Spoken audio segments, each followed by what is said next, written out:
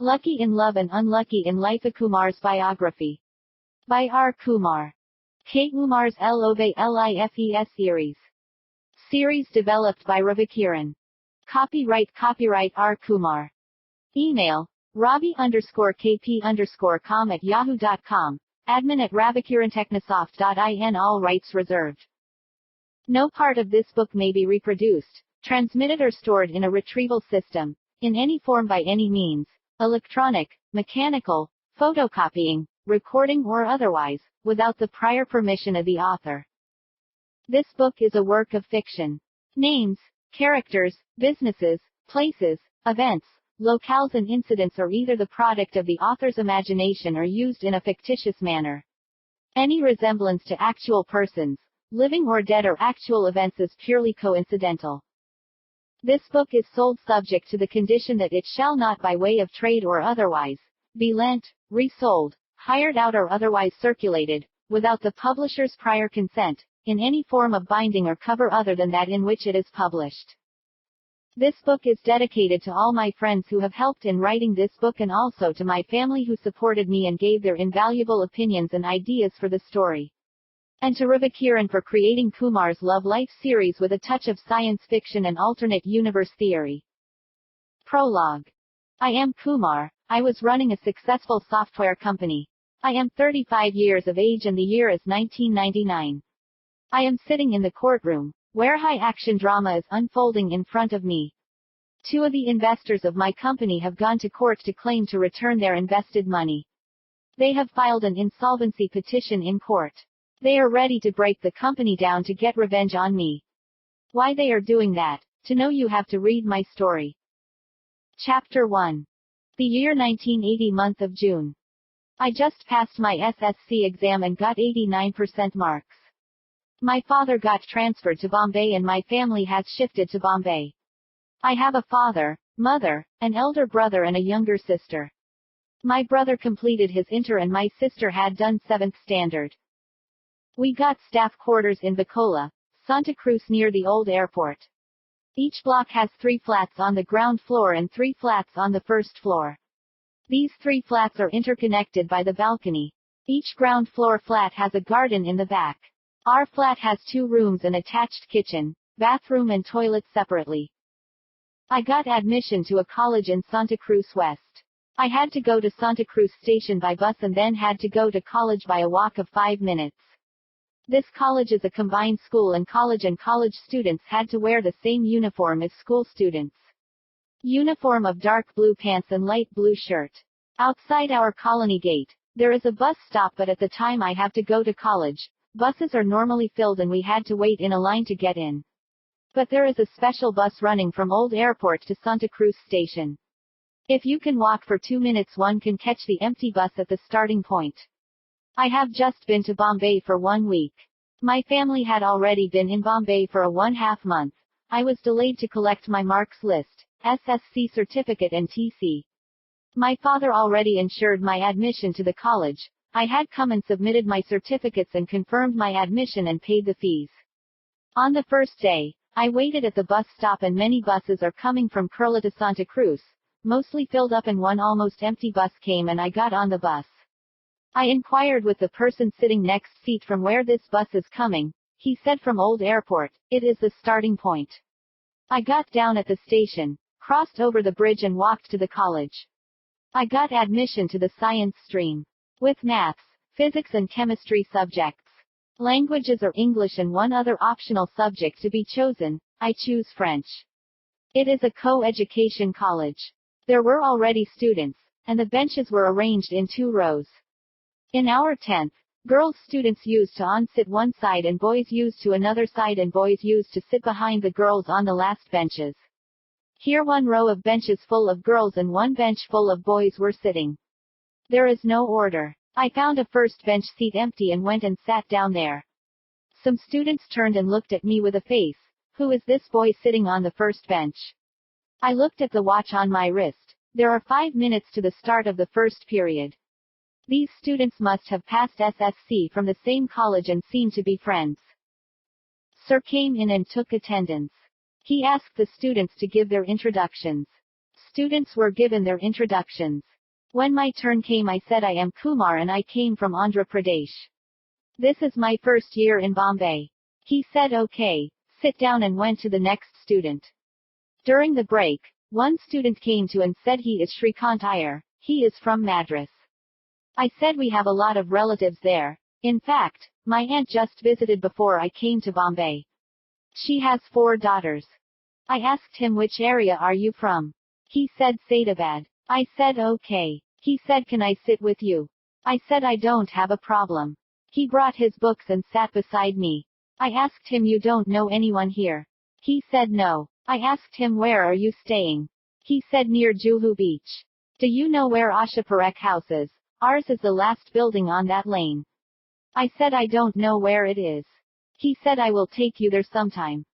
Being the first day, we had only a half day that day. I said bye to Shrikant, came to the station, crossed over the bridge and caught a bus and came home. In the evening I thought I would take a walk, come down to the ground floor. Our house is on the first floor. There one boy was walking towards our house and he was wearing our school uniform. I looked at him and walked along. I turned back and looked. He went to the house on the ground floor below our flat. I went to the bus stop and walked to the road where an empty bus came. I walked to the end of the road and there was a bus stop sign. On one side there was a big ground and, on another side, there was a small hill. There was a sign for a military camp. On the other side, there was the compound wall to the airport. I walked back along our colony wall and there was a small gate where only people can only walk. I went inside the gate and walked back to my house. There on the ground floor, a girl younger than me was talking to a girl elder than me. They were talking in Marathi and I could not understand what they are saying. I gave them a half smile and went up the stairs. The next day I walked to the old airport bus stop and waited there. After 5 minutes a bus came and stopped. I got in and sat down on a seat.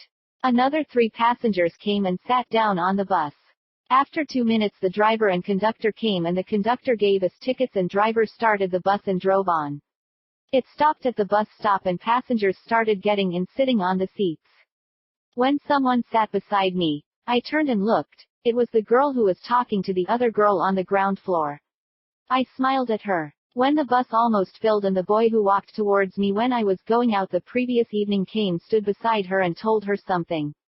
When the conductor came she took 2 tickets. I thought he must be her younger brother. I looked at the books on her lap.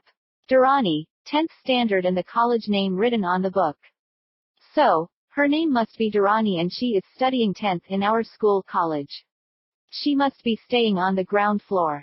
She was oblivious to my thighs, touching her thighs, and was speaking something with her brother. We got down at the station and we 3 along with other students crossed the bridge and walked to our school college. After college was completed I walked back to the station. There were many bus stops and all the bus stops have long lines. As it is evening and the pleasant wind was blowing, I thought it was best to walk home. I was walking slowly thinking about the bus ride in the morning. I came near to the gate of our colony and the neighbor boy came from behind and said in Hindi, "Are you the one who came newly to the top floor?" I answered him in English, "Yes, I just came last week." We both walked back to our house. He said, "We are playing badminton later. Would you like to play?" I said, "I have ball badminton racket." He said, "It's okay. Come after half an hour." In front of our house, there was an old tiles house. It has its entrance on the other side. There is a grocery store. From that building to our building we tied the badminton net. There were already some lines drawn for the court. We started playing doubles. First, the boy with his sister and me and his brother played a set. Then we changed teams and now his sister and me and he and his brother were a team. We played another game. When the light became dim, they switched on the lights. After the match, his brother said he is Raju and his sister is Dee and his brother is Suri. I thought they must be calling his sister Dee. I said I am Kumar doing 11th in science. He asked me, "Are you good at maths?" I said I am. He said, "Help Suri with maths. He is very poor in maths. He is in 8th now." Pointing to his sister he said, "She is in 10th. If you get free time please help her also." I said okay. Chapter 2. The next day I went over to the old airport bus stop and got on the empty bus, and when the bus reached the next stop, I looked out and saw Dee waiting in the line. I put my book in the side seat and when someone asked, I said someone is coming. When Dee got in I called her to sit beside me. She came over and sat down. Afterwards her brother got in and was standing beside her seat. He asked her sister to move a little, he wanted to sit. I moved near to the window and moved a little forward. She moved close to me to give her brother some space on the seat. Her shoulder was touching my back. We went to the station and walked to our college together. They both went to their school and I went to my college. We had separate entrances. When I entered our class, Shrikant was talking to a girl. She looked Tamilian. I went and sat down on my seat. He came to me and said she is from Madras. Her name is Latha. I said okay. Due to his talking with Latha we got to know some more girls. Over time we made a group of guys and girls from South India. In the evening while walking back, Dee met me on the way. We crossed the bridge while chatting. When we looked at the bus stand, it was filled with lines at every stop. It seems the buses were late. Looking at the lines, I suggested we should walk back home. She also agreed and we started walking and chatting. We did not realize it when we reached home. I said walking is better than waiting at the bus stop. We went inside and changed and came out with our rackets. We played for some 15 minutes. Then Suri came from school. I asked why late. He said buses were late. I said that is why we walked back. He went inside to change. Meanwhile, an auto came and stopped. One old lady, one girl and an old man got down. Dee said, Mama, I realized that her parents and sister must have come. She asked how was the journey, and she said horrible. They went inside and after half an hour her sister came out after having a bath and changing into a gown. I looked at her. She is 1 year older than Dee and that would make her 1 year younger than me. She was fair and a little rugged in the face and not as beautiful as her sister. Dee introduced us and said to her sister, Didi he is Kumar from the first floor and he is studying in our college. And told to me she is Lakshmi my elder sister and she has joined our college in the commerce stream. I said hi. I am in the science stream. We all go to college together in the morning. You missed some classes. Come and play she said I have not brought my racket. I said take mine. She said not now, I am tired, tomorrow I will play. I said no problem. Completing our game, we sat down on the steps. Suri is a gossip collector. He was telling about other neighbors. Meanwhile, our neighbors returned from school with their mother. They are from Kerala and there is a boy and girl were there. The boy is in 6th grade and he is a little short for his age. His sister is in 9th and she is very slim. Their mother is a little plump. The boy said hi to Suri and they went up. After some time, another neighbor came with his wife. They are also from Kerala. She is slim and of a good height. They went up. After another half an hour later, Suri's brother Raju came with their neighbor's elder daughter. She must be working. She is very slim and around 5 feet 2 inches in height and slender and she had an oval face. She looked every inch Maharashtrian. She went to her house and Raju went to his. Dee came out and called Suri. I said I am going and went up to my house. My brother is learning TV repairing. He is fiddling with some electronics. He switched on the radio. There were some Hindi songs were playing. I looked at the books, but nothing is interesting to study. I found a magazine Andhra Bhumi. I flicked through the book. There were some stores. I read them. There was a column asking for pen pals. There were some names, their hobbies and their addresses. I looked through the list but did not find anyone interesting. Flipped through the book and dropped the book on the table. Finding nothing to do picked a textbook and looked through it. My mind went to Dee and her sister. How they are so different from each other. Dee is more beautiful and her sister seems a little rugged. Maybe the stay at their village for the holidays has affected her look. Dee is a little plump as I like and her sister is slim. Dee is 1 or 2 inches shorter than her sister. Dee's looks and figure are to my liking than her sister's. What about Suri? He does not object to my closeness to Dee. Raju does not seem to be having any reservations. They do not seem to be a conservative family. They seem to be having modern beliefs. Or is it after seeing people from Andhra, who are very conservative, I might be feeling this way? Or is it Bombay people who are with modern beliefs? I forgot the book in hand and my thoughts were racing around Dee. When my mother called for dinner, I put down the book and went into the kitchen for dinner. The next day I went to the bus stop and sat down on the bus, and when the bus stop came I blocked the seat beside me. Both the sister came in and Dee sat beside me, and her sister and brother sat in the seat behind us. I turned back and hi to both of them. We got off the bus and walked to the college. There were different gates for college and school. Lakshmi and I entered the college gate. She said my class would be this side and went that way, and I went to my class. During the break time, I came out and Lakshmi was waiting outside. She asked me, "What have you brought for lunch?" I said dal rice. "And you?" She said roti bhaji. We both went and sat down and shared our lunch. We drank water and went to our classes. When the evening college finished, Lakshmi was waiting outside the room. We went outside and looked around. Dear Suri was not seen to be around. We started walking to the station. We crossed the bridge and looked at the bus stop. There were small quests. We went and stood in a queue. When the bus came, we got in and sat down side by side. I took tickets for both of us. We chatted about the subjects she was having and how much she missed classes. When the bus stop came, we got down and walked to our home. This became routine for us. They now started to come to the old airport bus stop with me, and all of us used to sit on the bus. Dee used to sit with me, and her sister and brother were sitting behind us. Sometimes Lakshmi and I used to come back, and sometimes Dee and Suri used to accompany us. One day Dee said she wanted to learn typewriting. There was an institute near the police station.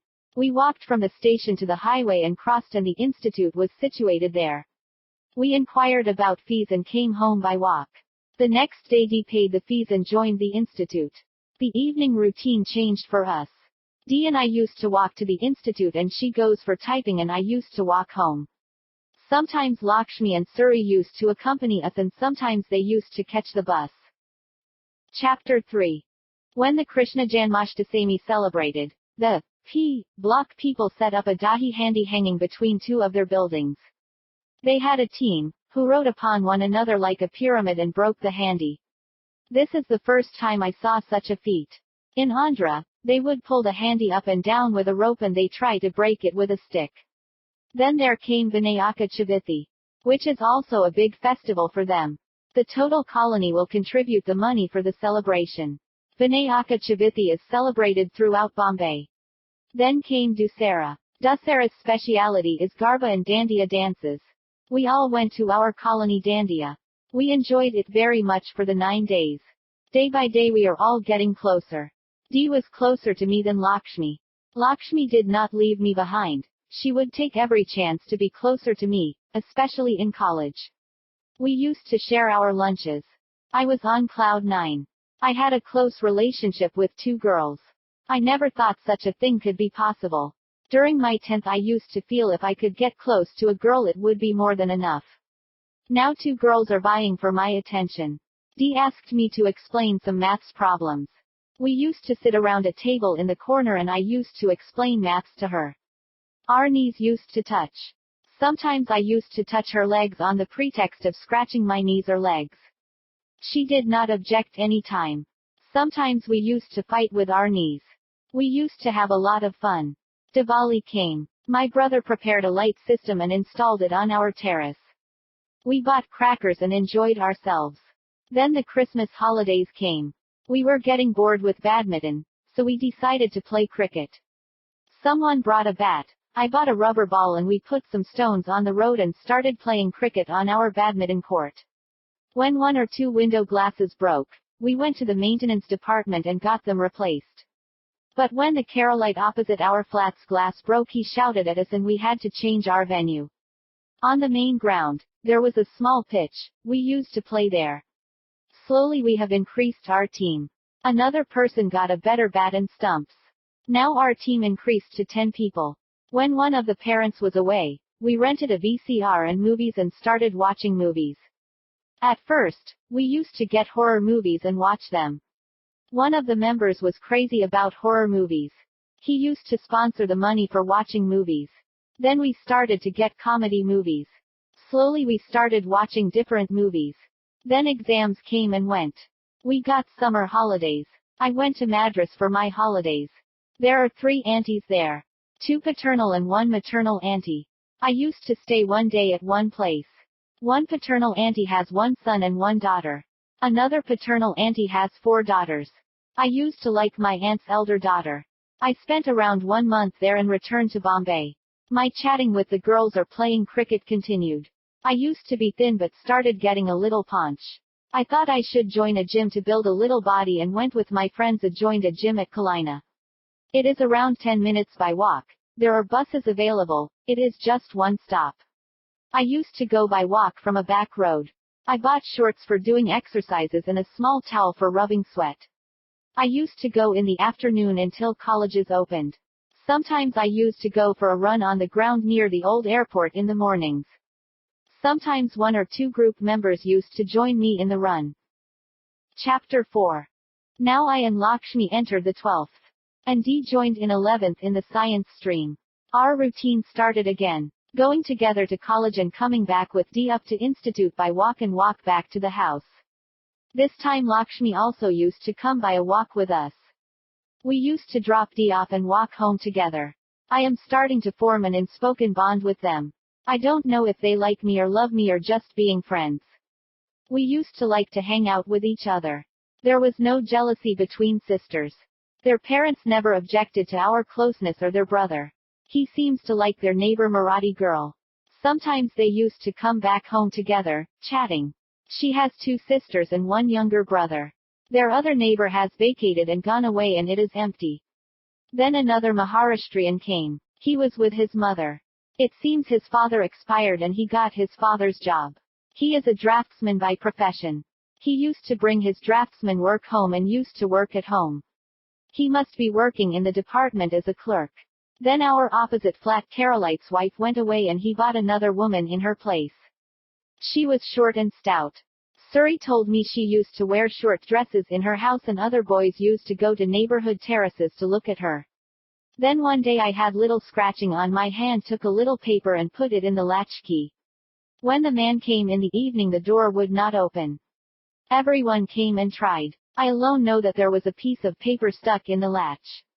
After everybody tried their turn, I took the key and pushed it with all my strength and turned the key and the door opened. He said thanks and sorry for telling us to play somewhere else. One day I was teaching D alone. Her parents went somewhere and her sister and brother were not there. Finding her alone with me, I got up and kissed her on the cheeks. She was a little flustered but did not say anything. Boldened her reaction, I took her out of the chair and hugged and kissed her. We held like that for some time. Fearing someone might come, we sat down on our chairs and I started teaching. After 5 minutes her brother came in, opening the latch with his key. I thought saved by the bell. Seeing us studying seriously, he changed his dress and went out. I never acted with Lakshmi that way. D was only my true love and she reciprocated with her reaction. That is what I thought. Our routine continued for the year. Another routine started with one of the guys from our group started taking us to the evening Vada Pav. Our exams were completed. We spent our holidays playing cricket. Our results were declared and I got 79% marks and Lakshmi got 57%. D got 67% in 11th. Her grades have improved after my tutoring. Her family were happy. They did not expect her to get more than 50%. Chapter 5. I and Lakshmi got admission to a college in Bilparal. D continued in her college. Now D will be going with Suri and Lakshmi will accompany me. Our routines for this year changed. We used to get a direct bus to Bilparal. Mostly the route would be rush and we can't expect to sit beside each other. But we can at least stand side by side. If a seat gets empty she can sit and if another seat beside her becomes empty we both can sit together. The route used to go around the airport and crosses the Western Express Highway and reaches the station. There were some companies before the bus reaches the highway. There were Lupin and LB couriers where the bus stopped. We used to come back by bus. The rush would be the same but not heavy, we can't get in. It seems Lakshmi is getting more attracted to me. I still could not say between D and Lakshmi who would like to be closer to me.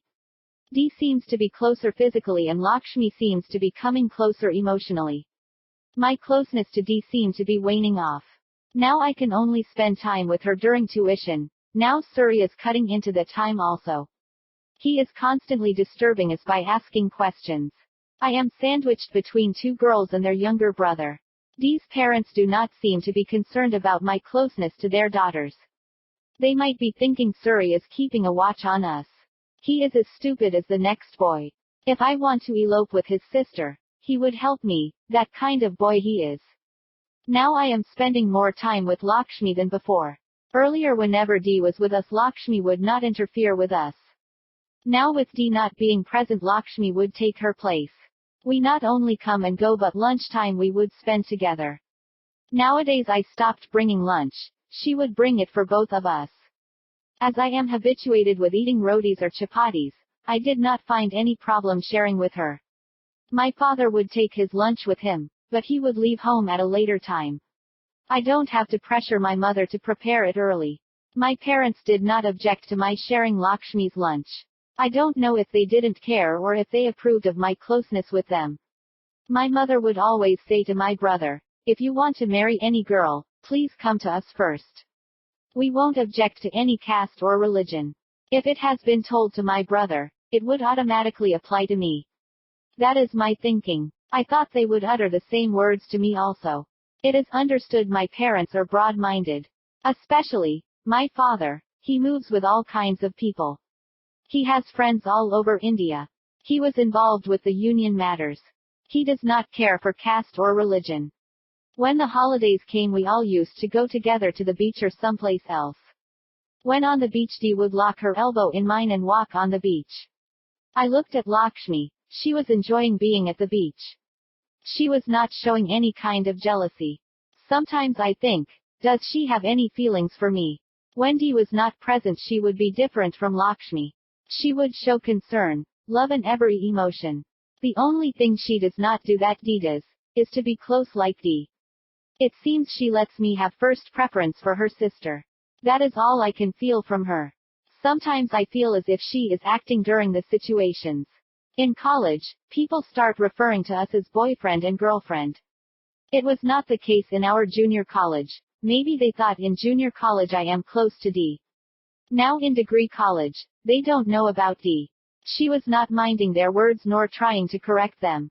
Maybe she felt safe with me as no other boys would approach her. We continued with our group here also. 1 or 2 members dropped out as they took admissions in a different college. Now Shrikant made Latha his girlfriend. When a picnic was arranged by the college, her parents confirmed her participation only after confirming my participation. They know I am close to Dee but they have confidence in me that I would look after Lakshmi also. We went to Lonavala for our picnic. They booked a bus for going and coming. They have booked a kind of dormitory for us there. Boys and girls would be in different areas. We had a blast there. Lakshmi became closer to me during this time. Maybe she wanted to push away Dee from me. If so, she would be doing it silently. She sat beside me both the ways. She would lay her head on my shoulder and sleep. Or link her hand in mine and sit. It seems she would like to come closer to me. During the picnic also, she would not leave my side except to sleep. Some of her girlfriends advised her to take me behind some bushes also. She would say stop yaar shyly. If she thought no one is monitoring us, she might have done that. But nothing of such incident happened during our trip. We went back to our homes in one piece. After the picnic, Lakshmi would act more closely with me. During the bus ride to college, she would catch my shoulder. If we sat together she would move more closer to me. During lunch, she would feed me. So many small things she would do bringing us closer to each other every time. Sometimes I used to think is she doing these things in competition with Dee? I did not have the answer to that. But somehow, she was pulling me away from Dee. My time with Dee is getting reduced as Lakshmi was also asking something or other during tuition with Dee. This way she could reduce the time I spent with Dee and also act as a chaperone. Being in her presence kept me away from Dee. This way Lakshmi pushed us apart. That might be the reason. I heard from Suri that Dee was getting close to a guy from her college. By the end of the academic year, Dee was getting away from me and Lakshmi was coming closer to me. I and Lakshmi wrote our first-year degree exams and Dee wrote her 12th exams. Suri wrote his 10th exam. Dee and Suri were looking forward to the results as both results were important. I Lakshmi did well and we are not tensed as much as them about results. We both knew we have done well in exams. Our summer holidays this year changed. My grandmother had been staying with us for the last 3 months. Now she wants to go to Madras to visit her younger daughter, our aunt. I booked trains tickets for both of us and took her to Madras. There my aunt's elder daughter got already married. She loved their neighbor boy and they both got married. I was disappointed that she got married. She was my favorite cousin. My aunt has another 3 daughters. Her second daughter does not like me much but the other 2 daughters liked me. I used to spend as much time in their house as possible. In the evenings they used to go for learning Hindi at an institute. I used to go with them and drop them at the institute and go and sit with another aunt's son. He was running a TV repairing center. I used to sit and try to learn electronics with him. When the time came for me to return to Bombay, my aunt's youngest daughter said she will come with me. I booked for both of us and took her to Bombay. During the train journey, she met a guy from Madras and she left me and sat with him and was chatting with him the whole journey. I felt a little jealous but controlled and did not show it on my face. We reached Dadar and went by local train to Santa Cruz and reached our home by auto. We went to our house. Chapter 6. Our second-year degree classes have started. My uncle came and took my cousin back. This year Dee also joined our college. Now 3 of us were going to college together. But it was not like before. Dee was keeping her distance and Lakshmi was keeping her closeness as before, maybe more. While coming back Dee would avoid coming home with us if possible. After a month I went to give Dee tuition, and her mother said Dee does not need any more tuition. As Suri joined the commerce stream he was not requiring my tuition. I was confused about what had happened and went to my house. The next day Dee was sent to nurses training. Lakshmi explained to me what happened. Dee asked their parents to marry her to the boy she liked or send her to nurse training. So, they sent her to nurse training. I did not understand how this happened. She was so close to me and she never talked to me about this. Now, this has changed our total routine. Lakshmi and we were going and coming from college. Like earlier I was not going to give tuition in their house. She could not come and disturb and ask questions. So, I started playing more cricket and other activities. I started studying electronics. I started to learn what is resistor and how to calculate their power value and what are diodes, capacitors, transistors, etc. I started building small circuits. I went to Grant Road and brought a kit for an amplifier. It contains a circuit and parts for building an electronic circuit and a casing for the amplifier. I built an amplifier and gave it to a friend. He connected it to his turntable and it gave great sound. One day while returning from the office, elder daughter of the Maharashtrian family went to Hanuman temple near the bus stop. When she was walking home one military van hit her from the back and went away. One man on the road took her to a hospital. While having treatment she expired. He came to her home to inform them. His total shirt has soaked in blood. Raju's heartbroken as he was very close to her. Once one of our team members said he wants to give us a party. We helped him get a promotion and a raise. He told me on the Pipeline Road there is a Shetty's bar and restaurant, we should go there. We went there and ordered drinks and eatables. When we are finished and asked for a bill, the manager sitting at the billing counter came to us and asked how was the service. We said it was our first time and the service was great. I seemed to have recognized the guy. I asked him, did you come to visit our college? I think you and another guy have come for Maria, I think. Maria was our classmate. He said yes. My name is Shekhar and I know Maria for many years and I like her. I asked who is the guy you are with? He was talking to her instead of you. He said his name is Raj and he stays in my building, behind the market. I said good to meet you. Next time give us some discount. The next day when we saw Maria, I asked her does she knew Shekhar Shetty. She said yes, we went to school together. I met him yesterday. He was telling me how much he likes you. She said I did not know. I like him also. I never thought he would like me. He never expressed himself. I said he must be a Cancer sun sign. They would not come out easily. Just talk to him once. After 2 days she came to me and thanked me. She said I would not have known about Shekhar if you had not told me about him. I spoke to him. He said he likes me very much, thank you. Our second year went as usual. Exams came and went. This summer holidays were dull without the presence of D. We started our third year. D came back home after 6 months. When she came back, she must have asked their family, they married her off. She went away to live her life. Our third year exams finished and Lakshmi's family fixed her marriage and took her to their village and married her there. This way my life has taken a turn. I did not have a chance to speak up about anything. Lakshmi did not seem to speak anything. Or due to D's acts could not able to speak up. Or she did not have any feeling for me and whatever she did was to spite D from breaking off from me. After carefully going through I thought that to get me away from D she did all this and she did not have any love for me. This way my love life with the two sisters is finished. Chapter 7.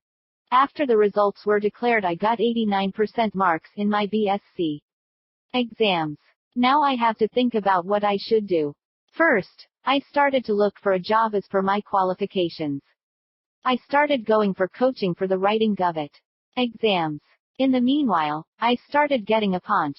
I thought I should reduce my stomach and start to go to the gym again. With the gym, I started to go for a run in the mornings. Suri also started running with me. My routine became morning running, afternoon gym and evening cricket practice. Recently underarm cricket came into practice. It is totally different cricket from normal cricket. It requires small ground. We kept to our traditional cricket. I was using backroad for going and coming from Kalina. I used to watch a girl sitting on their veranda and studying. I also saw her at the typing institute in our area. It is different from where D was going for typing. It must have been recently started. Once I was passing her house. She looked up and saw me looking at her. She smiled. I smiled back as if I knew her. The next day when I reached her house, I started walking slowly to see if she saw me. When I saw her looking at me, I waved at her and moved away slowly. Once I went to the market there I saw Shekhar and he was with the guy who he referred to as Raj. Raj was smoking and they are discussing something agitatedly. I said hi to Shekhar. And asked him how is Maria, I have not met her after exams. He turned to Raj and said he only spoke to Maria about me. I asked him if there was any problem. Shekhar said come here and took me inside the gully towards the yard of their building. The first time I was there, on 4 sides there are buildings and on one side there was a big gate and a small gully through which we went inside. These buildings are referred to as chawl here. The tenants pay small rent monthly. They had to purchase some kind of ownership from the previous tenant. Part of the payment goes to the owner. The tenant can treat the flat as their own. Can make small modifications. Normally they don't have proper toilets attached. There are common latrines available. One needs to carry own water there. On the ground floor of one building typing institute board was there. Opposite to that was the building where Raj and Shekhar stays. Raj pointed to his house on the ground floor and said it is his house and pointed to the first floor and said that it's Shekhar's house. Shekhar said I could not contact Maria for the last week. I said she might have gone somewhere. I will try to get some information. Raj said I went to their building. Their house was locked. I said Shekhar don't worry she will come back. I looked at the main gate. The girl who I watched sitting at her house was coming towards us. I was staring at her. She stopped in front of me and said hi. I am Sahithi. I see you daily going in front of our house. I said I daily go to the gym at that time. In the afternoons. She asked. I said I just finished my degree and looking for a job, so I am free nowadays. She asked me your name. I said, Kumar. I thought I saw you somewhere. I could not recollect. You must have seen me somewhere around here. I was here in Bacola for the last 5 years. Only 5 years? She asked. I said I came from the south after my 10th. We stay in the quarters. She asked me to do you stay in D block? I said besides that in E block. She said I came to Uday's house. He was cousin brother to me. I said Uday. He is our team member. I must have seen you there. We sit in front of his house and chat. His neighbor Sandeep and Mangesh are also from our group. I know Mangesh family she said. Sandeep I saw him there. Don't have much contact. We were talking and Raj and Shekhar were looking at us with open mouths. She looked at her watch and said my time for typing started. Please wait, I want to speak to you. It will be around 1 hour. Come back. I will wait for you. 3 of us went and sat on a cement plank on the side. Seeing us sitting there, another guy came to us. Raj introduced him as Harry. He was asking him something about his girlfriend. I was looking towards the institute. One old man, very thin and short, came out of the institute and went through a big gate outside. Raj said he must be going for namaz. Raj got up and went inside the institute and went to speak to a girl who must be 20. She is little, fat, and looked like a Maharashtrian. She was wearing churidar pajamas and her clothes were a little shabby. I thought she must be the assistant at the institute.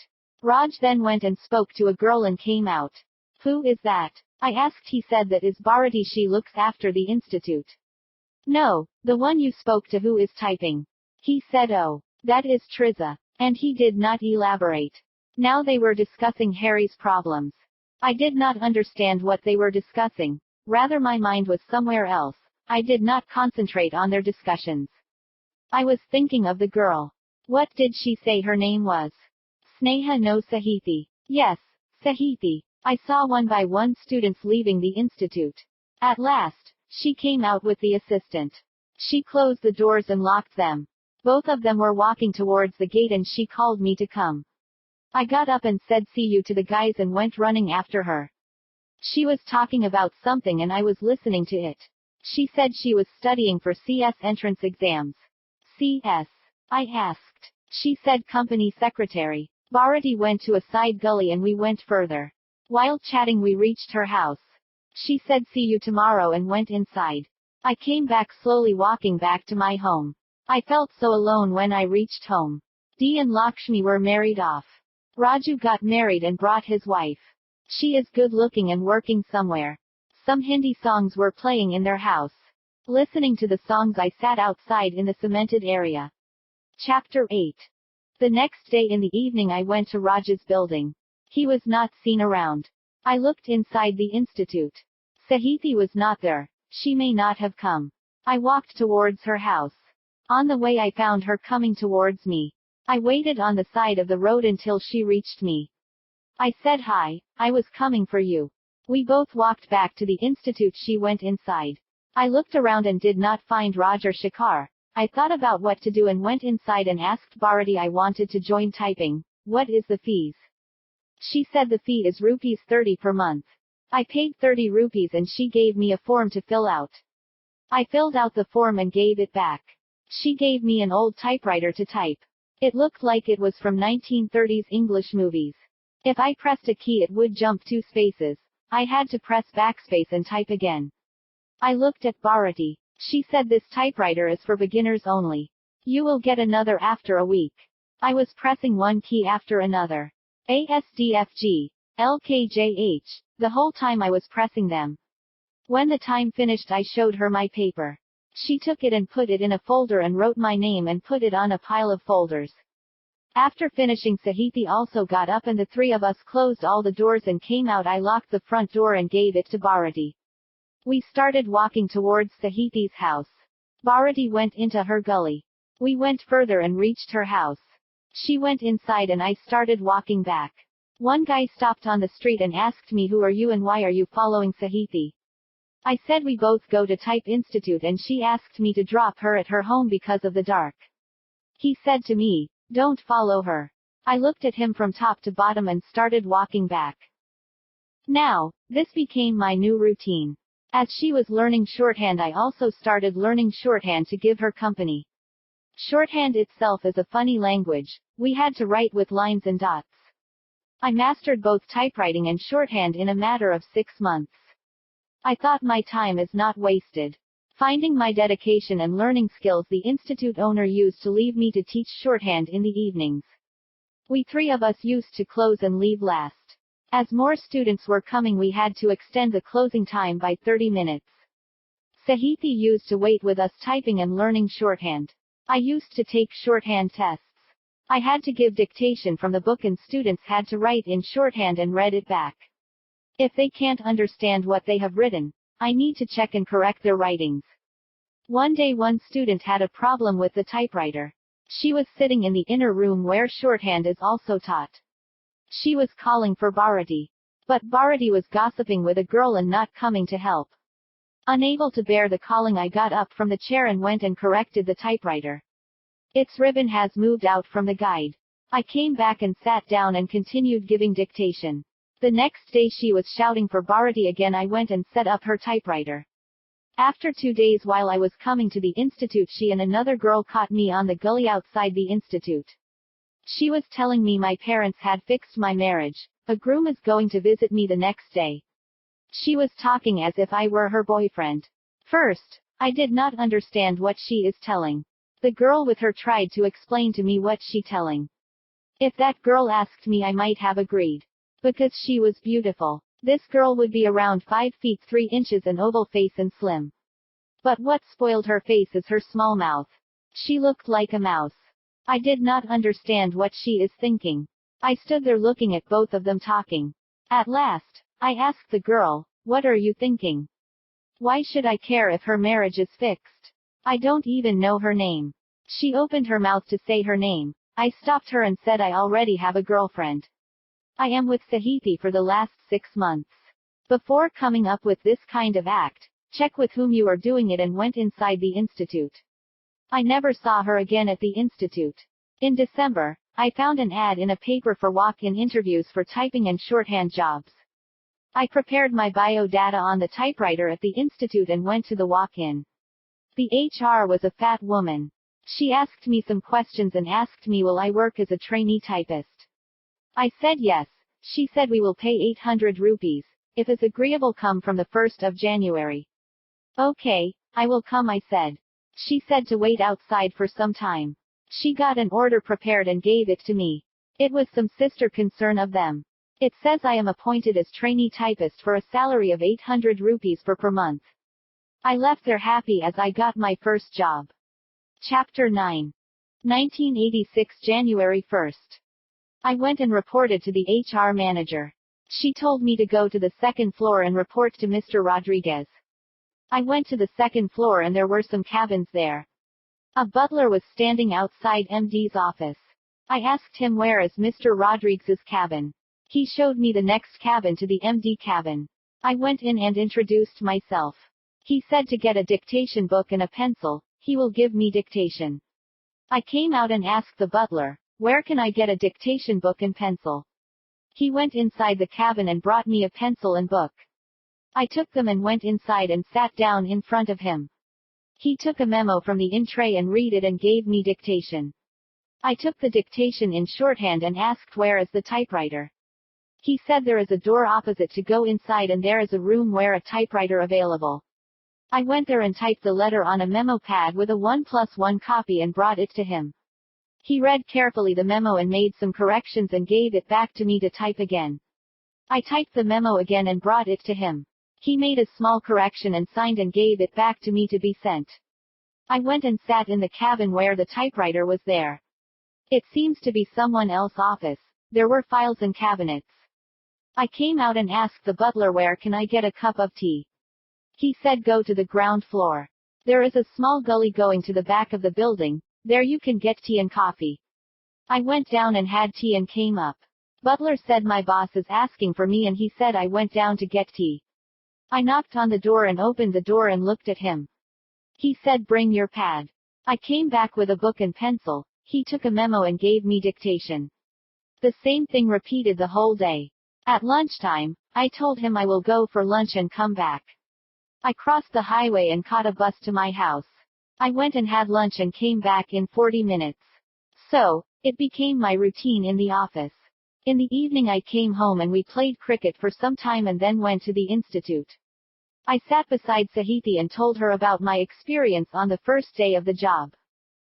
One day MD's secretary called me to help her in preparing some envelopes.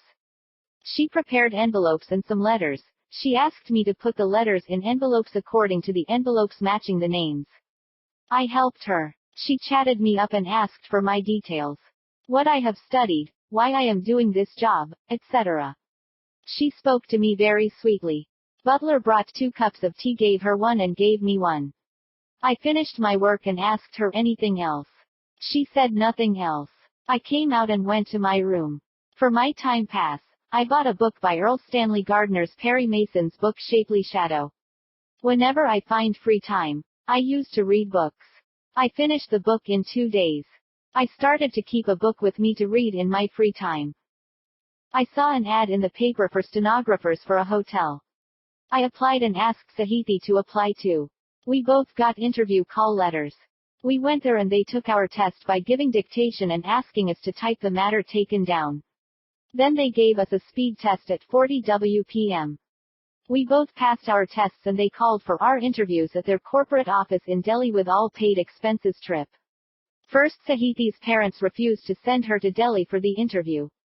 She convinced them by saying her friends are also coming with her to Delhi and brought one of her friends to corroborate it. We got the tickets by mail. We were given Rajdhani 3-tier sleeper coach tickets. We went to Delhi. When we saw we got seats at different places, we exchanged the seats with our next seat passengers. We both went to the hotel by cab and they gave us 2 single rooms for us. We went to our rooms and freshened up and went to our interviews. Everything was provided for us there. Breakfast, lunch and dinners and in between snacks and tea and coffee. We finished our interviews and went sightseeing. We came back and had dinner and went to our rooms. After changing I went to her room. For the first time, I was alone with her in a room. We chatted late into the night. I got up to go to my room. She stopped me and kissed me on my cheek. I couldn't control myself and started kissing her on the cheeks and then on the mouth. This turned into a frenzy and we had our first night that night. Early in the morning I got up and went to my room. I got up in the morning, readied myself and packed my bags and went to Sahiti's room. She was readying herself. I went and kissed her and sat on the bed. We went to the office for the results of our interviews. We both passed and got our appointments letters for the Bombay hotel, for which we applied.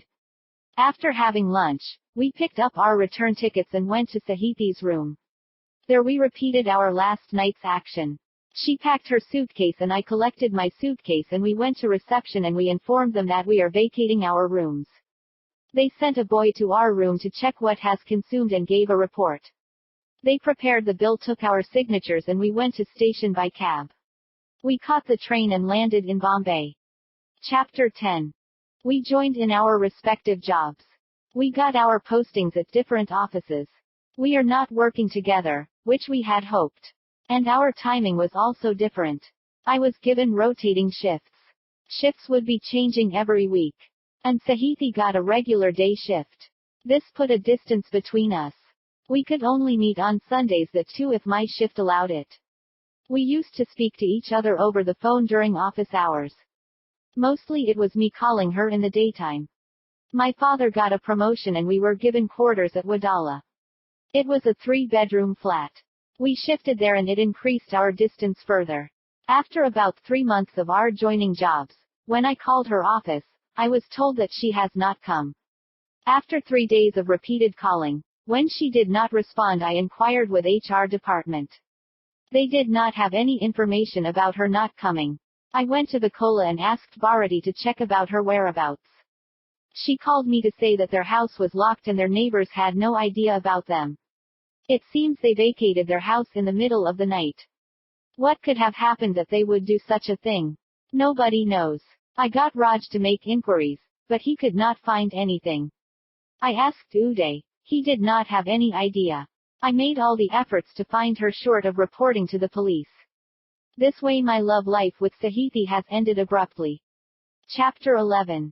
Another 6 months passed and there was no news of Sahiti. I was going nuts during these 6 months. I could not get much sleep and was not eating properly, generally making a fool of myself.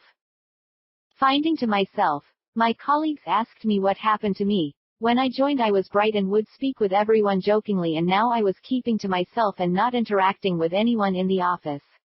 Did not even attend the office party last week. I explained to them how I met Sahiti and how for meeting her I joined typing and shorthand and how we got this job together and how she had gone missing and cannot be found. They asked how a family goes missing without a trace. I said that is my concern. I said I cannot work here anymore, I will be resigning. I resigned the next day by giving a month's notice. HR asked why I am resigning. I said due to personal reasons. He asked me to reconsider. I said there is no way I could continue here. After a month I left the job and left the hotel. Chapter 12. I used to do data entry work with a lady. She was collecting data for credit card companies and getting them entered into database files. I used to work in the evening and night going through the data and removing double entries. She told me there is a data entry job with a software firm in Kalina. I went and met the owner. He is a Punjabi and he supplies software for some small and medium-sized companies. He asked what experience I had. I said I had worked 1 year as a stenotypist and did some data entry work in the evenings. Why do you want this job? He asked. I said I could not continue in my previous job due to personal reasons. Now I am jobless, so I want some work. He said it won't pay as much as you were earning before. I said okay. He said he will pay me 1,000 rupees for doing this work. I know there is no future in data entry, but thinking if I spend some time in this work and can look for another job if I feel like it. I joined with him and he would send me to companies where they have pending work to be completed.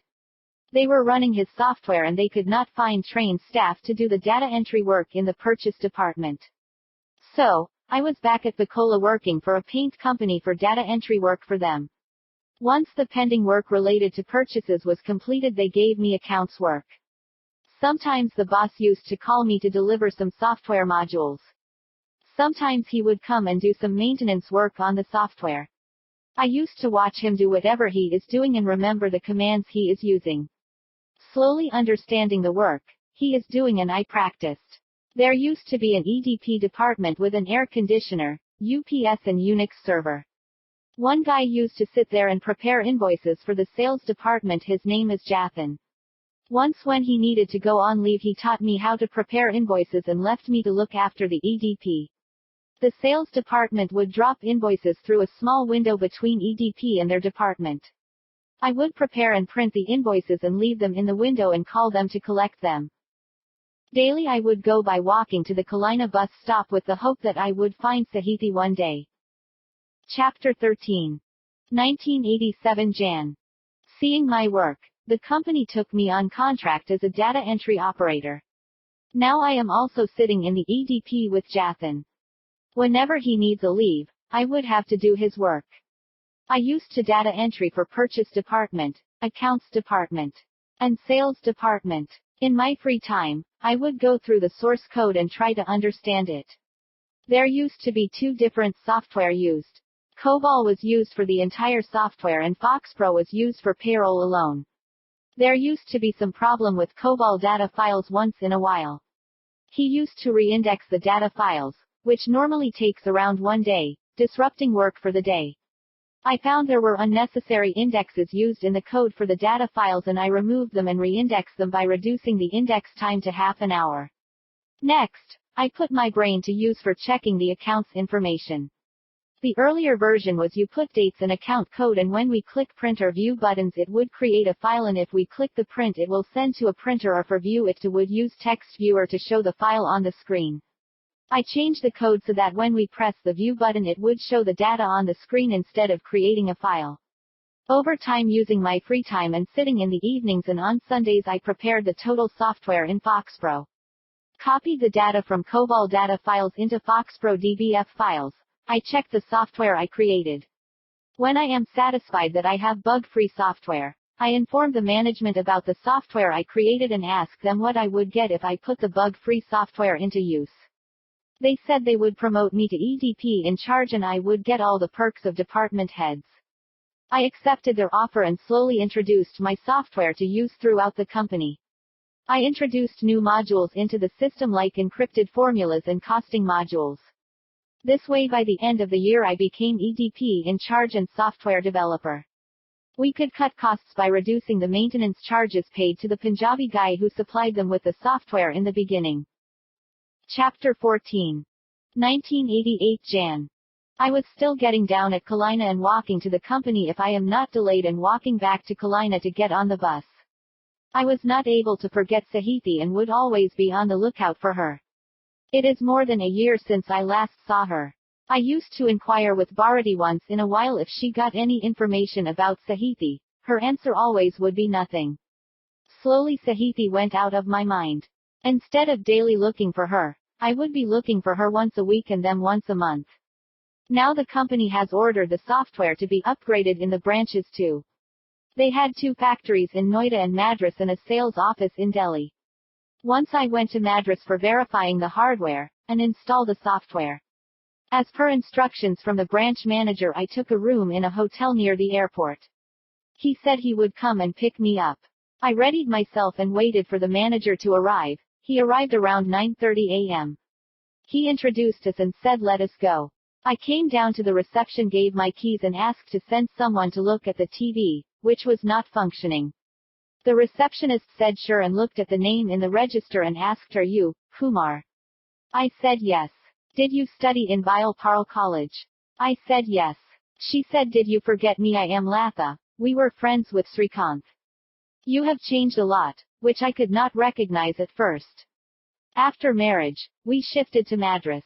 I asked, "Oh, did you marry Srikanth?" She said yes. After degree we lost touch. "Are you still with Lakshmi?" I said no. She got married and went away. "Are you married?" She asked me. I said no.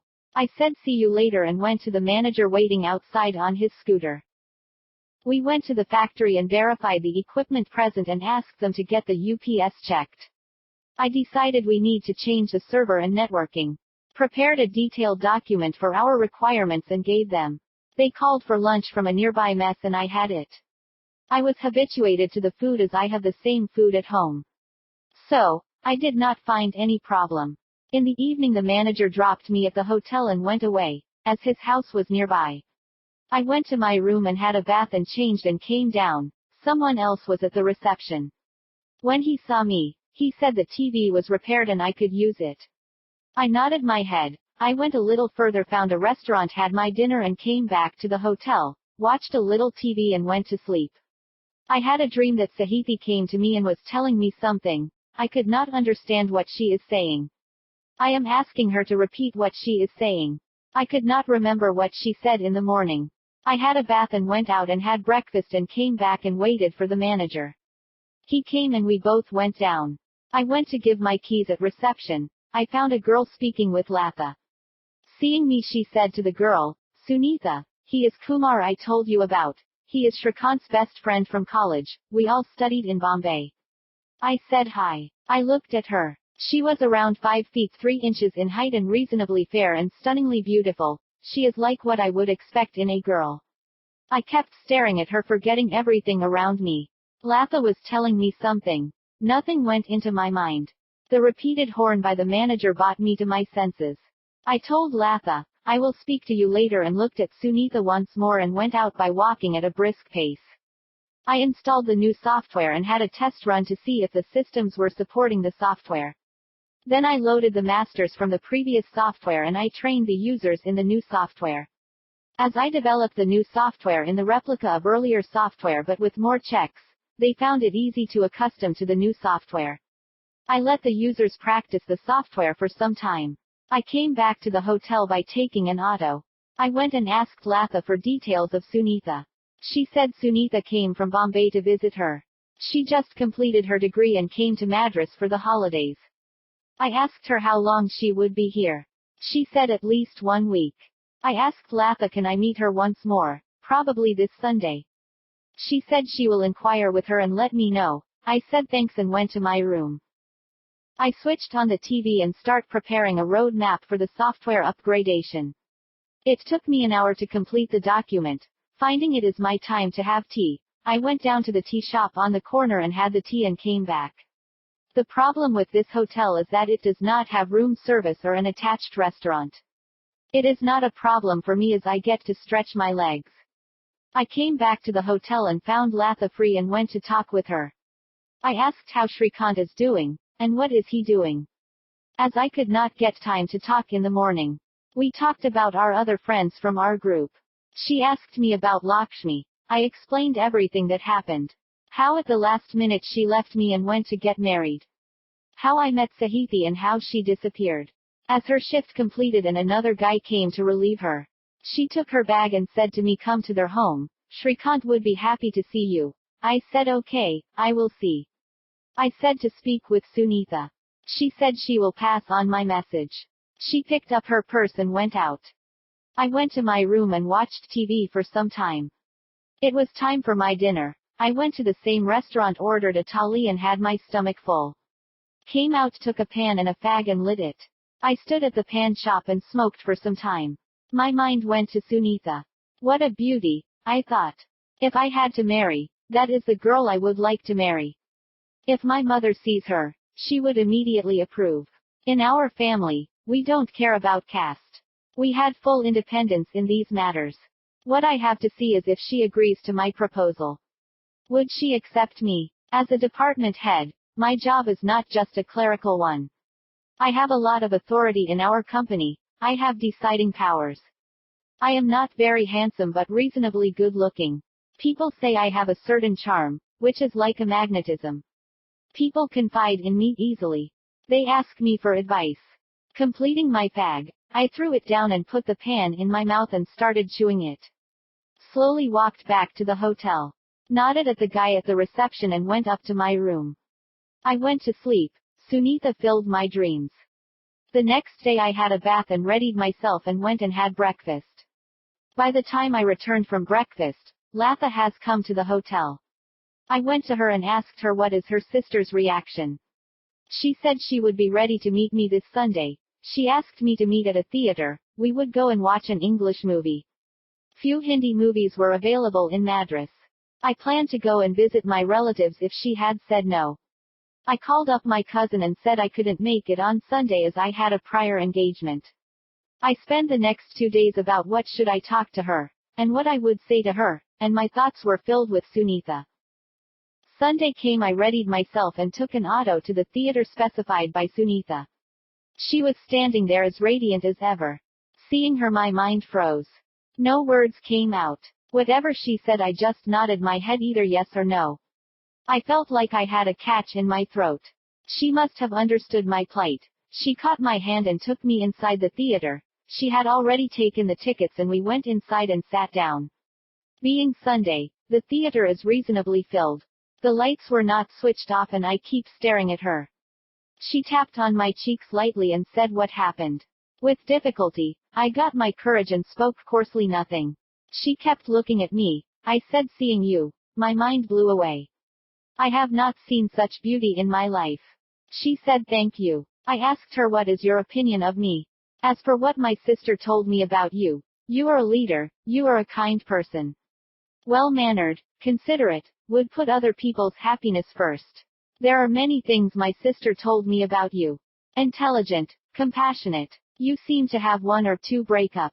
Which must have roughed you up. Seeing her analyzing me, I smiled at her. You knew so much about me and I don't know anything about you. Changing the subject, she said after the movie sister asked you to come home for dinner, Shrikant would be waiting to meet you. I said okay. In the meantime, the movie started as I could not watch her face in the dark. I looked at the screen. I locked my fingers with her fingers and watched the movie. She did not object nor pull her hand away, which meant she approved of me. The picture continued without a break. When the picture was completed we came out and took an auto and reached her sister's place, which was not very far. I met Shrikant after maybe 2 years. We did not meet after the degree exams. After the results, he came to Madras. I shook hands with him and he invited me into his house. He showed me his house and we sat down for dinner. She prepared mutton curry and rasam with rice. I asked Shrikant when did you start eating non-veg? He said after marriage for Latha's sake I started eating. The food was tasteful and after dinner, we went up to the terrace. There were some chairs placed around. We sat down after chatting for some time. Latha and Shrikant went down citing something. Sunitha came and sat on the chair beside me. Asked me to tell me about you. I explained how the sisters have abandoned me after college and how I met Sahithi, how we both got jobs in the hotel and how she disappeared one day suddenly. How I was heartbroken and left the job and started doing data entry work and then got the job in this company and then rose to department head now. It must have taken 1 hour to tell all this. Seeing the time, I got up saying I am getting late. She said you can sleep here tonight. Don't worry about going to the hotel. Relieved, I sat down and asked her to tell me about her. She said, I don't have such a story. I just completed my degree exams. I don't have a boyfriend. My family is a little conservative but not too much. Otherwise, they would not approve sister's marriage to Shrikant. He is from a higher caste, which also helped. I said my family is not at all conservative. They would not object. They would not object to you, that I can guarantee. How are you with languages? She said, I know Tamil, Hindi, English and a little Telugu. I said, I know how your Telugu must sound. I have 4 cousins here who speak Telugu. They taught me a little Tamil, so I could manage in Madras. She must be feeling sleepy as she was yawning. I said, shall we go to sleep? She said, let us go, and we went down and she showed me my bed and she went inside to sleep. I laid down on the bed and went to sleep. My dreams were filled with Sunitha. In the morning I got up and asked Sunitha when she is returning to Bombay. She said, not fixed. I said, if you would like to return with me I can book the tickets for us. She asked me how long you would be here. Another 3 days at the most, I said. Then you can also book for me. I said, when I booked I will let you know. I asked Latha if she would like to come with me. She said she would be delayed and Shrikant would drop her. I took an auto and returned to hotel. Got ready and waited for the manager. When the manager came I asked him to check for train tickets to go back to Bombay. If train tickets are not available then he can book 2 tickets for me on the plane. He said he would check and book tickets accordingly. I wrote the names and ages on paper and gave them to him to book tickets. We went to the office and I updated the live data with the new application and asked them to run it. As the application is pre-tested and used at HQ, there would not be problems, only the problem would arise from the data converted. After running for a full day, we did not find any problems and the upgradation is successful. I inquired about the tickets and the manager informed me the A-Circa train bookings were running on the waiting list and confirmations would not be possible and he will be booking the plane tickets on the names I mentioned. I told him to let me know when the booking is done. While returning to the hotel, he stopped at the airport and went to the ticket counter and booked tickets for the day after tomorrow. I collected the tickets and he dropped me at the hotel and went away. The next morning, I got up and readied and went down and had breakfast and returned to the hotel. When I saw Latha I informed her the plane tickets were booked for the next day. I gave her Sunitha's ticket and told her to come to the airport direct. I went up and when the manager came, I came down with him and reminded Latha to inform Sunitha and asked her to come direct. We went to the office and finalized the upgradation and verified all the equipment. Finding everything working satisfactory, I sent a report to HQ. Came back to my hotel and readied myself for the trip back to Bombay. I informed the reception to ready my bill for the next day morning. I got up early in the morning, readied myself and went down to the reception to tell them to prepare my bill. I will be vacating the room after my breakfast. I came back after breakfast, checked the bill and paid it by credit card and asked the bellboy to bring my suitcase down. He brought the suitcase and put it in the auto. It was just 5 minutes to airport. I went inside the airport and looked around. Sunitha was standing at the check-in counter. She was wearing jeans pants and a top. Every time I see her I feel as if I am seeing divinity. She looked so divine. Seeing me she handed her ticket at the counter and I handed my ticket and asked them to give side-by-side seats, as we are together. We took the boarding passes and went through the security and waited in the lounge. I asked her, is it your first flight? She said yes. How are you feeling about flying? She said a little nervous. I said no worries, I am with you. When the call came for boarding we went and sat in our seats. Sunitha asked for the window seat and I gave it to her. I sat beside her. After 15 minutes the plane started to roll out and took off. Sunitha caught hold of my hand tightly. I said her to relax, it is taking off. When it was cruising she relaxed. She looked outside, the plane was flying above the clouds. She showed me the clouds and was telling see the clouds. I said very nice. She was looking outside, nothing can be seen below the clouds. She said thanks. I said for what? For bringing me along. I said it was my pleasure to ride with you. She looked at me, caught my hand to her mouth and kissed it. I thought if we had been anywhere else, not in a public place, she would have kissed me somewhere else, maybe cheeks. I looked into her eyes. I can see love in her eyes. I said in a whisper, I love you. She asked what? I said I love you. She said I love you too. That is where we both fell in love with each other. I told her to come for lunch next Sunday at our house. She asked why. I said I want you to meet my parents. She said okay. Air hostess came and asked us veg or non-veg. We said non-veg. She gave us breakfast and went to the next seat. We opened our food and ate it. When the air hostess came back, we handed our finished packets. We went back to our conversation. I asked who is in your house. She said my sister is already married. At home my parents, father and mother are there. I said I have an elder brother and one younger sister. And you know father and mother. Remind me to give you my address and phone no. I took out a visiting card. On the back I wrote my house address and telephone no and gave it to her. She put it in her purse. The seat belts sign came on with an announcement. We put on our seat belts. It started a slow descent. I said look out, the airport will be approaching. The plane touched down with a thud and rolled and turned and stopped on the tarmac. Everybody got up. We waited for a little while until all the people from behind went ahead and got up and collected our luggage from the compartment and moved forward. I asked where do you stay? She said in Derry. Shall I drop you off? She said I can go, no problem. I said okay. I had to go to Wadala. We got down and collected our luggage and went outside. Do you want me to drop? It wouldn't be much problem. She said it's okay, I can manage. I came out and caught a cab and told him to take me to Wadala. I waved my hand at Sunitha. Chapter 15. On Sunday morning I went to the market and brought some non-veg items to be prepared. My mother prepared the items by 12:30 p.m. I readied myself and waited for Sunitha. She came around 1:40 p.m. I was standing on the balcony and was looking at the road. I saw her coming down the road, went down by lift and met her at the gate. I side-hugged her and welcomed her into our colony. I caught her hand and brought her into the house. My mother and father were waiting at the door waiting for us to come. Sunitha went and touched their feet and hugged my mother. My mother caught her face and looked at her face and said I did not expect you to be so beautiful. My father said welcome to our home.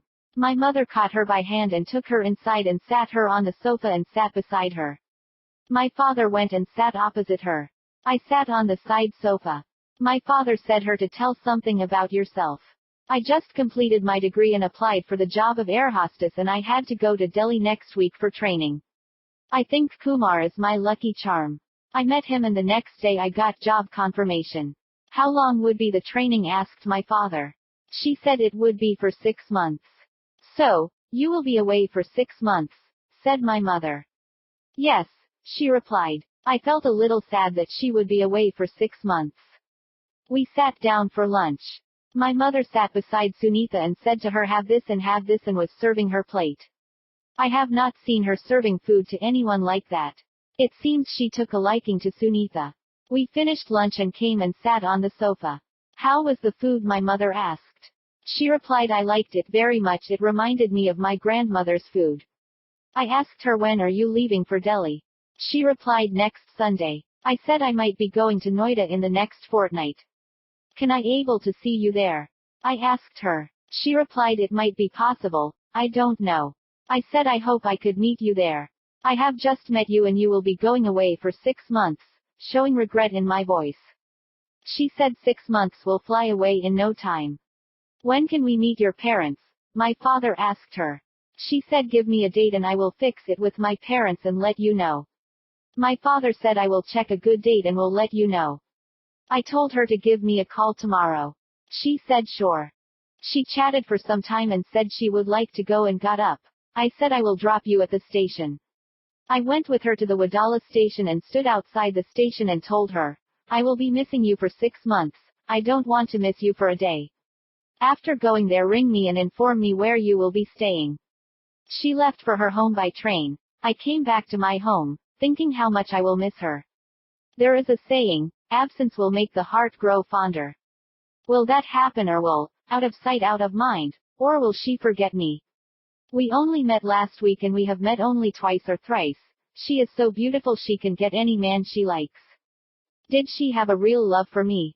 So many questions running through me. If ask her not to go, she may take it as ordering or think I would not like her to have any career. She may think I want her to keep to myself only, which is not my nature. I want her to be a free bird. It is only my love for her that wants to keep her close to me. How can we be together without offending her? Shall I take a job in Delhi? Shall I ask my company to post me there for some time? Let me think clearly to reach a decision. I will sleep on this. We met her parents on Thursday. We went to their house. It was tastefully decorated. Having two daughters must have helped in this. The taste of their daughters can be seen here. Our parents spoke to them. During the chatting, it has come to the knowledge that one of their relatives is in the department as known to my father. He has also come to Bombay from Tamil Nadu on transfer. Most of the accountants in the department are from South India. As the marriage cannot be performed now as Sunitha is going away on training, we decided to have a meeting after she is back. Father told them they can verify about our family and he can give some references in Madras also. They said is not necessary, but they will speak with their relative in Bombay. Later Sunitha told me when her parents inquired about my family with their relative, he spoke very highly of our family. My father was well known in their circles and they all respect him. He came to the rescue of the members many times, getting them out of tricky situations. He is a good man at heart and well liked by everyone in the department. Satisfied with our family background, her parents have agreed to our engagement. We had a quickly arranged engagement before she went over to Delhi. We only informed close relatives and friends. Very few people attended our engagement. She went over to Delhi. I decided to stay over in Bombay and go once in a while to Delhi as the work permits or as the work required. I fixed my trip to go to Delhi after 20 days for upgradation of software. This time I projected more time than required, citing 2 branches and training them in those branches would be difficult. Got the budget approved for the upgradation, and I went to Delhi. Normally I would have booked a hotel in Noida, but this time I booked a double room with double occupancy in a hotel in Delhi. I informed Sunitha of my arrival in Delhi. Then went over to the Delhi office. Checked the equipment available with them, and listed them. Asked the manager to get the UPS batteries checked. Noted each system configuration. Prepared a road map for the Delhi branch. This whole exercise took the whole day. I took a company car and went over to her training place. I asked her to take permission to come with me. I also asked her to prepare an overnight bag and come with me. We went to my hotel, dropped the bag in the room and went over to a restaurant. We had a leisurely dinner and then went walking to the hotel. We went over to our room and I changed clothes. We sat in front of the TV and asked her how the training is going on. She explained what is going on. We chatted till midnight. She was feeling drowsy. I asked her, shall I switch off the TV, indicating indirectly shall we go to sleep. She said yes. I switched off the TV and light and switched on a night lamp and went and sat beside her on the bed. I put my hand around her shoulder and pulled her near and kissed her on the cheeks. Sunitha turned towards me and hugged me. We had a wonderful night. The next day after her training she brought her suitcase and came to the hotel. She was with me for the entire time I was in Delhi. During the day I have my hands full. I had to shuttle between Noida and Delhi. But she made the trips that much entertaining. I was looking forward to my nights with her. Whenever we find the time we used to make trips to Delhi. On a Sunday we went to see the Taj Mahal. It was beautiful to stand before the symbol of love. She brought her camera and we took many photos and made many memories. We had a beautiful relationship while it lasted. My work was completed, I had to return to Bombay. We both felt very sad to leave each other. She almost asked me to come and stay in Delhi. If she had asked, I would not have refused. I said I will return soon. She took her things and left for her hostel. I packed my things and left for Bombay with a heavy heart. I made another 2 short trips before the completion of Sunitha's training. Her training was completed and she returned to Bombay. She is awaiting her job posting. We have fixed the marriage for after a month's date in December. We got a Muhurat on the 26th. We went full swing for the arrangements for the marriage. We booked a marriage hall and booked catering. Printed wedding cards and we distributed the cards by personally visiting the people in Bombay. Others we sent by post. I personally went and invited my friends from the colony. Some more invitations were given by my father there. Completing every preparation, we were awaiting the day of the wedding. Chapter 16. 1989 Jan. I awoke in the hospital. My father was sitting on a chair beside the bed. I looked around and asked what happened. Father said you had a breakdown and the doctors kept you under sedation for the last 1 week. I asked what happened. Father asked you don't remember anything. I said something happened. Had I met with an accident? I don't find any injuries on myself. Father asked do you remember the marriage day? I said I remember readying myself in the dressing room. Then someone knocked on the door and asked me are you finished? I said yes, I am coming out. I came out and someone came by running and said something. I can't recall what was said. Father said Sunitha sent a letter canceling the marriage. I asked what? Yes, she wrote that she was informed that you had a son from a previous marriage and you had hidden the fact. I shouted what? I had a son. I had a marriage. I myself don't know about any son or marriage. Someone wanting to interfere in my marriage must have written that. She also said that she was called to confirm the information. She left the message and went to collect the information. So, what is the information? I asked. We don't know, she has not informed us. You could not take the cancellation of the marriage and you have fallen down on the ground and were not responsive, so we brought you to the hospital. How can you have a child unknown to us? I also don't know, I said. I never had any idea I had a son. A son? I put a question. If I had known I would never abandon my child. You know how much I love children. Why would I abandon my son? The thought would never cross my mind. Did you try to contact Sunitha? They were not responding, he replied. When they will discharge me? You just regained conscience. Let the doctor come and check. After 2 hours doctor came and checked and said they can discharge tomorrow morning. Father said he will come later. Sleep now. I closed my eyes and attempted to sleep. My mind tried to remember what happened that day. I remember I was getting ready and hearing a knock on the door. I said I am coming out and opened the door. In front was Raj standing.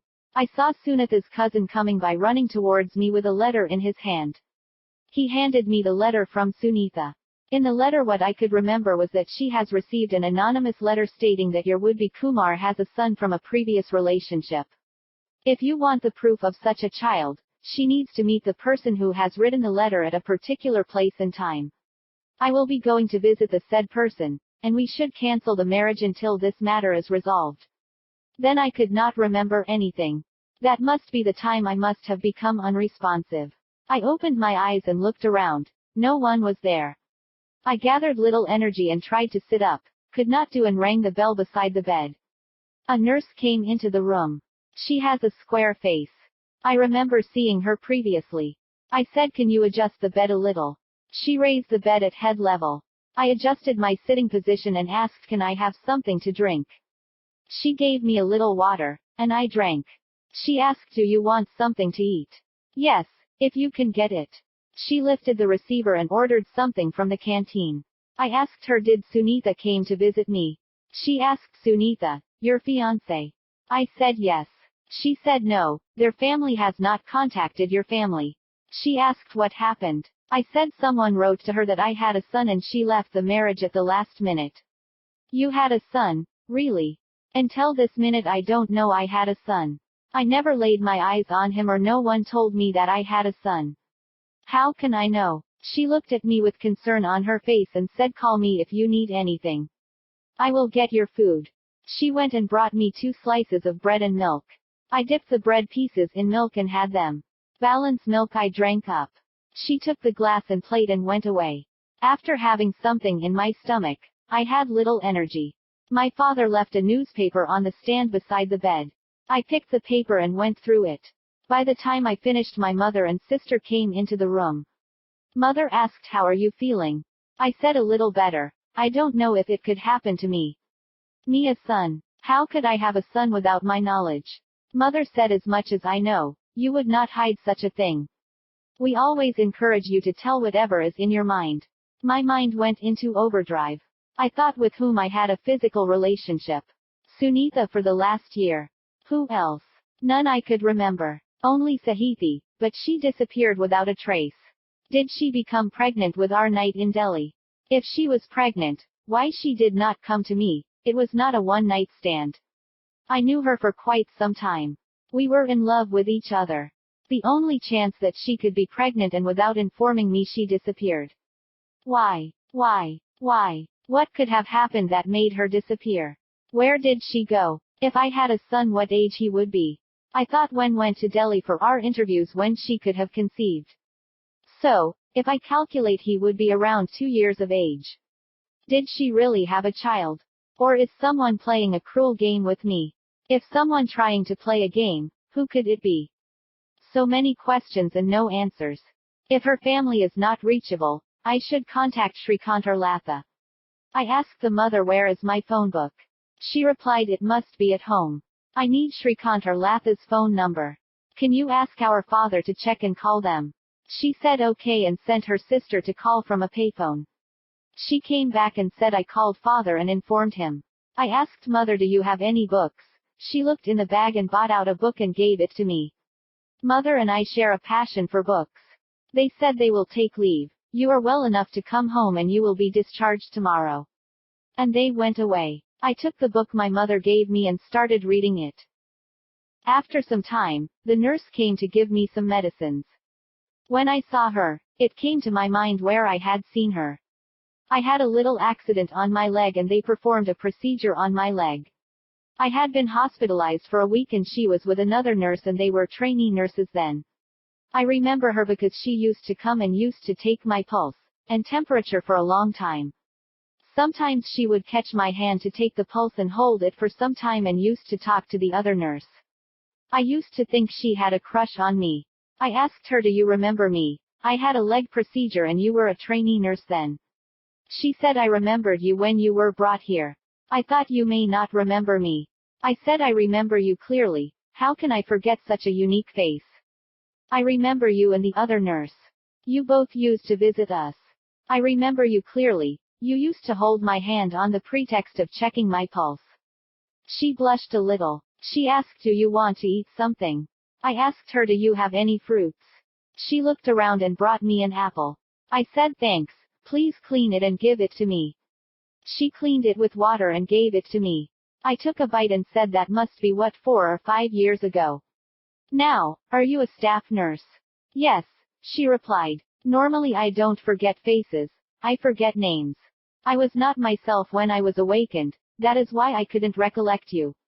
It's okay, not a matter. That time you had a certain charm, that is the reason I was spending more time with you checking your vitals. You seem to have become someone else. I had 2 grave incidents in my life. The girl I loved suddenly disappeared and the girl I was about to marry left me at the last minute. When the girl disappeared, I was heartbroken for a long time. The girl I was about to marry was the sister of my college mate. My best friend and her sister married. When I went to Madras I saw her with her sister.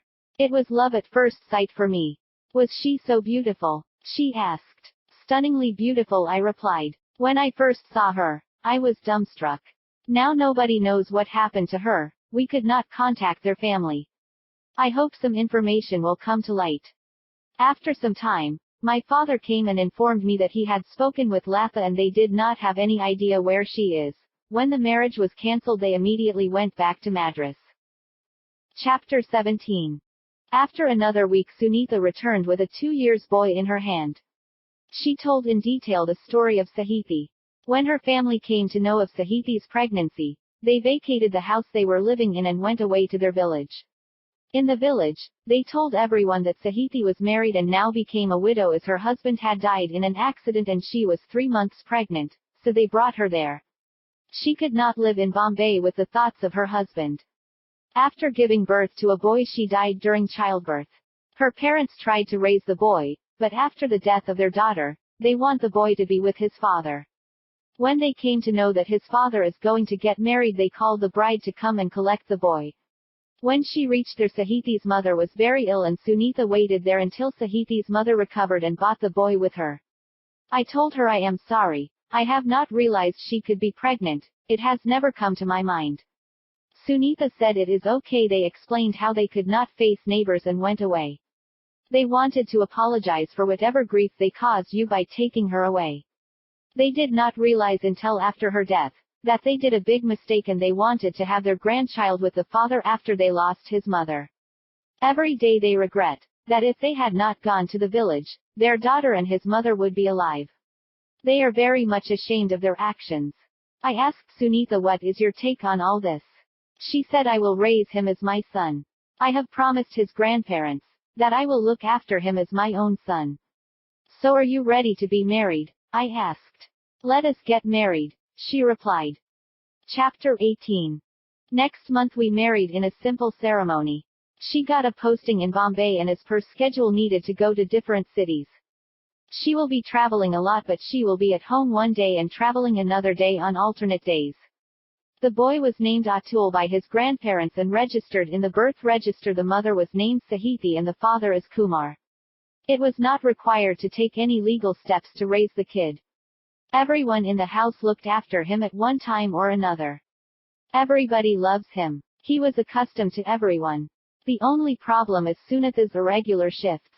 But everybody got accustomed to her shifts except me. I couldn't set my schedule with her schedule. If I am on tour, I would miss her for the duration of my tour. Sometimes I feel something is lacking in our relationship. Maybe the effect started when she left me at the marriage hall. I still feel sometimes the effects of that day. During her 6 months of training, if I miss her, I would plan a tour of Delhi. Now I will be missing her and my hands are tied. I started missing her more and more. I could not tell her to change her job. It is such a job. She cares very much. The thought should come to her mind on her own. I thought she is not missing me as much as I miss her. Chapter 19. 1990 Jan. A new year and I don't know which city Sunitha is in. Sometimes I ask myself, does she love me as much as she used to love me? Our lifestyles are diverging instead of converging. Sometimes I feel we have been pulled apart from each other. I dream that she was pulled away from me and floating away. It must be my fear of losing her that is in the back of my mind. Where it started, I could not understand. It must have started on our cancelled wedding day. That trauma must still haunt me. One time Sahiti went away, and when Sunitha cancelled our marriage, I remember what state I was in. I was in bed for a week under sedation. If it repeats, what would happen to me? Can I recover from such a shock? I must make myself strong for any eventuality, at least for Atul. Maybe everything is in my mind and I might be turning a normal situation into a complicated one. Who will allay me from my fears? Chapter 20. Sunitha's schedule has changed. She would go in the morning and return by night. She would get one day in the week as weekly off. She would come home, but very tired. Now the situation had become more rigid. I could not understand how could I keep myself from her. There was a problem in the Noida branch with the software. I had tried to troubleshoot from here, but I could not understand the problem. I asked to book a flight ticket, but due to the heavy rush and due to some problems with the airlines, I could not get the flight tickets. Sunitha also could not help. Finally, I booked a Rajdhani ticket in first class. I went to Bombay Central and sat on my seat. It was a 2-berth coupe. I bought some computer books and was going through new technologies. Internet was being introduced recently in the US.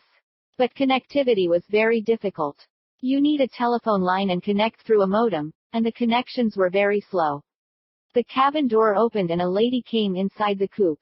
She would be above 25, 5 feet 3 in height and slim and good looking. She came and sat beside me. I looked at her and went back to my reading. After completing the article, I set aside the book and looked at her. She smiled and I smiled back at her. I said I am Kumar. She said she is Loveleen. I thought she must be Punjabi. She doesn't look like a typical Punjabi. I said I am going to Delhi on official work. I work on computers. She said she is going to Noida for a marriage. Where in Noida? I asked her. Sector 22, she replied. Oh, I stay at a hotel in Sector 1. We had a factory in Noida and an office in Delhi. We had a breakdown in Noida. That's why I had to go on emergency. She was very easy to talk to. Words were coming out of my mouth without much effort. I have not spoken with anyone like that for a long time. The train started at 4 p.m. And at 8 p.m. the attender brought us dinner. We had our dinner, arranged our beds, sat down again on the seats. We were chatting late into late. We were not feeling sleepy at all. If we had been bored with each other, it would be another matter. Seeing the time nearing midnight, I said we should go to sleep. I locked the door and switched off the lights and switched on the night lamp. I got up to go to the upper berth. She also got up and kissed me on the cheek. I lost my self-control to her touch. I caught hold of her shoulders and looked into her eyes. I saw something in her eyes. I had not seen it in any other lady's eyes. Her eyes were bewitching. They were inviting me to drown in her eyes. I kept staring into her eyes for a long time. She put her hand around me and pulled me towards her. My hand went around her back and I kissed her on the mouth. She responded by kissing back. We kissed for a long time. I brought my hands down and pulled her towards me. We forgot the surroundings and went into another world. I got up to the sound of knocking on the door. I hastily pulled my dress and covered Loveline with a bedsheet and opened the door. The attender was standing outside with coffee. I picked up the coffee and closed the door and locked it. I shook her and asked, "Would you like to have coffee?" She said yes. I poured 2 cups and gave her one. She sat up, adjusted her dress and picked the coffee and sipped it. Seeing another 1 hour to reach Delhi, I packed my bag and set it aside. "Come with me to the hotel," I said to her. She nodded her head and said okay. She got up and dressed and packed her bag and set it aside. When the station was nearing, I picked up the bags and went to the door. We got down and caught a cab and went to Noida. I went to my regular hotel and took a double room and both of us went to our room. We had a bath together. I dropped her at her relative's place and gave her my phone nose. And took her number and went to my office. I checked the problem and corrected it and called her on the number she gave me. I asked for Loveline and when she picked up the phone I said my work is finished. She asked me to come after an hour. I went and picked her up and returned to the hotel. We spent the remainder of our day in the hotel room. We got everything sent to our room. We spent 2 days lovemaking. She said she had to go to the marriage in the evening. We both readied and went to the marriage. At the marriage, she introduced me as her friend from Delhi. After the reception, we returned to our hotel room. We could not get enough of each other. We spent another day in the hotel and returned to Bombay. Chapter 21. We were regularly meeting at her flat. I did not mention that I am married and she never asked me. Sunitha never asked me where I am going at odd hours. Either she did not mind or she did not have a clue. She is getting in late.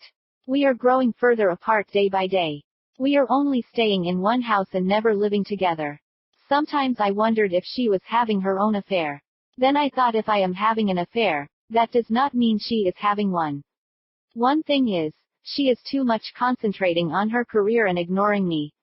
Which took me close to Loveline. It is Sunitha's fault that I have gone off the path. If she had been a good wife, I never would have abandoned her. She did never consider my needs.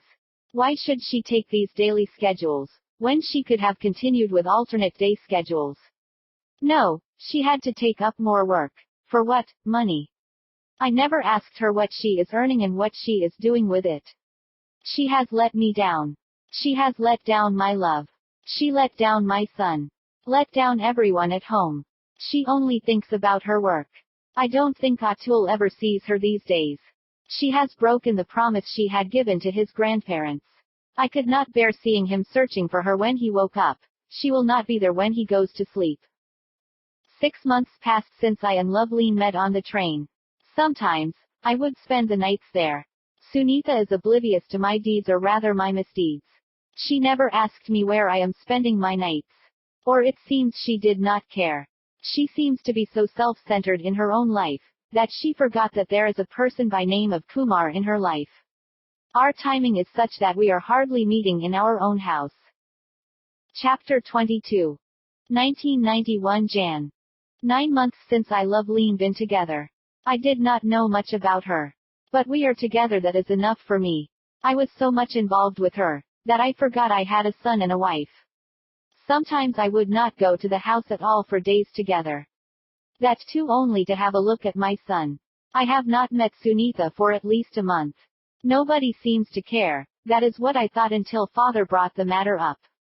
He asked me, why are you working so much? You are not coming home for days. Think about your son. He misses you so much.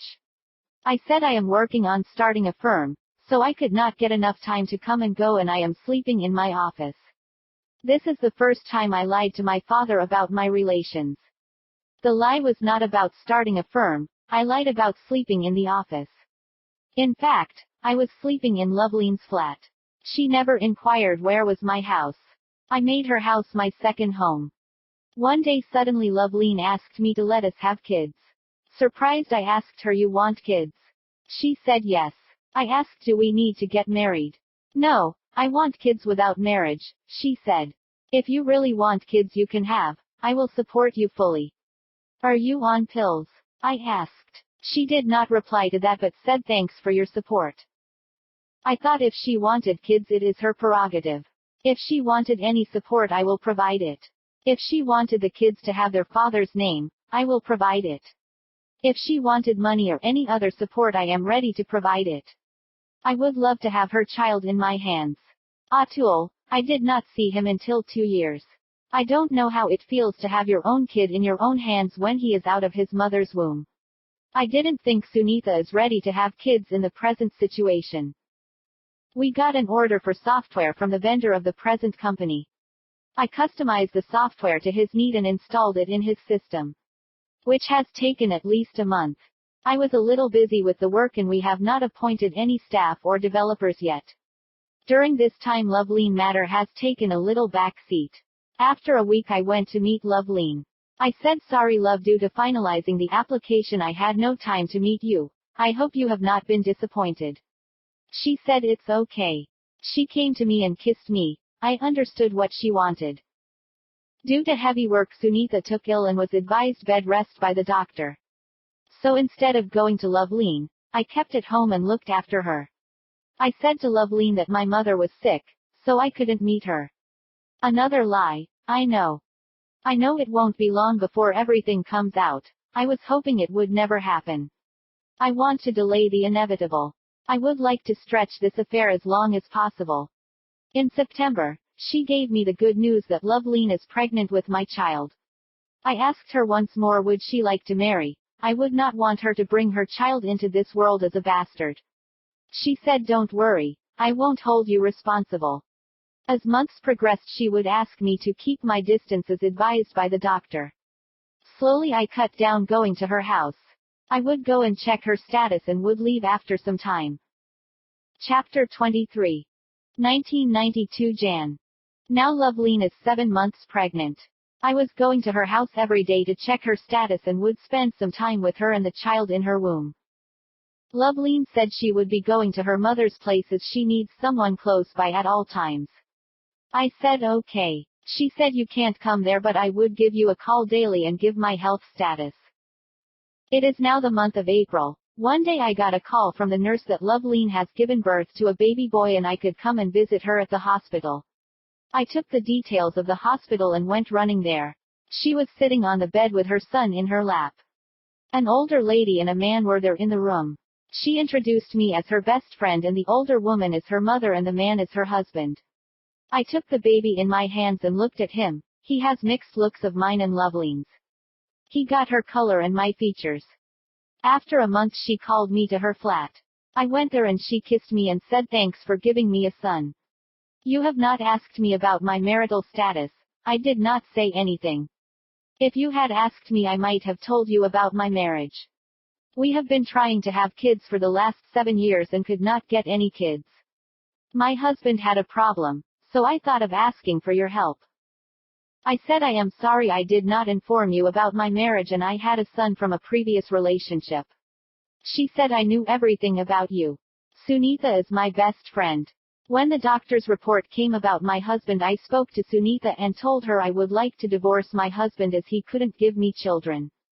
Sunitha gave me this idea. That I could take her husband's help in conceiving. Some doctors were performing what is called artificial insemination.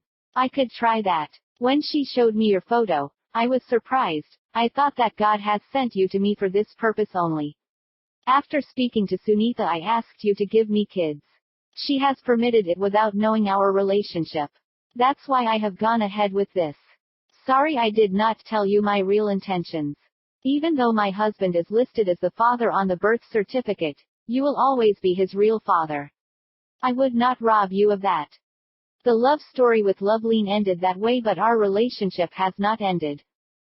Chapter 24.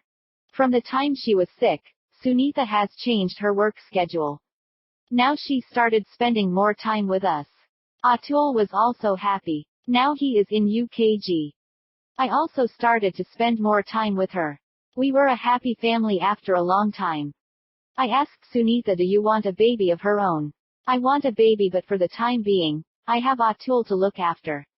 I have to make him ready for having a baby in the house. He should not be jealous of any new arrival. I left her to deal with it. One day we needed a place to have a meeting with our clients. I asked Loveleen to use her flat as it was not occupied by her at the moment. She would call me once in a while for a night out. She said okay, you can use it whenever you like it. I will leave the keys with the watchman. You can use it as your own, I don't have any objection. We had our meeting there, and from then onwards we are using the flat for our office. At present, we two partners are the ones who are working in our office. Tinku looks after the business end and I look after technical aspects. We got an order for software from a client through our company manager. The client was his friend and our company vendor. Seeing our software, he wanted to have one for their company. It was a manufacturing company. As the excise duty system was changed by the Manmohan Singh government, it has become difficult to maintain accounts and excise duty invoices. They wanted to use our system, which we are following in the company. They wanted the software to be customized to their needs. We needed developers for the customization of software, and we are expecting more orders from new customers. We thought we should at least take one developer for our immediate needs and keep developers in the backup. We put up an ad and also informed our friends and relatives. We called for interviews with the potential developers. Jocelyn Fernandez came to us for an interview. She is 5'1" and a little plump with a round face and a little dusky. She was recommended by Sunitha. Joy, as she was called by everyone, she said. She has done MS from the US and she came to India for holidays.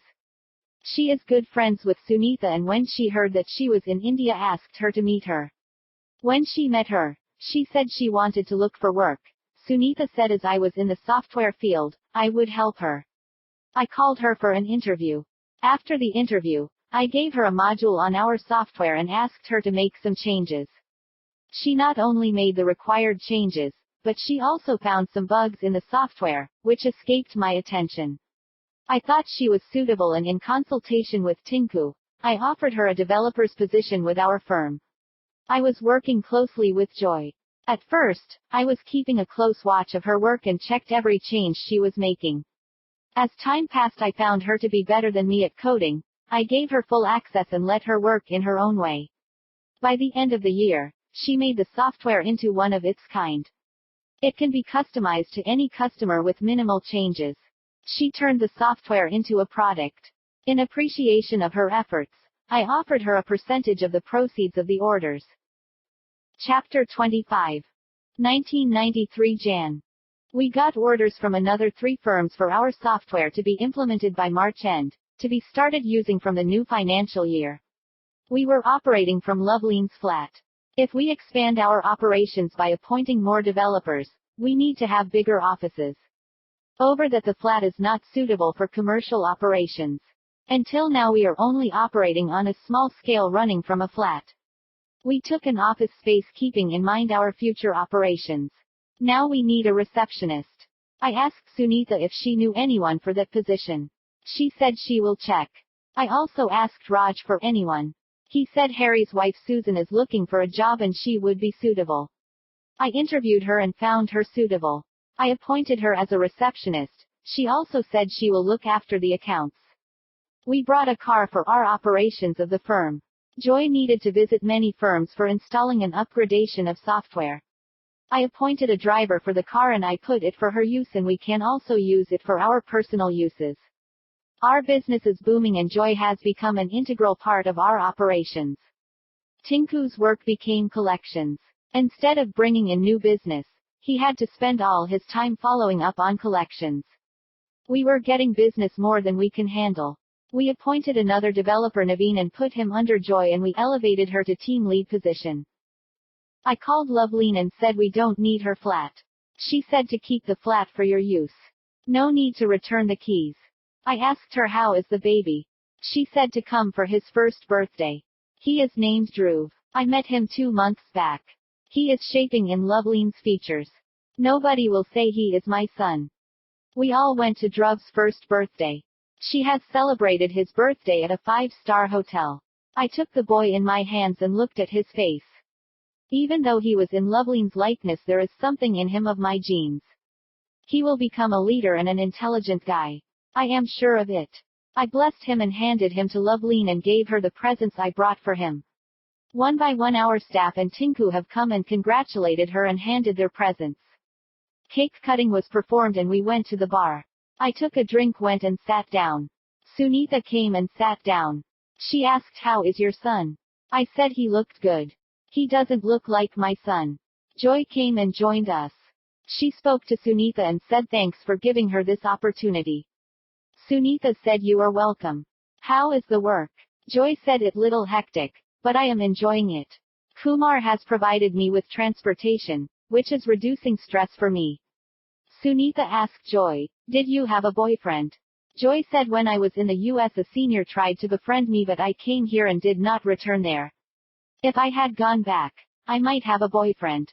Sunitha said, whatever happens, happens for good. Then Susan came and wished Sunitha. She met her previously. We have been to Harry's marriage. We were sitting and discussing our business strategy. Tinku said we need more capital. He suggested we go for a bank loan. At that moment Loveleen came and asked, what are you discussing so seriously? I said we are discussing our capital requirements. Tinku suggested going for a bank loan. I am looking for alternate avenues. Loveleen said I can invest up to 10 lakhs. What will I get back? I said we are thinking of registering for a private company. If you are interested I can give you shares and directorship. She said let me think. Sunitha said are you sure? About what? I questioned. About Loveleen becoming a partner. I said I have full confidence in her. If she wants to put up the money, I am ready to give her shares. We will hold promoters' shares. If she is interested we will chalk out the details. Sunitha said to think about it before you act. Did I see a hint of jealousy in her? I asked her why don't you leave your job and look after our company's interests? She looked at me blankly, as if she did not understand what I said. I thought she would have never expected me to say those words. After a minute, she realized what I said and said I will think about it. I smiled inside. The birthday party has become our business meeting. After finishing my drink, I went and got another. Loveleen came over and announced dinner is served. I went and sat down with my drink. I looked at Sunitha and Loveleen. I thought from what point I have reached this point. I remembered Sahithi, who has missed all this, and my eyes misted. Sunitha looked at me and said what happened? Are you crying? I said no, I was thinking about what we have faced all this time. You have as much hand in my success as myself. Without you where would I be? Sunitha said don't give me too much credit. It is all because of your hard work. You have used your intelligence and hard work to raise to this level. Total credit should go to you only. I said you have given me total support. You have supported me through my mistakes. You have overlooked all my mistakes, pointing to Loveleen.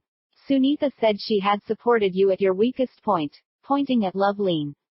I looked at Loveleen. She smiled at me. I smiled back. She brought her son and put him in my hands. I handed him to Sunitha. Would you give me a son or daughter like him? It is the first time she held Dhruv in her hands. It must have moved something in her heart. She said I am ready to leave the airline's job. It was my turn to be surprised by her words. I looked into her eyes. Her voice was sincere. She took the boy and gave him back to Loveleen.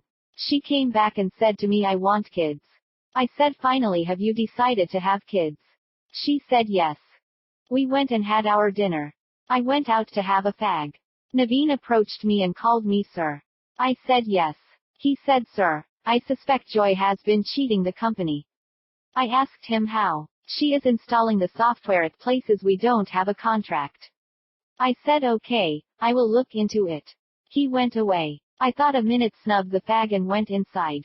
I told Joy to come and meet me in the morning. She said okay. I said to Joy, shall we go? She said yes. I called Sunitha and we all went to the car. I said to the driver, first drop Joy and then drop us at home. When she got down, I told Sunitha her assistant Naveen is complaining about her. What he is saying, asked Sunitha. I said he is talking as if she is selling the software outside our contracts.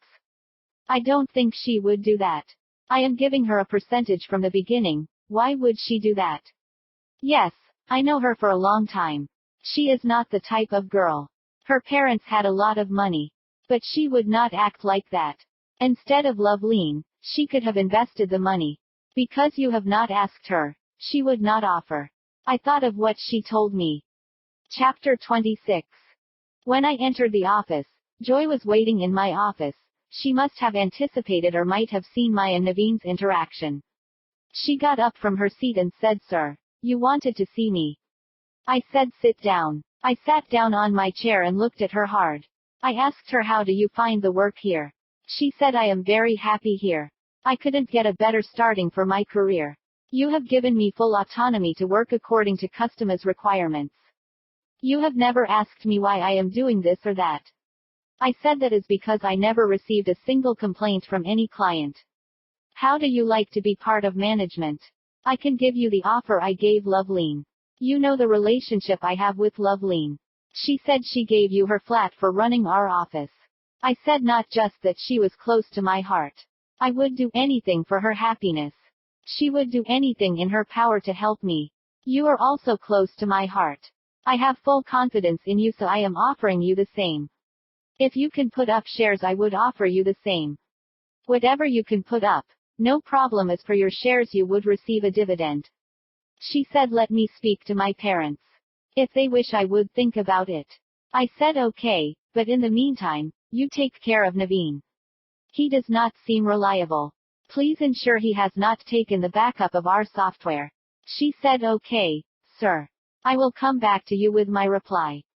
In the afternoon I received a reply from Loveleen. She is ready to put up to Rs.10 lakhs. I told her that I offered Joy also the same offer of directorship and shares. She said, I know she is a hard worker. She will not disappoint us. The next day morning, Joy was waiting in my cabin. She said, my parents agreed to your offer and they are ready to invest upwards of 10 lakhs.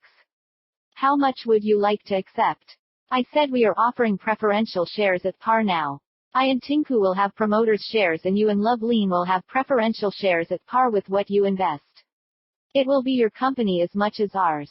You will have voting rights in the meetings at par with us. When you deposit the check with the accounts department, I will get the share certificates prepared. I did not ask her about Naveen. I know she would take care of him as necessary. With the newly infused capital, we can expand our business. I called Susan and said to her, as a bonus for her work, I will give her shares in the company. She was happy. I am trying to build up loyalty from those working with us. The same offer I gave to the driver. Now we have registered our company as a private limited company. Chapter 27. 1994 Jan. With the extra capital, we started expanding our business. We are offering other products with our in-house products. We are putting our efforts into creating products and custom-made software. If someone comes to us for custom-made software, we are looking into ways to sell it as a product. We received an order for software from a pharmaceutical company. I personally went there and studied how the factory works and its procedures. Prepared a comprehensive document and gave it to Joy and told her to prepare a roadmap for developing the software with cost analysis. Finally, I prepared a project report and submitted it to the company. They have asked us to provide maintenance for the existing software as the developers have left. We gave them a monthly contract until the software is ready and installed. I said I will personally look after the maintenance, as I have already studied the software rather than a lot of person to do so, cutting on our resources. I have put up my papers with the company I am working for and offered them a maintenance contract to look after their software and hardware requirements. This way my time will be cleared for management work and they will have maintenance at a lower cost. I was working with Joy on the development of software. I gave Loveline's flat for her staying when she had to vacate her flat due to some problems.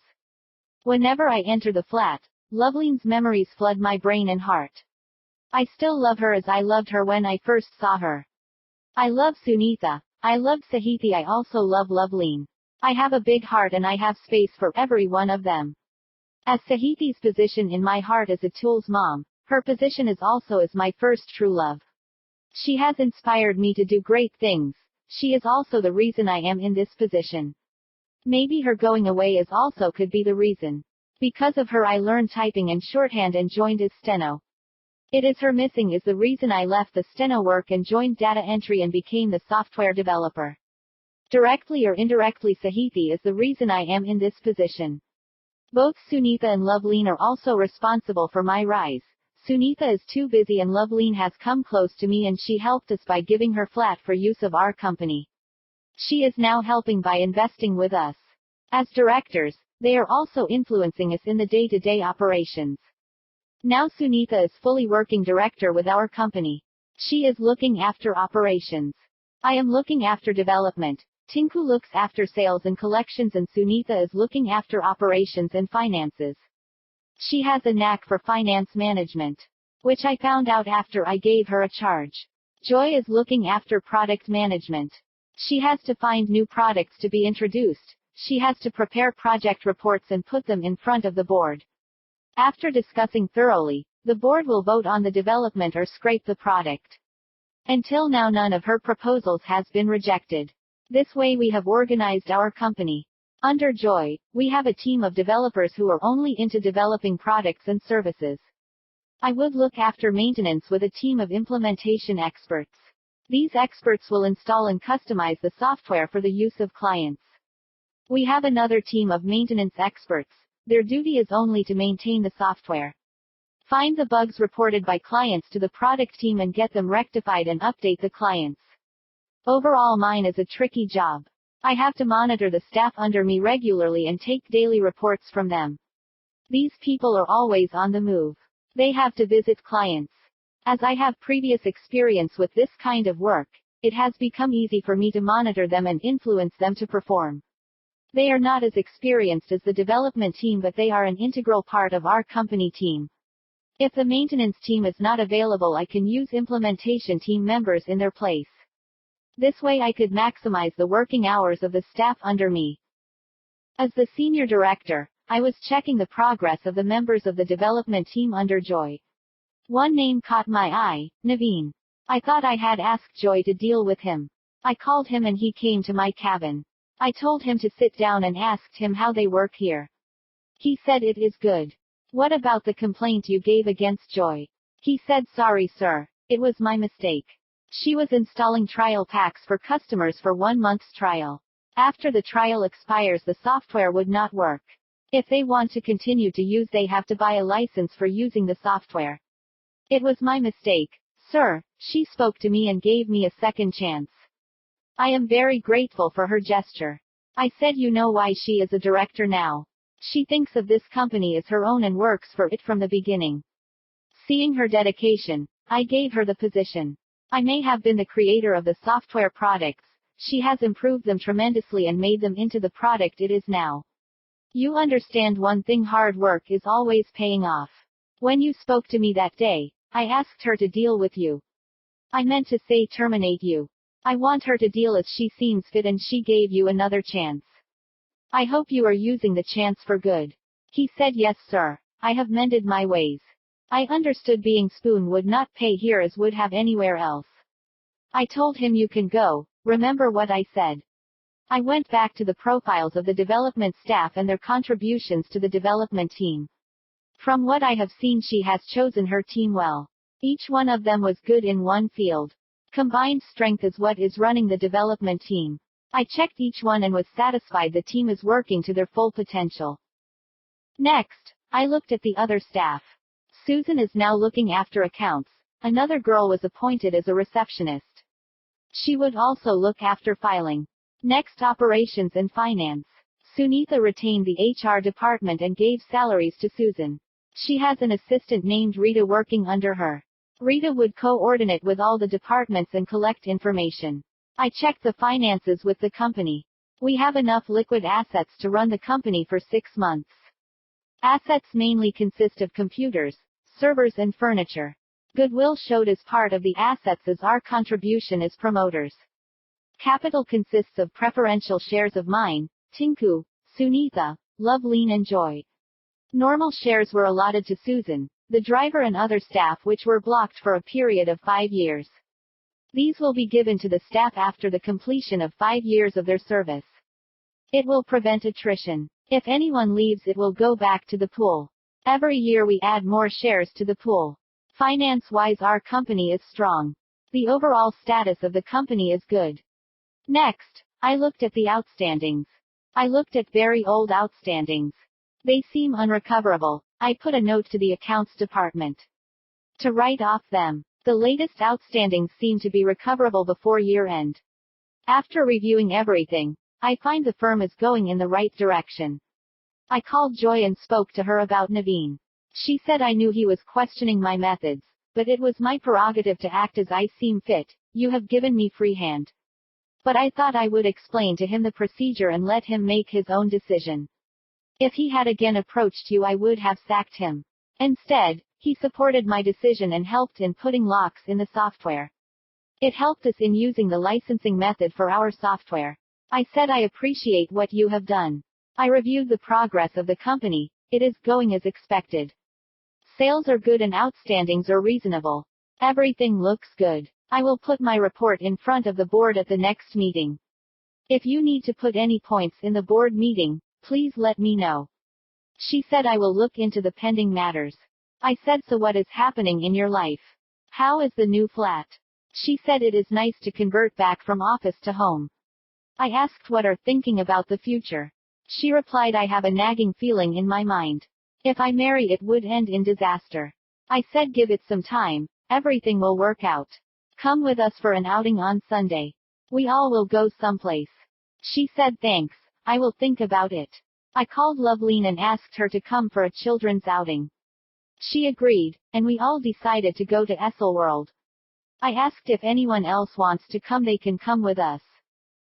We all went for a picnic at Esselworld. Everyone enjoyed it there. Joy has left all her inhibitions mixed with us. One side is Sunitha and Sahithi's son and Loveleen and her son and Joy. Joy mixed with the kids and played with them. After the picnic, she became rejuvenated. Somehow after the picnic, she seemed to be connected to me. Previously she never spoke with me about her personal life. Now she would come to me with trivial matters and speak to me and ask for my advice. First, it started with professional matters and changed into personal matters. It seems she wants to come near me spiritually. I have not seen her trying to be close physically. She would bring something to eat at lunchtime and wanted to share it with me. Her demeanor changed after the picnic. Joy has become what her name suggests.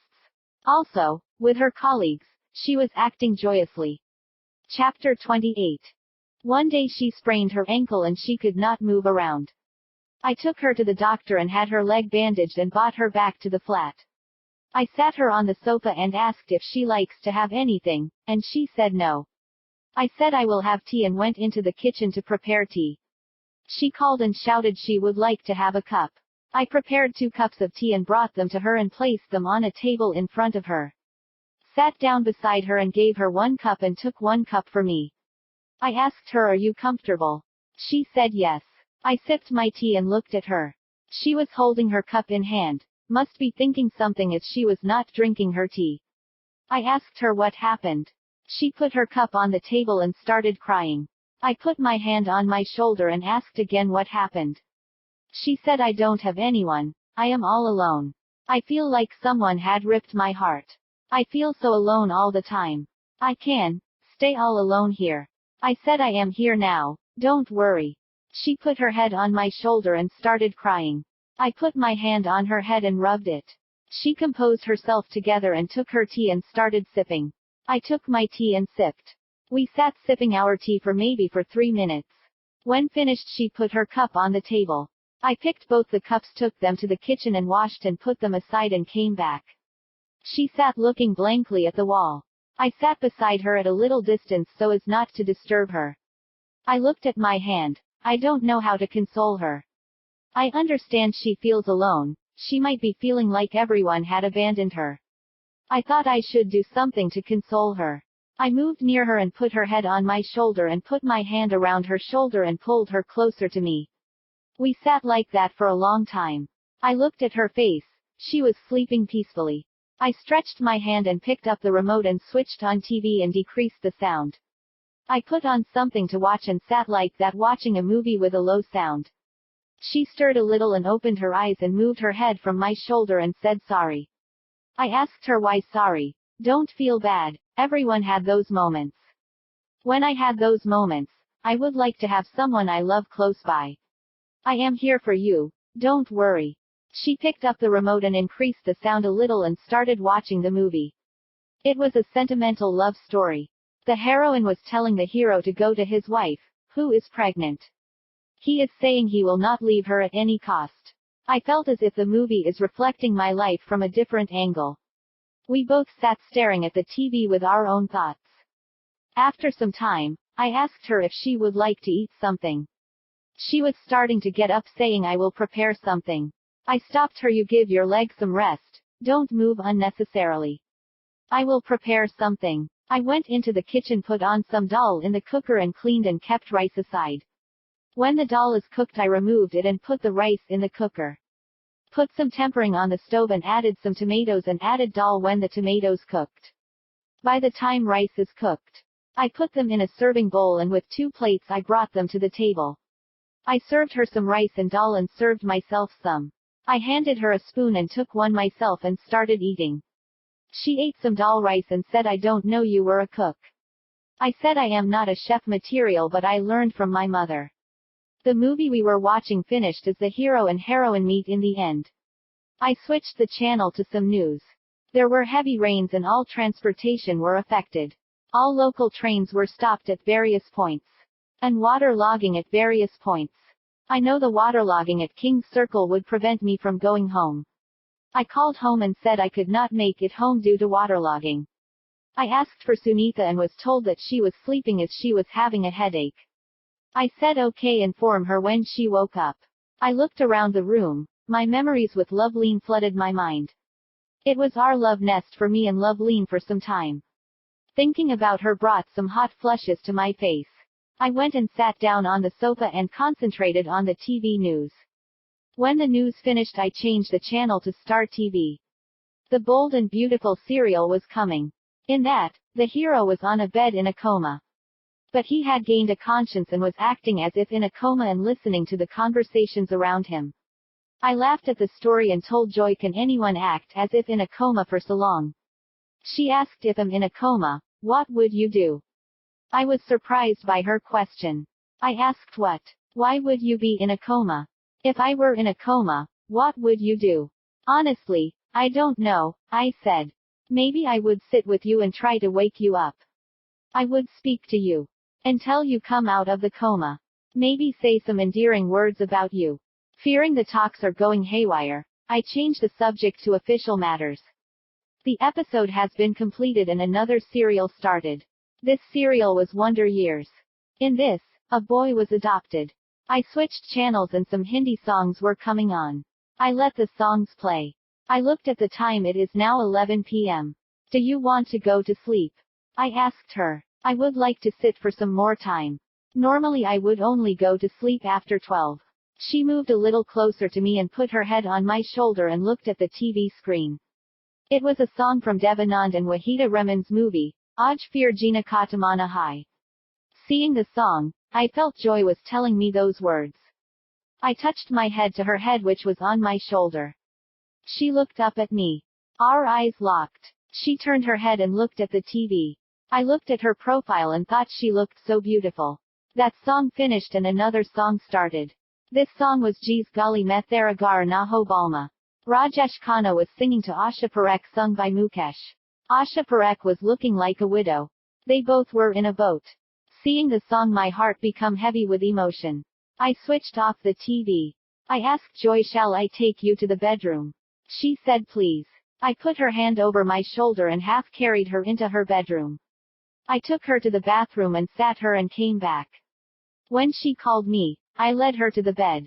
I laid her on the bed and said I will sleep in the other bedroom. There is a single bed there.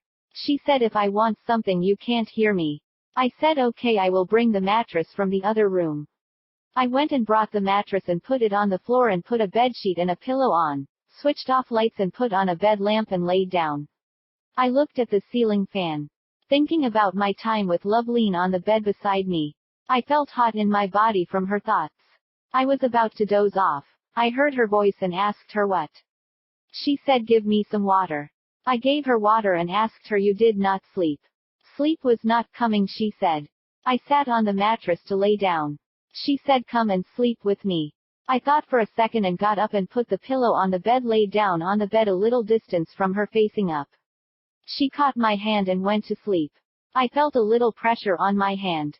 She was sleeping, laying her head on my hand and her hand was wrapped around me. She was asleep, face towards me. I removed my hand from under her head and turned another side. She put her hand on me and came close to me. Her chest was touching my back. When I awoke again I was facing her and her leg was on top of my legs. I put my hand around her, pulled her close and went to sleep. I felt I was sleeping beside Loveline. I dreamed I was with Loveline. I awoke from sleep and looked at the time, it is around 6 a.m. I got up and kissed her on the cheek and went into the kitchen, prepared myself a coffee and came out and sat on the sofa. I took a fag and lit it and sipped coffee and smoked. When I heard Joy calling me, I went into the bedroom and looked at her. She said sit me up. I put 2 pillows under her head. I asked her would you like coffee? She said yes. I went into the kitchen, prepared 2 cups and brought them to her. I gave her one and I took one. Sat on the bed and had my coffee. I told her why don't you sleep for a while? She said I would like to go to the bathroom. I put her legs to the side and caught her hands and guided her to the bathroom. I let her sit on the commode and came out and stood outside. When she called me, I went in and brought her out and asked her bed or sofa. She said sofa. I brought her to the hall and made her sit on the sofa and put her legs on the table. I asked her what she would like for breakfast. She said bread omelette would do. I went into the kitchen, prepared an omelette and took bread and brought it to her. I asked her will this omelette will do? It will more than do, she said. Why did you not get one for yourself? I said I will have a bath and then eat. A good habit, she said. I switched on the TV and put on the news. Due to overnight rains, the flooding situation has not improved. I said to Joy we are stuck here for some more time. She said I don't have any problem, showing her leg. Yay, she would be happy to have my company. I called up home and informed them of the flood situation. Sunitha came and picked up the phone. I explained Joy's position and explained that I wanted to bring her home but due to the flood situation I could not come home. Let me see the situation before acting. She said okay and I cradled the receiver. I rummaged through the cupboards and found a night dress to change and took a towel and went to have a bath. Having a bath and wearing the dress I found and came to the hall. Joy was sitting there looking at the TV. Seeing me with a change of dress, she asked surprisingly where did you find the dress? I said you forgot I used to spend the nights here. I kept some dresses here. Anything you want? I asked her. Nothing, she said. I went into the kitchen, prepared myself a breakfast, brought it to the hall and ate it. Again, I went into the kitchen, prepared 2 cups of tea and brought them out. I gave her a cup and took my cup into the balcony and lit a fag and sipped tea and smoked. After finishing both I came into the hall and sat beside her. She asked me how many. 2 since morning. She said too many. I said nothing like that. At home, I don't smoke, but in situations like this, I don't know. To pass the time I asked her what are you working on? We discussed the progress of her projects for another 2 hours. I got up and asked her do you want some tea? She said she would. I got up and went to the kitchen and prepared 2 cups of tea and brought them to her. Gave her one, took one and started sipping. She said don't stop smoking because of me. I said nothing like that and kept sipping the tea. I called up the office. Watchman lifted the phone and said no one has turned up. I said it's fine and cradled the receiver. I went down to the car and brought my briefcase. I took the folder containing the upcoming projects and looked at them. Joy was sitting sideways with her legs on the sofa. I sat on the side sofa. Now I am facing her and asking her about the projects one by one. I noted my comments with a pencil. This took almost 2 hours. Completing reading the projects, I put the folder back on the briefcase and closed the briefcase and asked her what she would like to have. She said whatever you can make. I went into the kitchen and looked in the fridge. There were some vegetables. I know Joy does not cook much. I put rice on the stove and came back and sat down. Opened the briefcase again and looked at some more papers. Now life became more papers and less development. Finding everything satisfactory, when I heard the cooker went in and closed the knob of the stove. Took some eggs, onion and mirchi, scrambled the eggs and put in onion and mirchi and prepared fried rice. Took some curd, put in onion and mirchi and brought them with 2 plates and spoons. I put some rice and curd on the plate and gave it to Joy with a spoon. She said, I don't know you were such a cook, otherwise, I would have married you. I said, what is the need to marry? You can still eat my cooking. Ask me whenever you want to eat my food. She blushed a little. I asked Joy, are you considering any other projects, which you have not reported?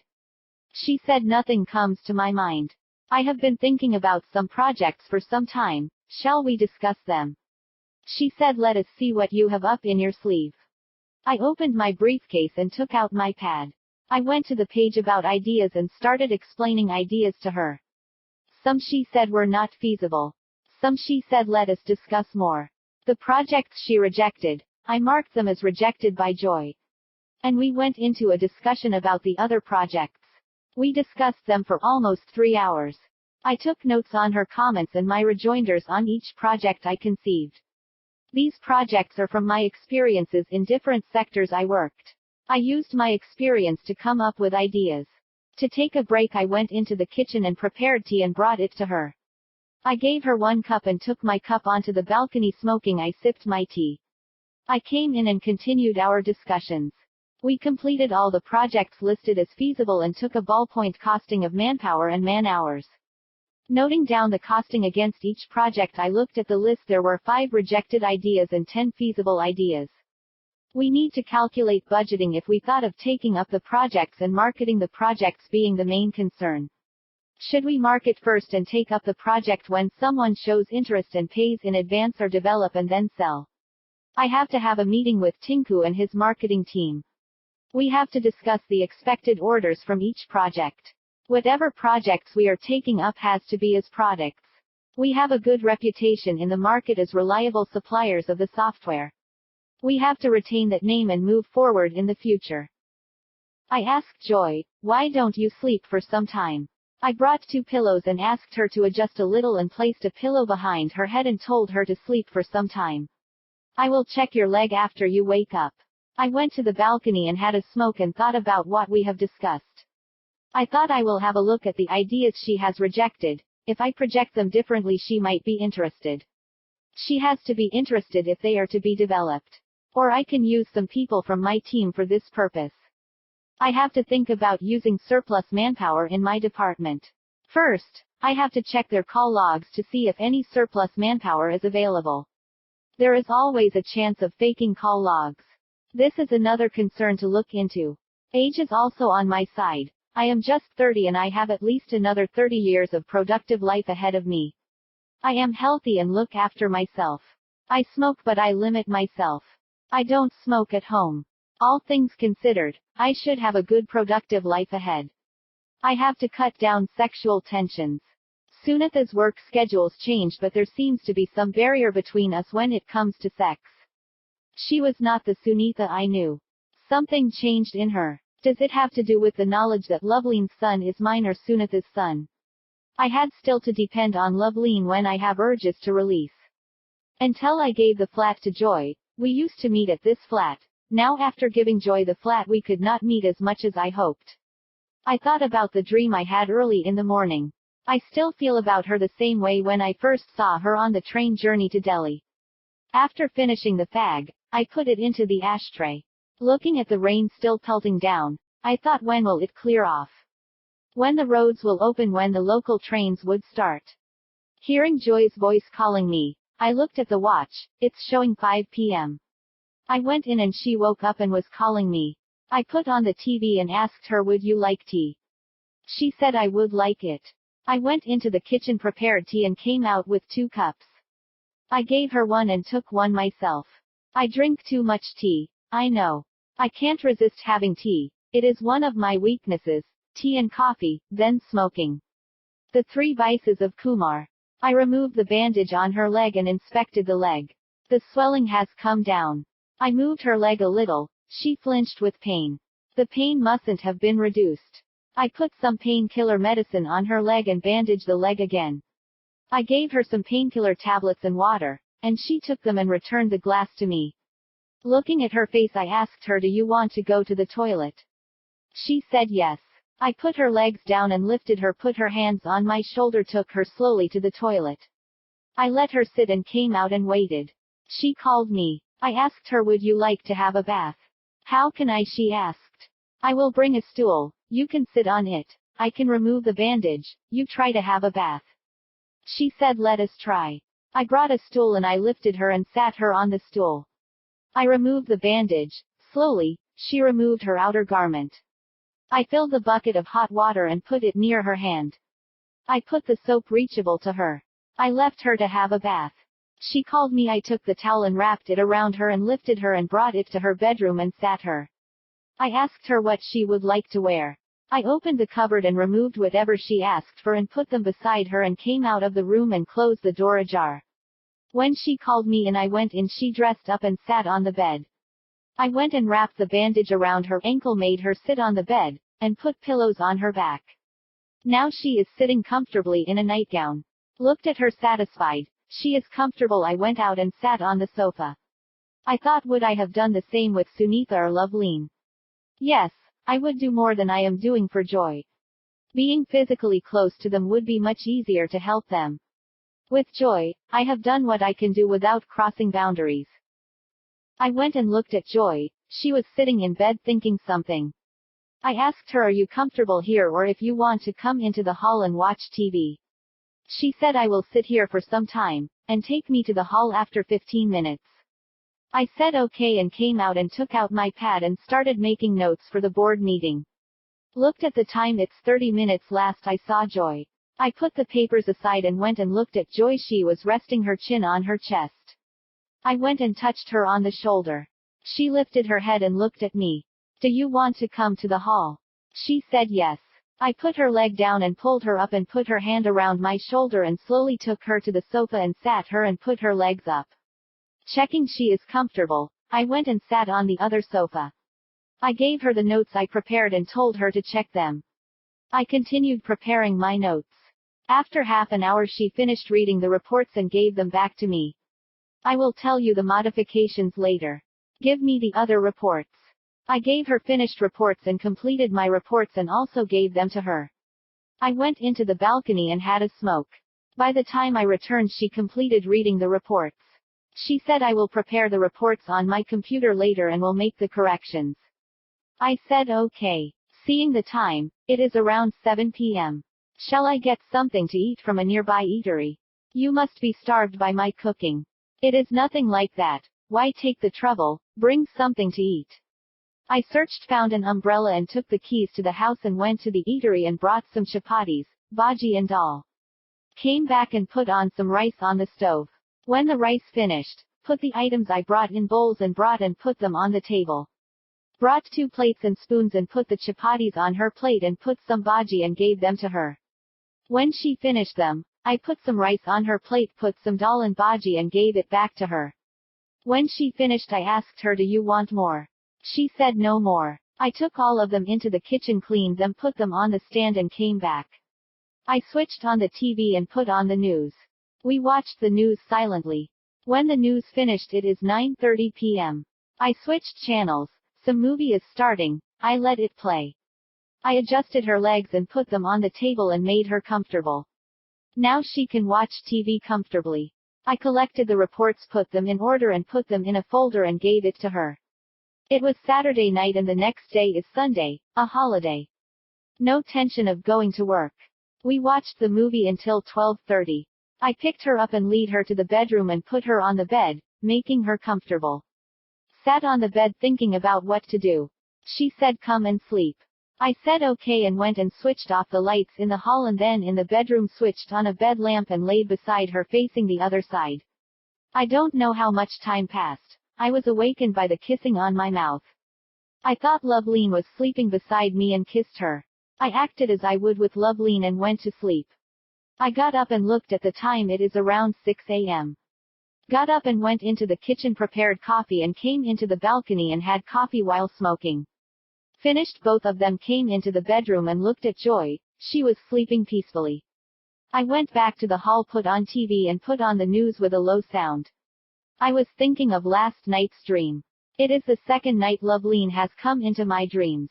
It must the house. Her memories are everywhere here. That must be affecting me. I was reliving the memories with Loveline. I heard Joy calling me. I snapped out of the memories of Loveline, went by running into the bedroom. Sorry, I did not hear you calling above the sound of the TV. She said it's okay, I would like to go to the bathroom. I helped her reach the bathroom and stood outside. When I heard the sound of the flush, I waited for a second and went in. I helped her brush and brought her to the hall and made her sit. I went into the kitchen, brought 2 coffees and gave her one, took one myself. We both sipped our coffee, waiting for the other to speak. I felt like there was tension in the room and looked at Joy. She was looking down at her cup. I thought how lovely she is looking. I know I am married, that is why I never said anything to her about how beautiful she looks. She is very good at her work. This I always appreciated, by saying it in board meetings. By giving her bonuses for the projects completed. The board members always said I was partial to Joy at the meetings. I always said only a developer knows the pain of creating something, developing the thought into an actual product. I know she was better at programming than me, which I always appreciated. I am a natural programmer and she has studied it and learned it from the best in the industry. When the software was in its infancy in India, we started our firm. She was instrumental in our rise in the industry. She looked up from her cup and saw me looking at her. Before she could say something, I said you looked beautiful, so I was staring at you. She asked, in this helpless situation I am looking beautiful to you. I said you are the strongest person I know, how are you helpless? If I were not here with you, you would have managed, can't you?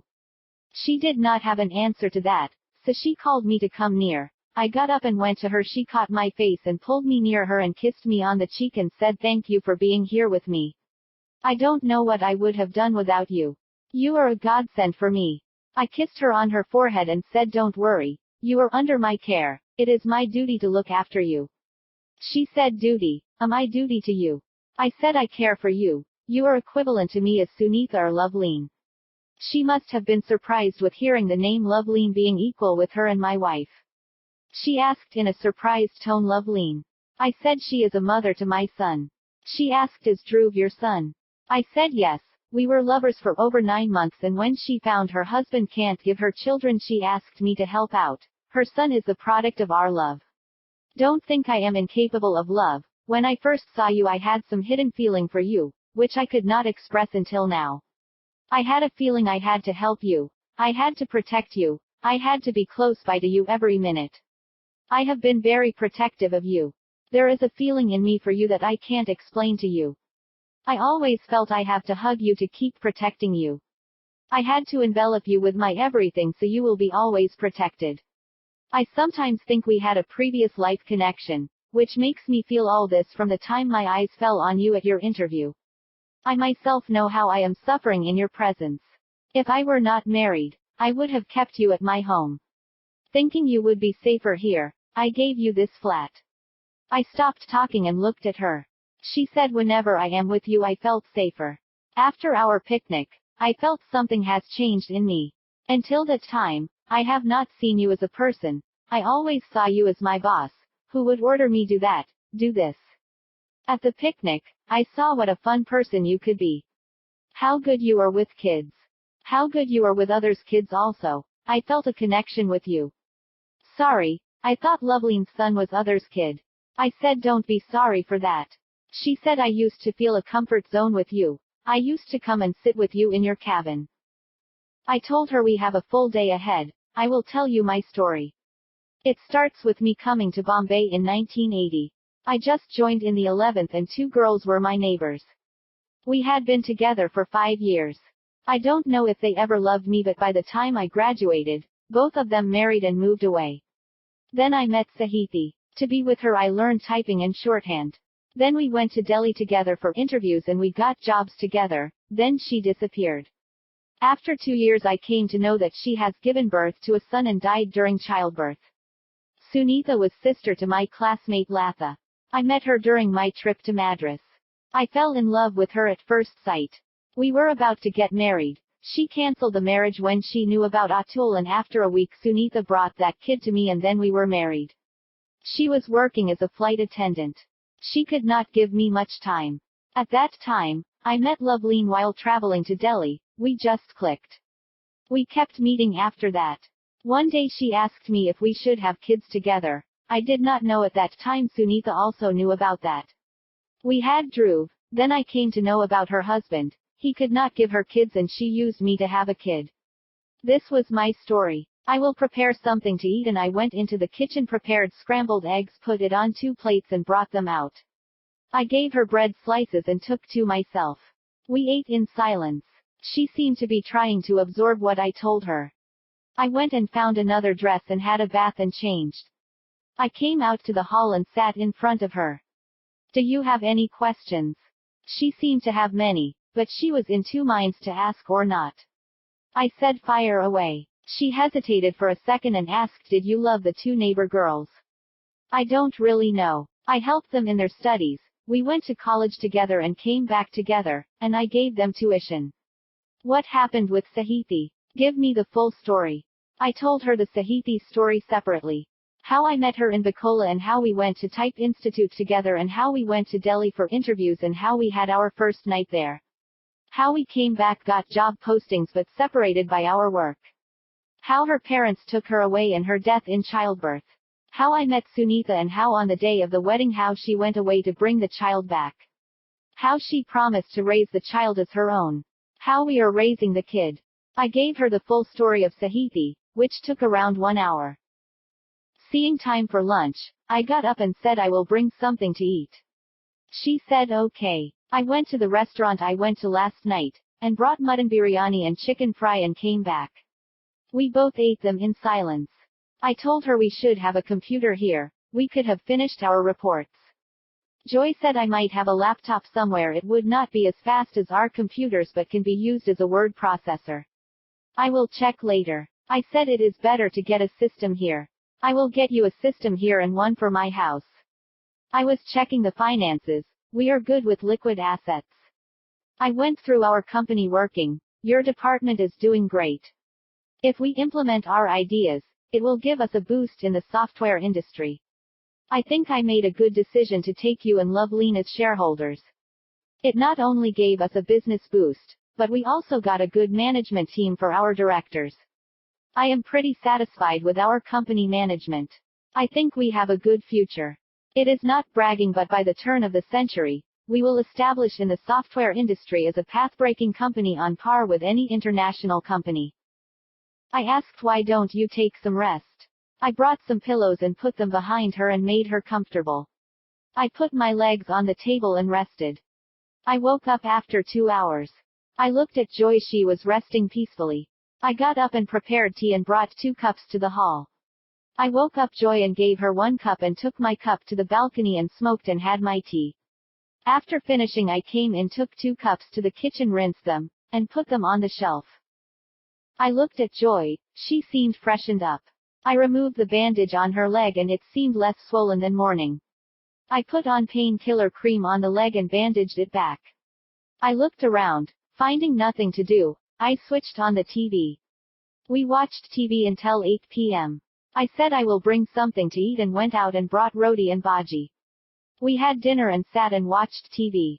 I put on the news, the city was coming back to normal. I asked her, can you look after yourself or will you come to my house and stay?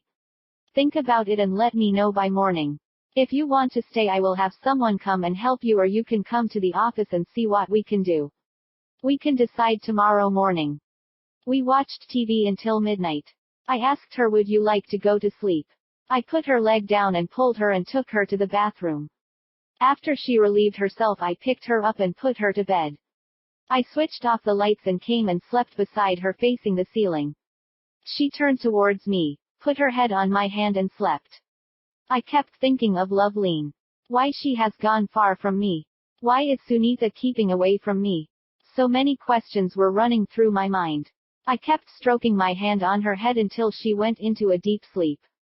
I could not sleep as so many questions are running through my head. What is my relation to Joy?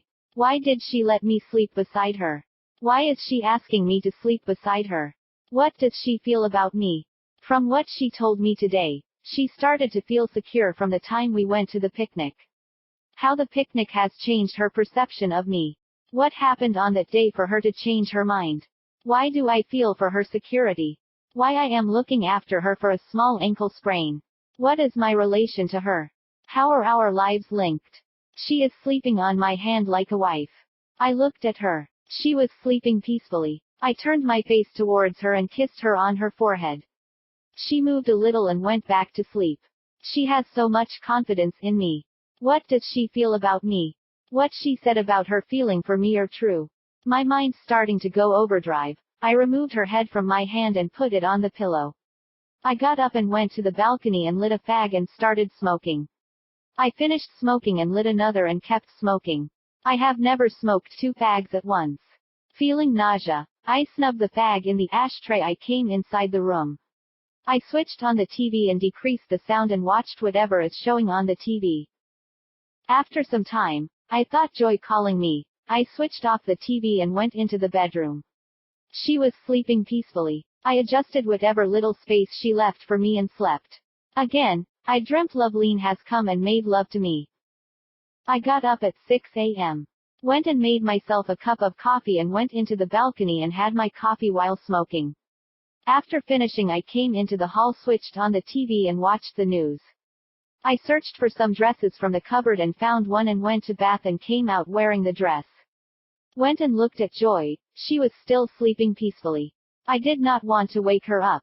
Went into the kitchen, made some breakfast and came back into the bedroom. I kissed her on the forehead and said, wake up, sleeping beauty. She stirred a little. I said, come on, wake up, your breakfast is ready. She opened her eyes and said, good morning. I said, good morning to you. Come on, get up. I took her to the bathroom and left her there.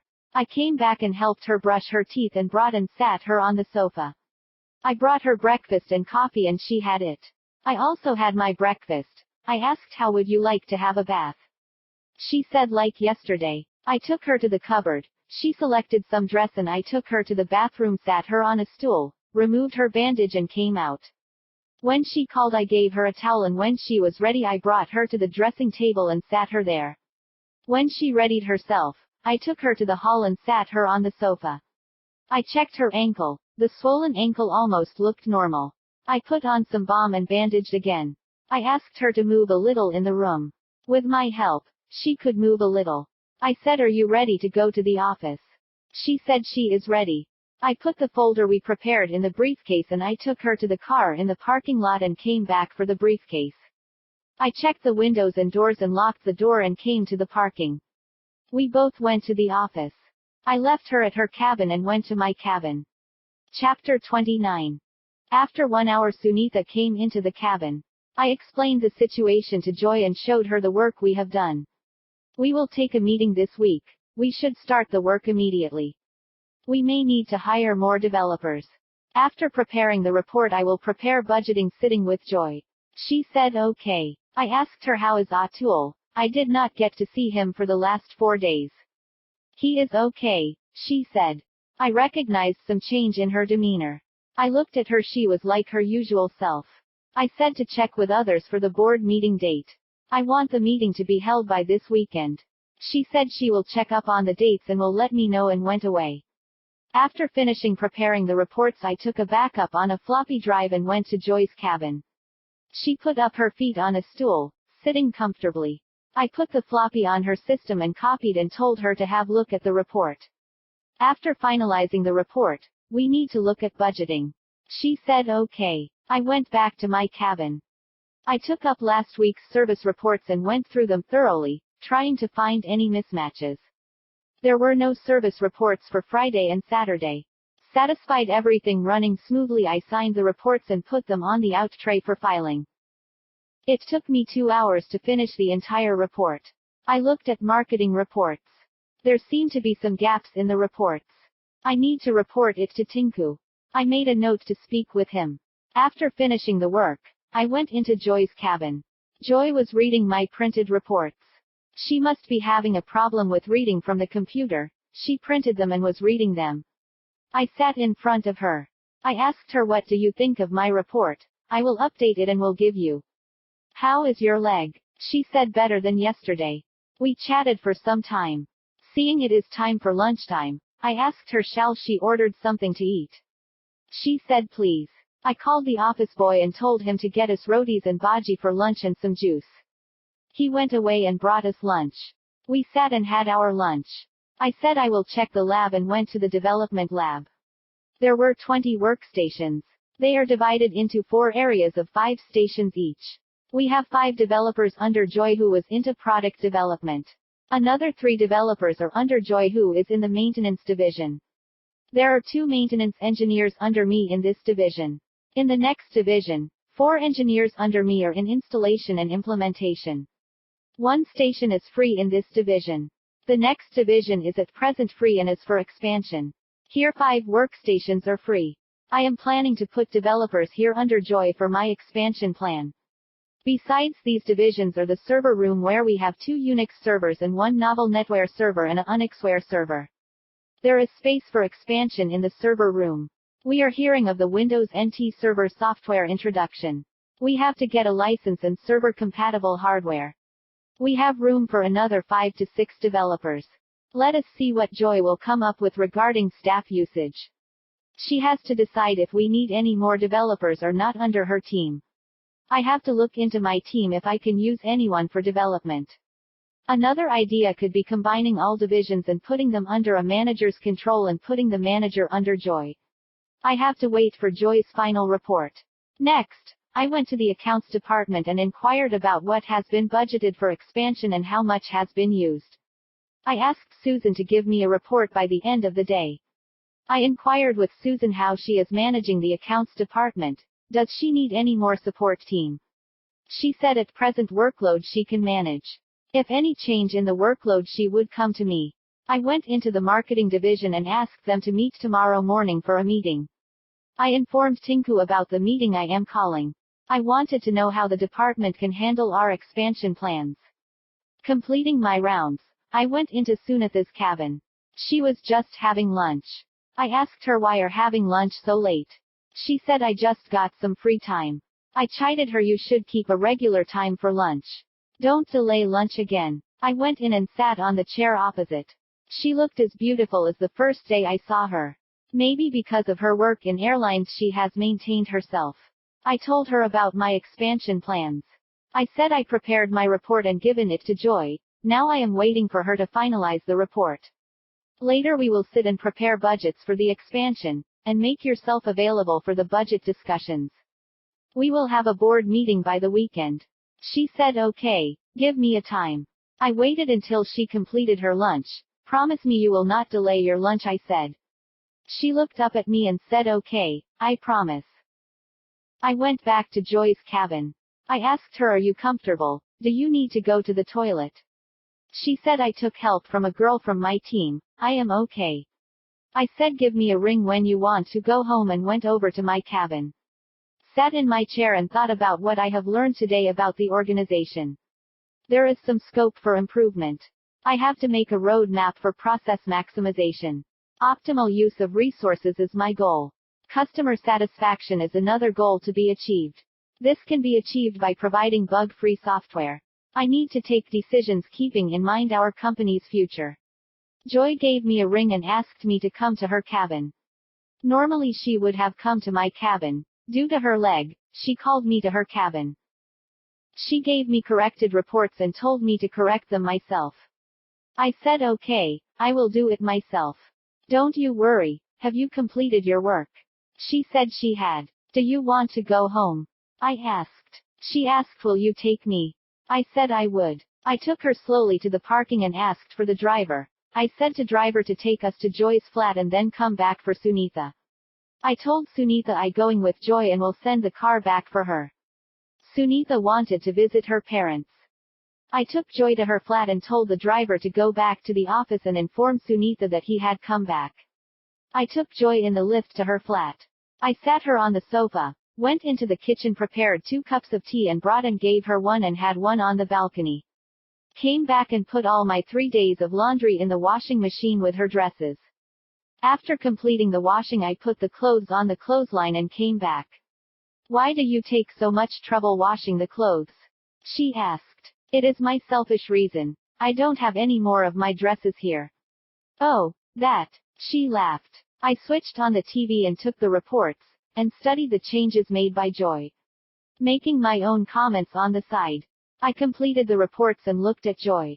She was not looking at the TV, instead, she was looking at me. I raised my eyebrows. She said nothing. Just check my notes. I gave her the reports and said, I will prepare the final report tomorrow. What about the allocation of employees? Can you spare any existing developers for this project? We have spare capacity for 6 more developers. How many developers do we need to recruit? Think about these points and put them at the end of the report. She just nodded her head. I put the reports near her hand and got up, and went to the balcony for a smoke. When I came back, she is still reading the reports. She looked up at me. I said, what do you want to have? Shall I prepare or shall I get from outside? She said, prepare something. I prefer your food. I said okay, I will prepare something for you. I went to a nearby market and brought the required items. I prepared the food and brought it to the hall. We had our dinner and I went to the balcony for my smoke. I came back into the hall and found Joy watching a movie. I sat down and watched with her the movie. When the movie finished, it is 11:30 p.m. I removed the bandage on her leg and checked the leg. It looked normal. I asked her to move a little. She seemed to have little pain. I said, do you want to go to the toilet? She said yes. I took her to the toilet and left her there. Came after some time, took her to the bedroom and laid her on the bed, adjusted to make her comfortable. I rubbed some balm on her leg and bandaged the leg again. I got a book I was reading, sat beside her, started reading the book. After reading for some time, I looked at Joy. She was dozing. I adjusted the bedsheet and switched off the reading light and slept beside her. That night I dreamt about Joy instead of Loveleen. I got up around 6 in the morning and looked at Joy. She was sleeping peacefully. I went into the toilet, brushed and went into the kitchen. This home was a second home to me with Loveleen, and now it was becoming a second home with Joy. I prepared for breakfast and prepared a cup of coffee and went to the balcony, had my coffee with a fag. Finished both, came back to the hall, switched on TV and watched some news. I went into the kitchen, prepared a cup of coffee and took it to the bedroom, woke up Joy. She woke up and with sleepy eyes said, good morning.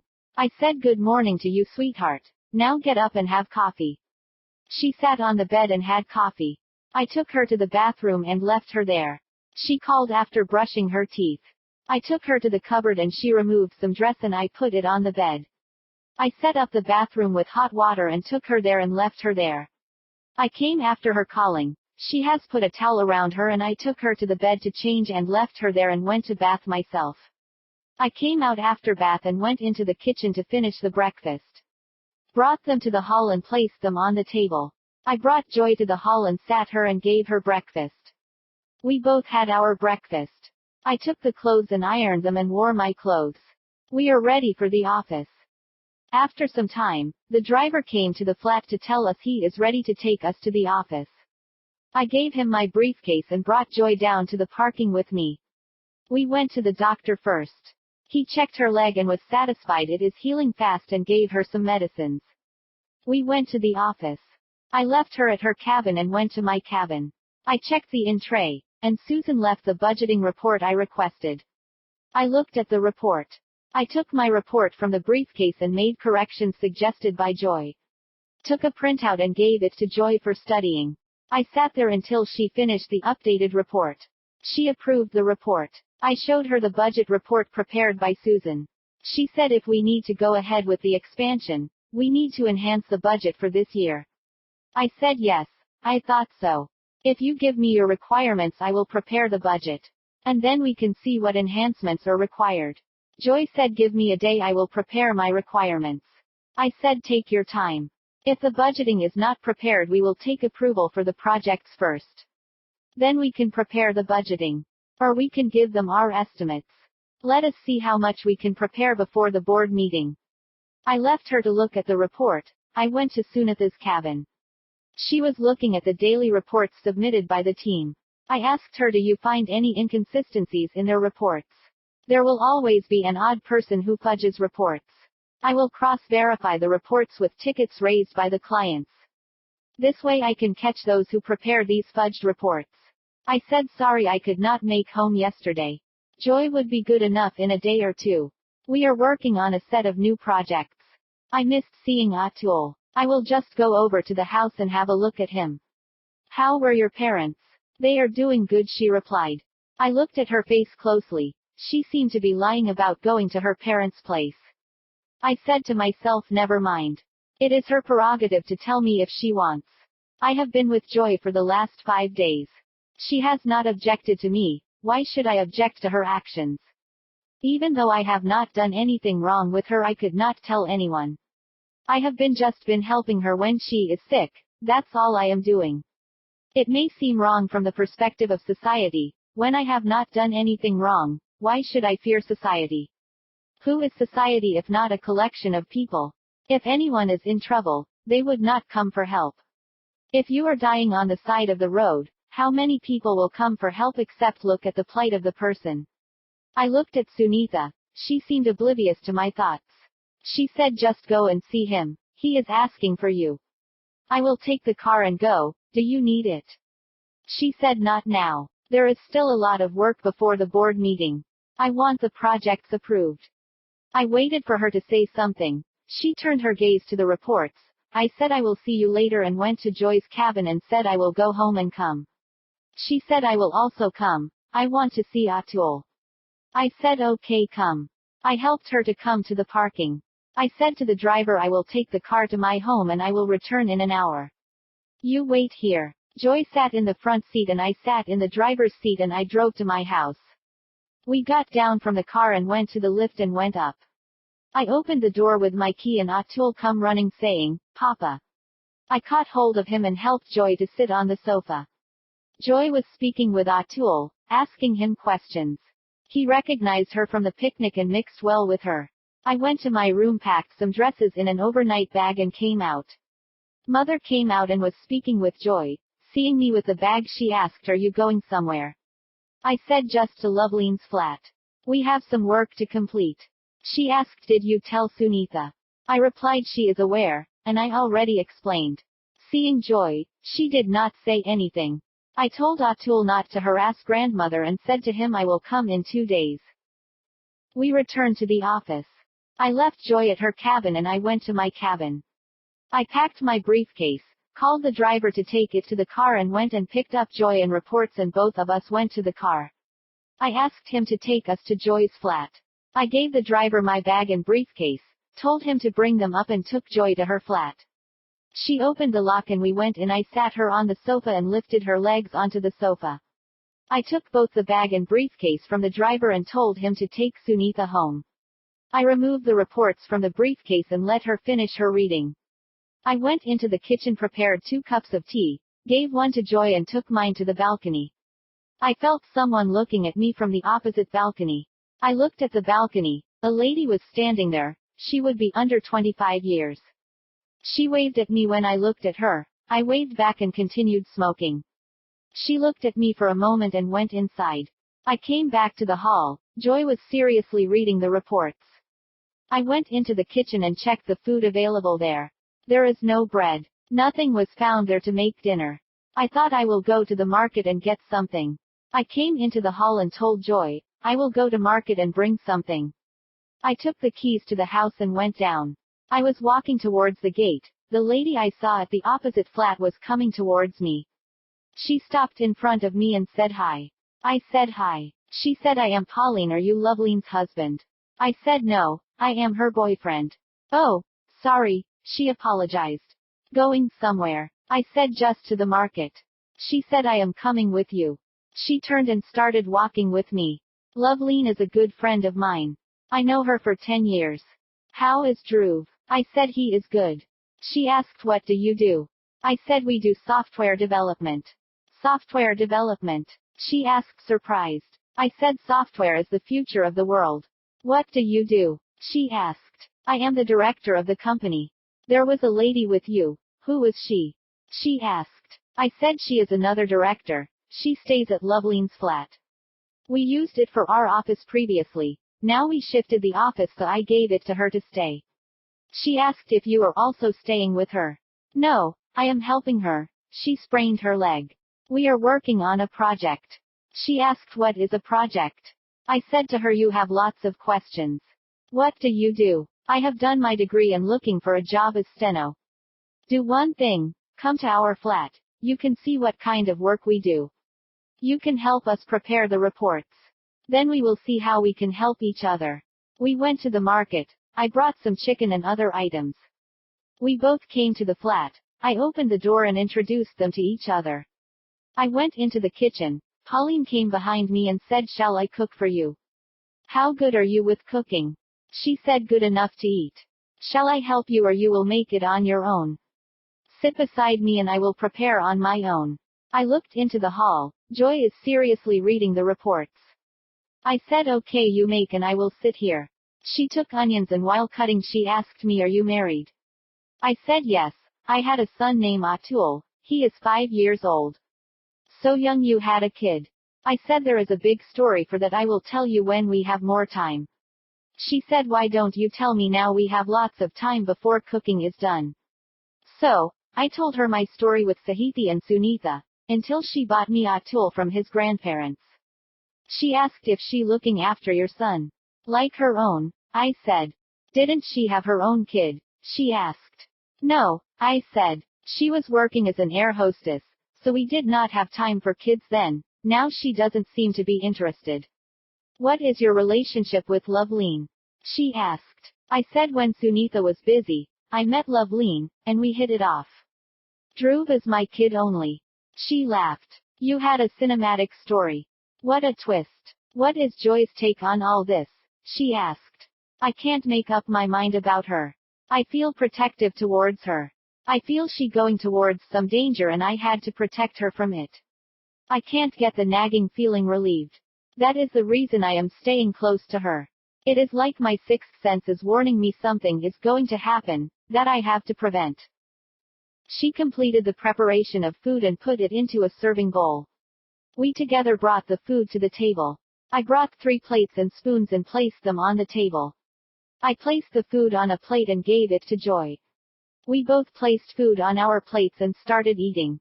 Joy said, who had prepared this? Tastes different from your cooking. Pauline prepared this, I said. Joy smiled at Pauline. We finished dinner and took the plates and dishes into the kitchen. I said I will just come and went to the balcony. I lit a fag and took a drag. Pauline came and asked me to give her one. She took one and lit it and took a drag. We both smoked in silence. After finishing we both came into the hall. I gave her the reports and said, you read this, give me your opinion. Pauline read a report and said, so this is a project. What do you do? We prepare software to run this. What do I need to do? I said we have made corrections on this. We have a file from which we printed this. You need to make corrections on that file. Okay, she said. She took another report and read it. In the meantime, Joy finished all the reports. If you want to work with us, there is a lot of work. This is the preliminary report. We need to make a list of requirements and then we have to prepare costing and match them with the budgets. Then we have to prepare the final report for the board. Okay, I got your point. She said, okay, I will come tomorrow. What time shall I come? I said we leave after 8 a.m. If you come early we can all have breakfast together and go. She opened the door and went down. When she opened the lift door, a man was standing out there. He asked her, does Joy stay here? She replied yes and told him flat no. And went to her flat. We watched TV until 11:30 p.m. I took her to the bathroom and later laid her on the bed. I came into the hall to switch off the lights, and the doorbell rang. I felt a little uneasy. Who would call at this hour? It can't be Pauline. I gave her our number. She would have called us. I put on the safety and opened the door a little. A man of 25 years is standing out. He asked, does Joy live here? I said, this is Loveline's flat, nobody by that name lives here. Sorry, he said and went away. My left eye was twisting like anything, signifying a problem. I closed the door and asked Joy, someone was looking for you. He seemed to be around 25 and fair, around 5 feet 8 inches in height, wearing casuals. Do you know anyone? I can't recollect anyone from around here. I had a senior in the US who was behind me, but I came over here to get away from him. I did not feel safe around him. I said I will check with the watchman in the morning. We went to sleep. Pauline had come into my dreams. Chapter 30. In the morning I got up at around 6 a.m. Went to the toilet, brushed my teeth and prepared myself a cup of coffee and went to the balcony for fag with my coffee. I sipped half of my cup, then Pauline came into her balcony. She waved at me and I waved back. I think I need a PA. I should appoint her as my PA. For the time being I can ask her to help Joy. Finishing my smoking, I waved bye to Pauline and came into the hall. I sat down, watched some news and went to the kitchen, prepared for breakfast, made a cup of coffee and went to the bedroom. Joy was just stirring. I said, sleeping beauty, wake up. She opened her eyes and said, good morning. I said, good morning, have some coffee. She sat up and had her coffee. I said, you don't know who could be asking for you at that time. I had very bad vibes from him. She said, I don't think I know him. If he is from the US, what is his story? She said, during the 2 years of my MS I tried to avoid him. I don't know much about him. I said, let us be careful. She said, yes, let us be careful. I took my dress from the bag and went and had my bath. After dressing I came back and took Joy to the bathroom and left her there. When she finished her bath, she called me. I brought her to the dressing table and left her and went into the kitchen. I finished preparing breakfast, brought it to the hall and placed it on the table. Went into the bedroom, brought her out to the hall and sat her down and gave her breakfast. We both had our breakfast in silence. I heard the doorbell ring and went and opened the door. As expected, Pauline was standing there. I said to her to come in and did you have breakfast? She said yes, I had. We put the papers in the briefcase and waited for the driver to announce. When the driver came I gave him the briefcase and we helped Joy come down to the parking. I went and spoke to the watchman. How come someone came to our flat at so late at night? He said he asked for Joy Madam specifically, so I let him go. Don't send anyone at that time. If someone asks for Joy Madam, tell them no one lives here. I came back to the car. Already Joy and Pauline sat in the back seat, so I sat in the front seat and the driver drove on. I told Pauline about the guy that came at late night. She said I had met him while going to my flat. He asked me, does Joy lives here? I gave him flat no. But he came so late at night, which means he was waiting until we go to sleep. What could be the reason for him to wait for nearly 2 hours? I felt something fishy. We went to our office. I left Pauline to help Joy to the cabin. I went to Sunitha and asked her to prepare an offer letter for Pauline as my PA. She asked about the salary. I said whatever you normally offer for the post. I went to my cabin, removed the reports and started updating the corrections. It took me around 1 hour. Completing the work, I put the updated file on a floppy disk and took it to Joy's cabin. Pauline is helping Joy in her work. In the meanwhile, the office boy came searching for me and gave me the offer letter prepared by Sunitha. I gave it to Pauline and said, I am offering you an official offer letter. If you find it reasonable, sign it and give him a copy. She read the letter and signed the copy and handed it back to the office boy, who took it to Sunitha. I said to Pauline, now you are officially working for me as my PA. For the time being you help out Joy. However, we are working together on these projects, so you are officially working for me only. She said okay. I gave the floppy disk to her and get the updates done. You prepared the requirements for each project, then we will make costing and then budgeting. She said okay. I went back to my cabin. I called the office boy and asked him to bring lunch for 3 to the Joy room and inform me. He said okay and went away. When the office boy informed me that lunch was arranged in Joy's room, I went there. We had lunch there. After lunch, I asked Pauline to go to Joy's flat in the car with the driver and bring some clothes for Joy and bring it back here. I said to Joy, you are coming to our house for the time being. Pauline said she can stay at my flat. I said he already knows you are staying there. It would be easy to know your flat. Pauline went to get dresses after consulting with Joy about what she would need. In the evening I asked Sunitha, are you coming with me home? And she said, you go ahead. So, I had dropped Pauline out the side of the gate and we went to my house. I put Joy in the guest room and went to my room and changed and came back. I took Atul to Joy's room. She was preparing the requirements. I helped her with her work until 8 p.m. I went and brought 2 plates of dinner from kitchen and we both had dinner there. Atul played for some time there and went away to his room. He must be asleep by now. I went to his room and checked he is sleeping and went to my room. Sunitha has not come yet. I went to my balcony, had a fag and came back to Joy's room. We finished our work and helped her go to the bathroom and settled her on the bed and told her if she needs anything to give me a ring on the intercom and wrote the number on a pad. I went to my room and slept. Chapter 31. I got up around 6:40 a.m. I checked for Sunitha. She did not seem to have come last night. I rang up the driver's number. He said sleepily hello. I asked him about Sunitha. He said he left her at a party last night. She said she will come back home on her own. I said okay and cradled the receiver. I went to the toilet and brushed my teeth and went into the kitchen. My mother already put on the coffee filter. I prepared 2 cups of coffee from the decoction and took them to Joy's room. I kissed her on the forehead and said, get up, my princess. She opened her eyes and said, good morning. I said, good morning, have this coffee. We both sipped our coffee. After completing, I took the cups into the kitchen, rinsed them, kept them on the stand. Went to my room, had a bath and dressed and came to Joy's room. Helped her to the bathroom and when she finished her bath led her to the bed and went to the kitchen. Atul is having his breakfast. I kissed him and asked him, are you ready for school? He said he is. When he finished, the maid came and took him to his school bus. My mother prepared idli. I took 2 plates of idli to Joy's room. We finished them and we packed the papers we prepared and went down to the parking. I phoned Pauline to be ready by the time we arrived. She was waiting at the gate. I looked around if that guy is anywhere near. No one was suspicious found. We went to the office and I asked Pauline to take Joy to her cabin and went to my cabin. I checked the incoming mail and went over to Sunitha's cabin. She was sitting behind the desk working on something. I asked her, you did not come home yesterday.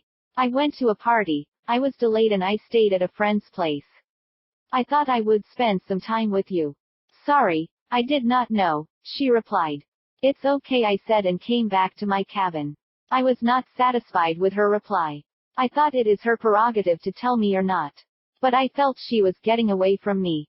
I felt as if she is talking from somewhere else. I need to talk to Latha about her behavior. This is the problem with career women. We don't know if they are doing this for a career or something else. She might be jealous of my concern for Joy. How can I make her understand my concern for her is genuine? I am fearing for her life. It is not letting me think anything else. What does anyone think about my closeness to Joy? Sometimes I get dreams about something about to happen. It is like deja vu. When that thing happens, one thinks this thing happened. I felt the same about Joy. Something about to happen. I have seen it in my dream, something that I could not recollect.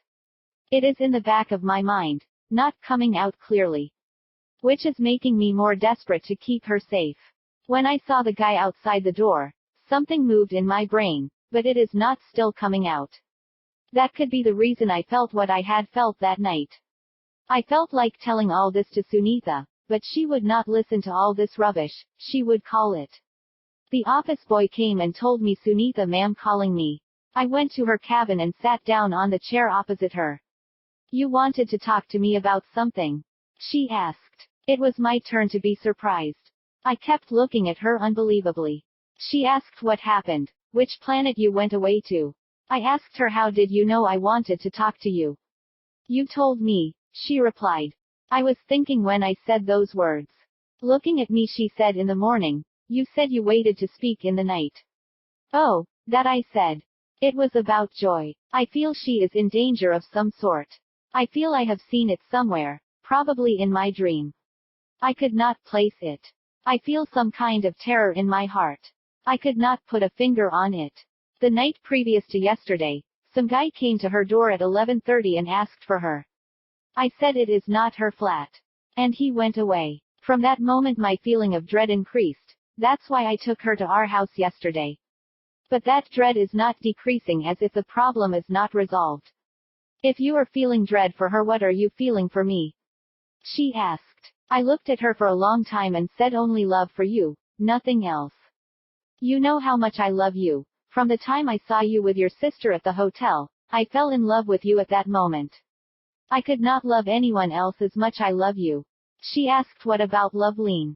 I can't put it in words. I feel we have some kind of connection. As if I knew her from somewhere. Whenever I am in her presence, I feel some kind of magnetism between us, that something is pulling us together.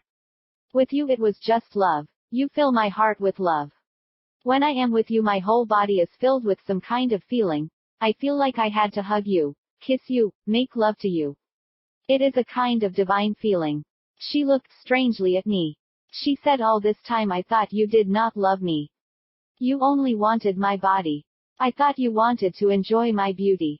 I did not understand you. When I came to know from Loveline that you are the father of her son, I felt something ripped away from me. I thought I have lost you to Loveline. You have become someone else, not the one who has loved me. I have only been with Loveline because I felt you were going away from me. You were so busy with your work, you did not have any time for me. When I met Loveline I felt I had a connection to her and became close to her. I am sorry if I offended you with my actions. I would not blame you for whatever I have done. I myself had to be blamed. I will take the whole blame on myself. I am so sorry for whatever sorrow I might have caused you. I am forever yours only. I don't know where these feelings come from. I couldn't resist whatever happens one to me. Sometimes I feel there is someone else hiding in me. He dictates these feelings in me. He controls my love center. He is always in my head talking to me. He doesn't stop talking even in sleep. There is a side of me I couldn't understand. This side only affects my feeling toward other people. Even my love for Atul as a father is affected by that. Sometimes I feel the dread I feel for joy for Atul also, but I feel it is so far away in the future I don't need to fear now as I am feeling for joy. Sometimes I feel my past life is in previous birth is catching up to me. I feel these are people from my past birth influencing my feelings. I don't know if I believe in past birth or not. It is my feelings I could not bear. Sunitha was listening to all this with her mouth open. I don't know how much she understood when she said now I understand how you are feeling.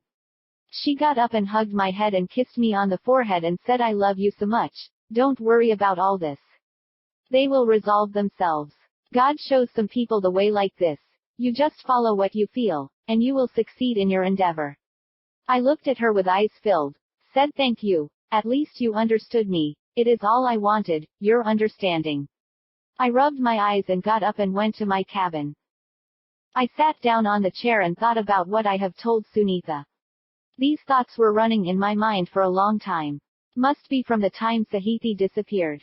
I was so filled with trauma. This other person came out in my mind constantly speaking to me, constantly reminding me to do this, don't do that. When I saw Sunitha, until I spoke to Latha, he did not let me rest. He was constantly in my head. He told me to tell Latha, I should speak to Sunitha again. He is the one who proposed to her to come back to Bombay with me. He is the one when my eyes fell on Loveline became restless until we spent the night in the train compartment. He is the one who told me to propose to her to come to stay with me at the hotel. He is the one who lead me to her flat every night. Who is he? Somewhere I read a story about a twin absorbed. Is he someone like that? I don't have an answer to that. Or is it conscience? My inner voice? It could be. I went back to Sunitha. I asked her, did you get lunch or shall I order it? She said, order it. I said, we will have it in Joy's cabin. I am ordering for you also. I called for the office boy and told him to get lunch for 4 people and put it in Joy's cabin and inform me. I sat there thinking how much work was left for us before the board meeting. I sat there looking at Sunitha working. When the office boy told us that lunch is ready, I took Sunitha to Joy's office. I introduced Pauline to Sunitha. Pauline said, glad to meet you. I heard so much from Kumar. Sunitha looked at me as, what have I told her about me? I just nodded my head. She asked Joy about her leg. And said, sorry I could not come home last night. It was raining and I thought not to return at that late hour. Joy said, no problem. Kumar looked after me. You are so lucky to have such a husband. He is so caring about people. Sunitha just smiled thinking about what may lay before her. 4 of us had our lunch. I thought, after how long I am having lunch with Sunitha. After finishing lunch, Sunitha went to her cabin. I said I will go meet a client and come back. I told the driver to take me to the client. I discussed with him about upgrading his software. He said he is ready for my proposal. I discussed financials with him. After some haggling he agreed to my offer and orally we decided on the offer. I said I will send him our proposal the next day so he can approve of the same. At least one project from the list is approved by the client and we don't need to put it before the board. He gave me a packet of cigarettes he brought from abroad. After discussing other things, I took leave of him and came back to the office. I informed Joy about the order and told her to get the offer letter sent to the client. She said she will inform the marketing department to send the offer. I came back to my cabin and went through the projects once more to ascertain if I can sell the projects to anyone I knew. I thought I have to look at my clients' list before sending the projects to the board. I took my clients' list and went and sat in Sunitha's cabin. I went through the list. I could not find anyone I can resell the new product. Seeing Sunitha in front of me, I felt my confidence rise in me. She was my rock. Seeing her dedication to work, I could have taken upon this development work, or it could be to impress her. I have taken up this software work to earn more money. It was after meeting her I took up outside work to earn more money. In the hindsight, it was her presence or lack of it that pushed me to start this company. After she joined our company and capital infusion by Loveline and Joy has contributed to the present company position. If we are thinking of taking up new projects, is because we have the capital and liquid cash. She caught me looking at her, and asked me, what are you thinking? About you only, I said. I was thinking about what you meant to me. I could never lose you. I don't know what I will be without you. You are my lifeline. She said, okay, stop this praising, blushing a little. Seeing her blushing brought a little flutter to my heart. I got up, kissed her on the cheek, went back to my cabin. Looked at the reports by a salesman. Did not find anything interesting. Looked at the maintenance reports, and looked at the upgradation requests by clients. Noted some points which should be incorporated into the product. Finishing everything, looked at the time. It is near 5 p.m. I went to Sunitha's cabin, and asked her, are you coming home? She looked at her time. I have a meeting at the club. Might be delayed. Send me a car after you reach home. I said okay and went to Joy's cabin. Joy and Pauline were drinking tea. I said, are you drinking tea alone? Joy said, come and have some. She poured tea from a flask. There was half a cup of tea. I drank the tea in a gulp. Tell me when you are ready to go. Joy said, give me 5 minutes. I said, let us go to your flat today. She said okay. I said to Pauline, you are invited to have dinner with us. She asked, are you preparing? If you like, I would prepare, I said. I will wait for you in the parking. I went to my cabin, picked up the briefcase and went to the parking. I put the briefcase in the car and waited with the driver for their arrival. I lit a fag given by the client. I smoked and waited for them. I looked around when I felt someone is looking at me. I did not see anyone in the parking. Someone must be sitting in one of the cars. When Joy and Pauline arrived, I let them sit in the back and sat in the front. The driver started driving. I keep looking in the rearview mirror if someone was following. If someone tried to follow us, he would be disappointed as we went to Joy's flat. Pauline said she will be coming in half an hour and went to her flat. Joy's swelling has reduced and she could walk with little limp. However, I helped her reach her flat. The driver brought my briefcase and handed it to me at the door. I told him to be on the lookout for a guy and gave him a description. He said he will be on the lookout for this guy. We went inside and Joy sat on the sofa. I went into the kitchen and prepared 3 cups of tea. I asked Joy. She said she will have it with Pauline. I took 1 cup and put the remainder in a flask. I took my tea to the balcony. Pauline came to her balcony. I showed her my cup and asked her to come and have her tea. She said she is coming and went inside. I finished my cup and went inside. Joy removed her reports and output them on the table. As I don't have any work, I switched on the TV and start watching. Joy started working on her reports. After 15 minutes Pauline came. I poured them tea. They both started working on the reports. I kept watching the TV for another hour. Then I went into the kitchen and started preparing dinner. It took me another hour to complete it. I put the food in serving bowls, came out and asked them are they ready to eat dinner. They said another 15 minutes. I went to the balcony, had a fag and came inside. They completed the project they are working on and put the papers aside. I brought the bowls and kept them on the table. I brought 3 plates and spoons and put them on the table. We finished dinner and they went back to their work. I went back to my TV. It was 11:30 when they finished another 2 reports. I said we should go back to sleep. I told Pauline to sleep here. It is not safe to go to your flat at this hour. I showed her the bed and took Joy to the bedroom.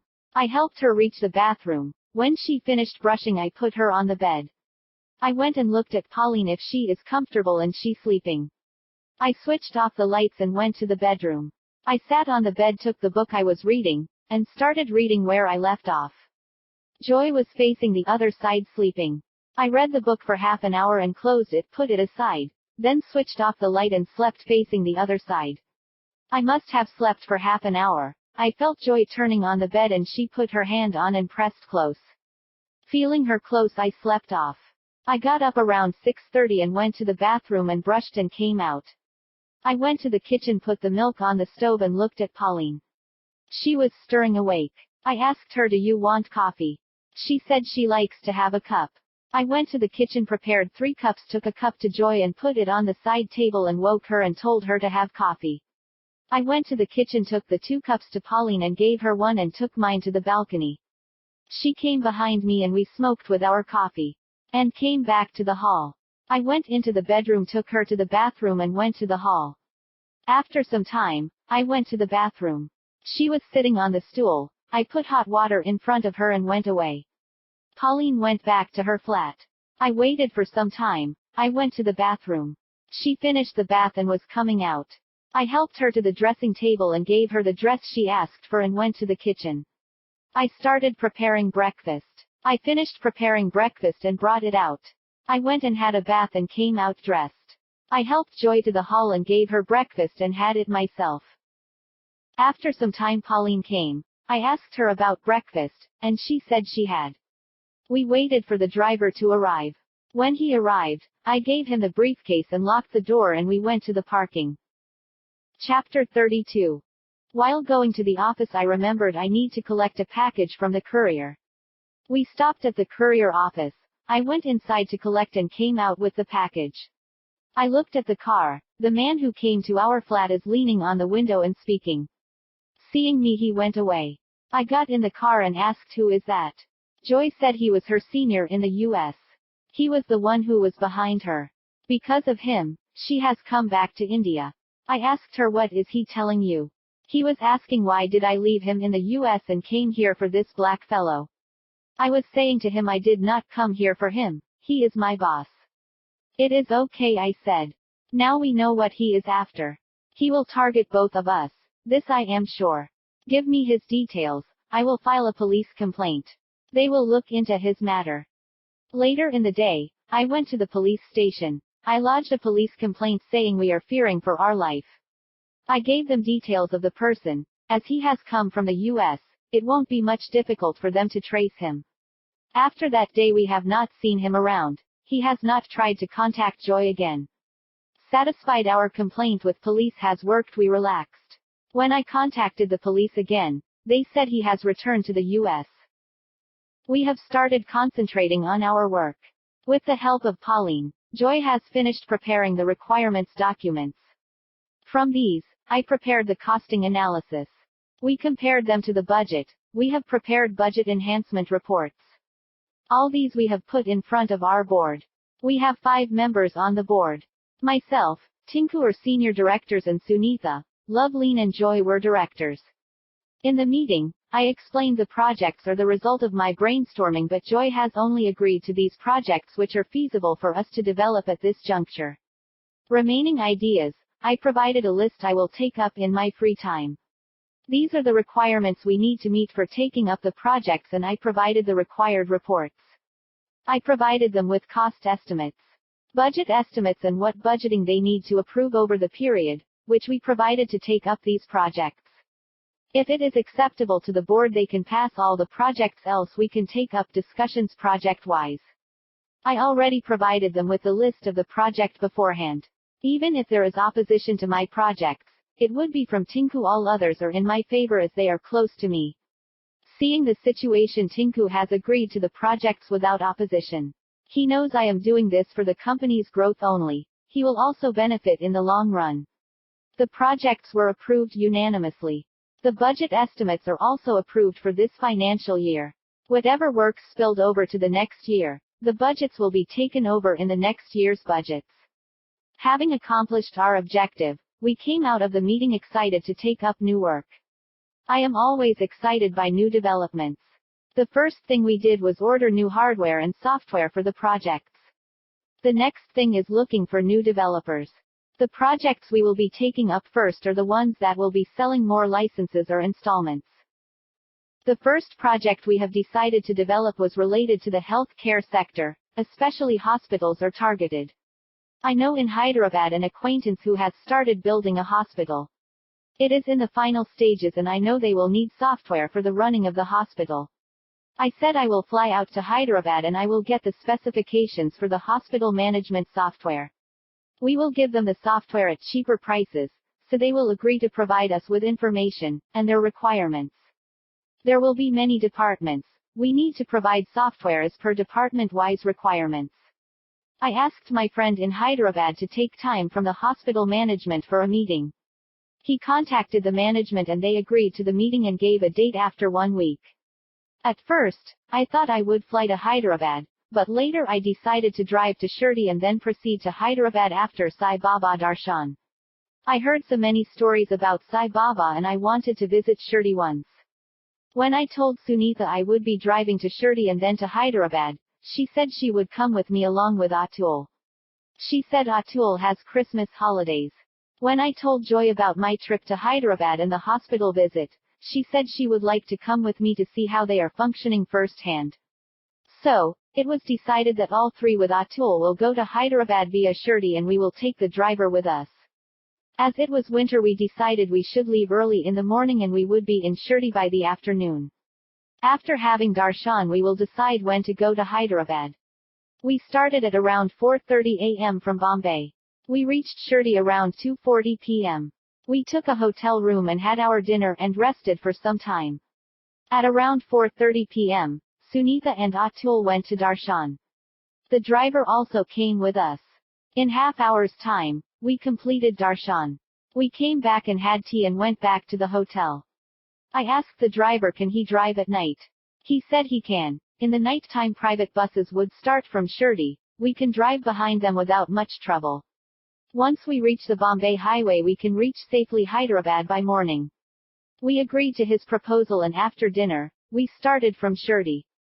By 7 am we were in Hyderabad. We took a suite in a hotel suggested by my friend. After having a bath and reading we all went sightseeing in the city. We visited Charminar, Golconda Fort, and Birla Mandir and came back to the hotel. I spoke to my friend and confirmed our visit to the hospital the next day. The next day we all went to visit the hospital. The owner Subba Rao invited us to the hospital. With him his daughter Nandini was there. He introduced her as the operations manager of the hospital. When I saw her, I felt I saw her somewhere. I asked her, do you know me? She said she had seen me somewhere. Subba Rao said he was originally from Guntur and they have now settled here. Sunitha has done a hospital management course and his elder brother's son is a heart surgeon. So, with his brother's help, they built this hospital. He took us on rounds of the hospital. Finishing touches are being done. We went around the hospital and noted down the departments. We noted the types of rooms are being provided to patients, operations theaters, and nursing stations. After looking at the hospital, we sat down for discussions. We proposed we will provide them with software to run the hospital. We will provide all the modules to run the hospital. They need to get the hardware required to run the software. We will provide the running software and 1-year maintenance for the software from the time of complete installation. They raised the issue of source code. We said we don't normally provide software, as it contains some proprietary source code we use which cannot be shared with anyone. They wanted the source code because if you cannot provide maintenance, we should be able to run with our own staff. In such a case we will write an agreement. If you want the source code on any occasion you need to pay us rupees 2 lakhs and we will hand over the updated software as was running at the time without the proprietary code, which we cannot share under any circumstances. They have agreed to our terms and we prepared the order and they signed and paid us the advances for the agreement. After finishing our work in Hyderabad we returned to Bombay. We had a party on Saturday night at our place. We invited our staff and some friends and clients. We are hoping for new contracts through the party. This is the first step in our endeavor to raise our company to great heights. On Monday we have taken a technical meeting to decide technical matters. We have some software selections to make. One is software to use for development. We have done our previous software by using COBOL and FoxPro. Recently we were experimenting with Visual Basic and PowerBuilder as graphical user interfaces. For data, we have used flat file systems, .dbf files for FoxPro. Recently we have started experimenting with Oracle. I have already worked with these technologies and I am confident in preparing our software with any combination. I propose to use either Visual Basic or PowerBuilder with the Oracle database. I let the technical team give their opinions. After careful consideration, I voted for PowerBuilder and Oracle. The plus point for PB is it is called as GUI, it supports Oracle, and it uses OOPS concepts. Inheritance is its plus point, which reduces the development time by half. As for the development plan for HMS short for hospital management software, we have decided to go for an RDBMS database, Oracle. Chapter 33. 1995 Jan. We decided to go to Hyderabad to collect information on the development. Joy said she would like to come there for the collection of information. We have taken a double room in a hotel near to the hospital. We both went to the hospital to collect information. The hospital is just starting operations. We have been given Nandini for providing information. We went from department to department noting their requirements. After the collection of information, we have finalized these modules for development. Starting with outpatients and IP patients. Outpatients visits, patient data, doctor's data, visits data, all these to be updated. Also, prescriptions and health records need to be updated. The same goes for IP patients. Here we need to update case sheet data. Then there is nursing station data for IP patients. There is another department, diagnostics. There are many points in this. Diagnostic reception, samples collection, sample testing for tests and radiology department for various tests. Finally, report preparation. These diagnostics need to be connected to OP and IP patients' data.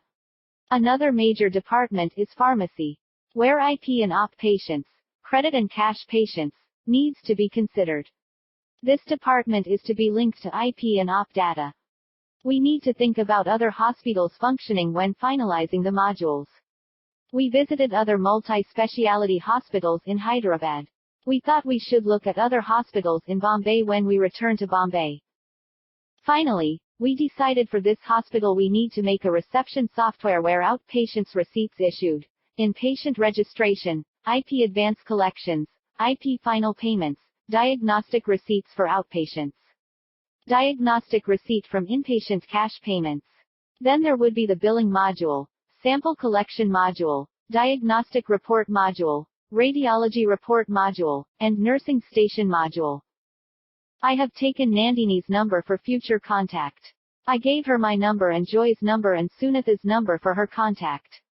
I said she can contact anyone in an emergency, and we will respond. This study and preparation of documents have taken around 1 week for us. After finalizing the documents, I submitted the report to Nandini and took her approval for development. During this time, I have been moving closely with Nandini. I don't know how Joy felt about my closeness to Nandini, but she never showed any reactions or emotions on her face. She would have understood that I am doing all this for the development of software. This closeness has to be maintained to get information from them. They should feel intimate with us to part with information. I have been successful in collecting information. I would say that is my secret in my life, how I could be successful in this line of software development. How our software is hit with the clients. They give us all the required information without holding anything back.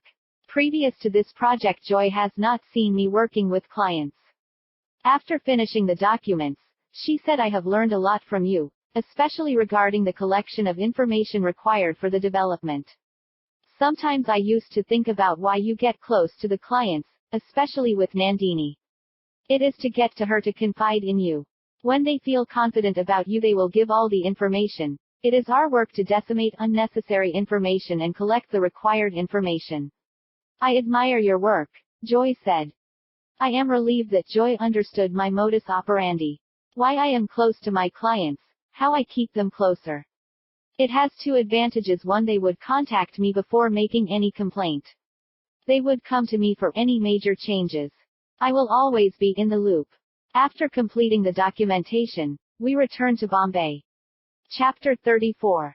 We have appointed 3 developers. We shifted the new one to the developers team, and from the developers team, we have taken 2 existing developers for this project.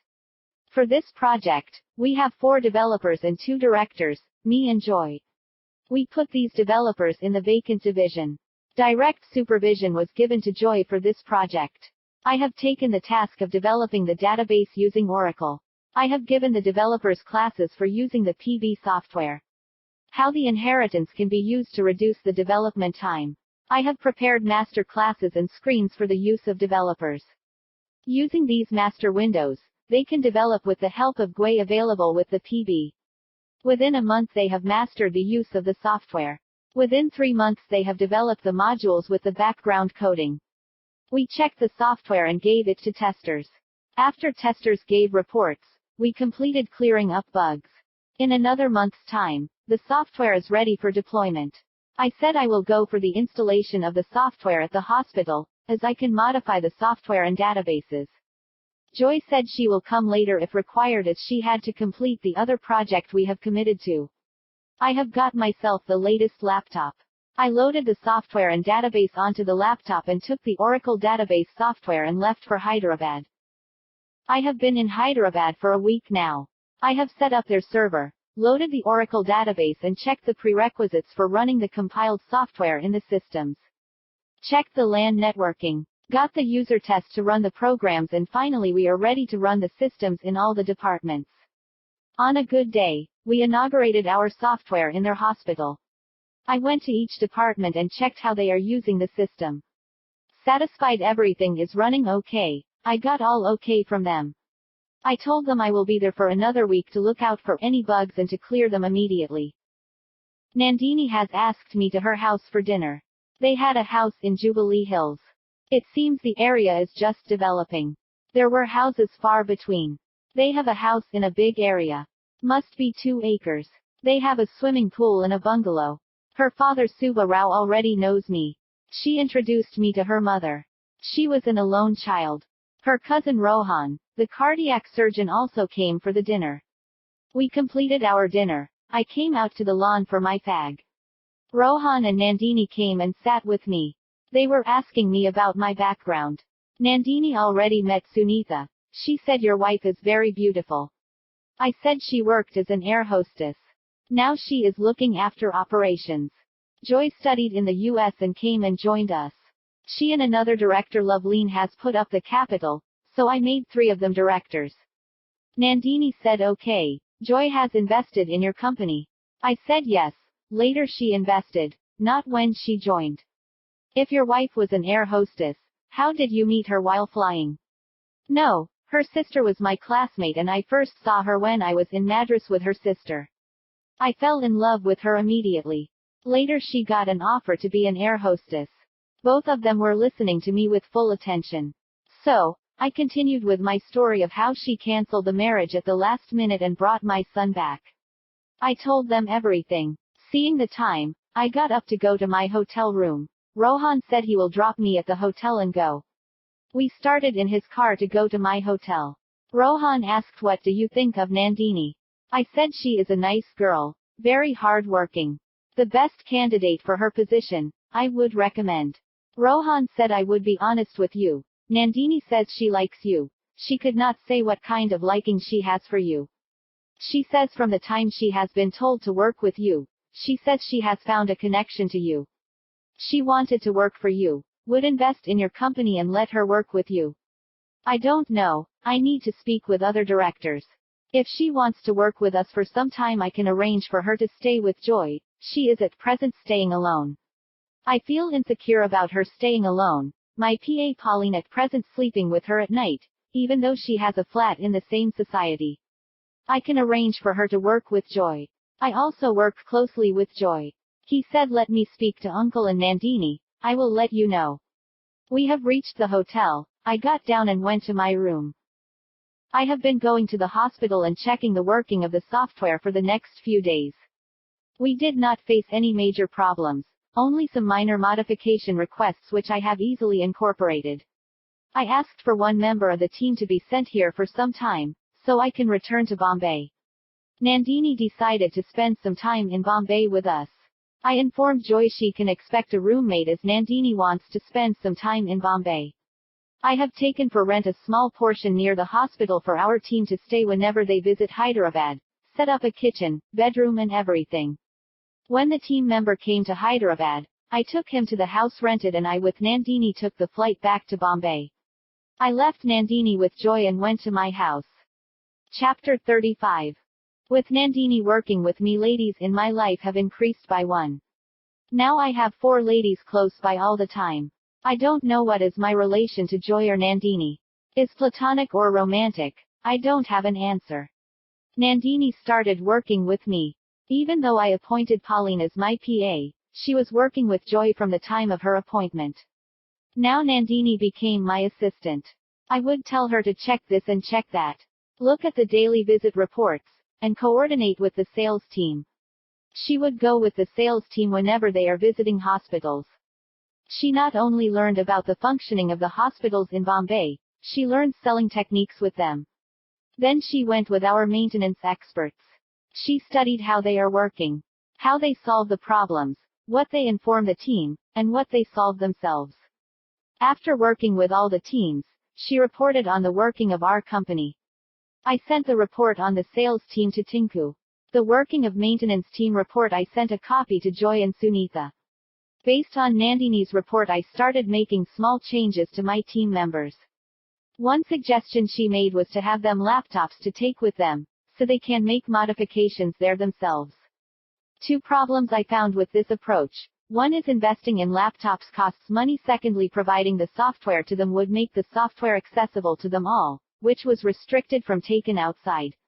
No one in the company is allowed to take software outside the company premises. It is the reason I have taken up the implementation work myself for HMS. Some proprietary code is not accessible to the developers also. I have sole access to that.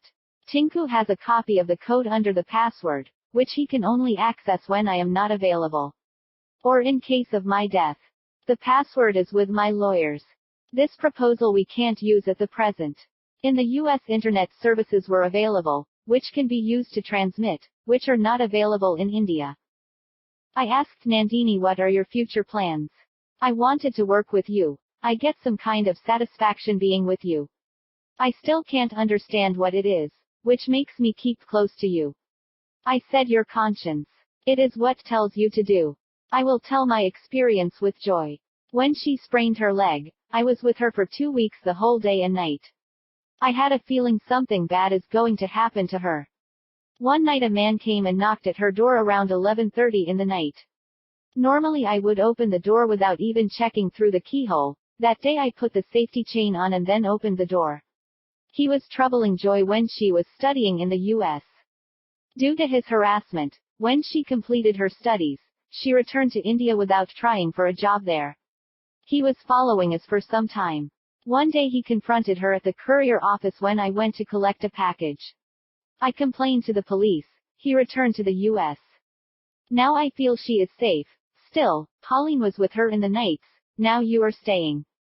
Now I don't feel the dread I felt during that time. So, follow your heart or what your inner voice says. She asked, I think my brother offered to invest in your company. Have you considered it?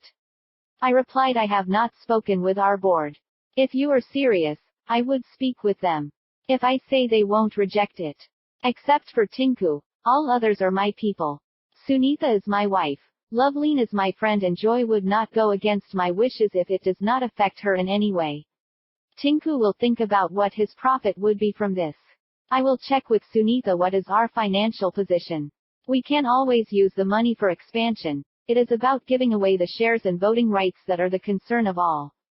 But I have not steered them wrong, so they will listen to me. She said, I will check with my father and let you know. If I am investing, I am confirming my participation in this company, be assured of that. I said, okay, I will put up whatever your proposal to the board, let us see what they say. From the time I returned from Hyderabad, I have not spent much time with Joy, only occasional hi and bye. She told me one day that I should come to her house, she would cook for me. I have cooked for her so many times she did not get a chance to return the favor. I said on Sunday I will come for lunch. She said okay. Now she has two helping hands, Pauline and Nandini. On Sunday 4 of us had lunch together. I told Joy about Nandini's proposal to invest with us. Joy asked Nandini, would you like to work with us? Nandini said, I find this work exciting. I have not been this excited when working with hospitals, even though I have done hospital management. I feel like this is my calling. How Kumar has come into this field, he had told me. It was his calling. I feel this is my calling to work with you all. I feel like I belong here. Kumar told me to follow my heart. It's what I am trying to do. Joy said, good. You are welcome to our world. We finished our lunch. I went to the balcony and Pauline came behind me for a fag. I gave her one and took one myself. Seeing us going into the balcony, Nandini came, saw us smoking, said, you two came for this, accusing us. I said, it is our ritual. I saw Pauline from here when I was smoking. She met me at the gate and we both went to the market, and when we returned she made dinner for us that day. Since that day she was working with us. Pauline said, all of us find a connection to Kumar. Like you and Joy. Sometimes I think we have some connection to him from previous birth. He also feels the same. We finished the smoking and went inside.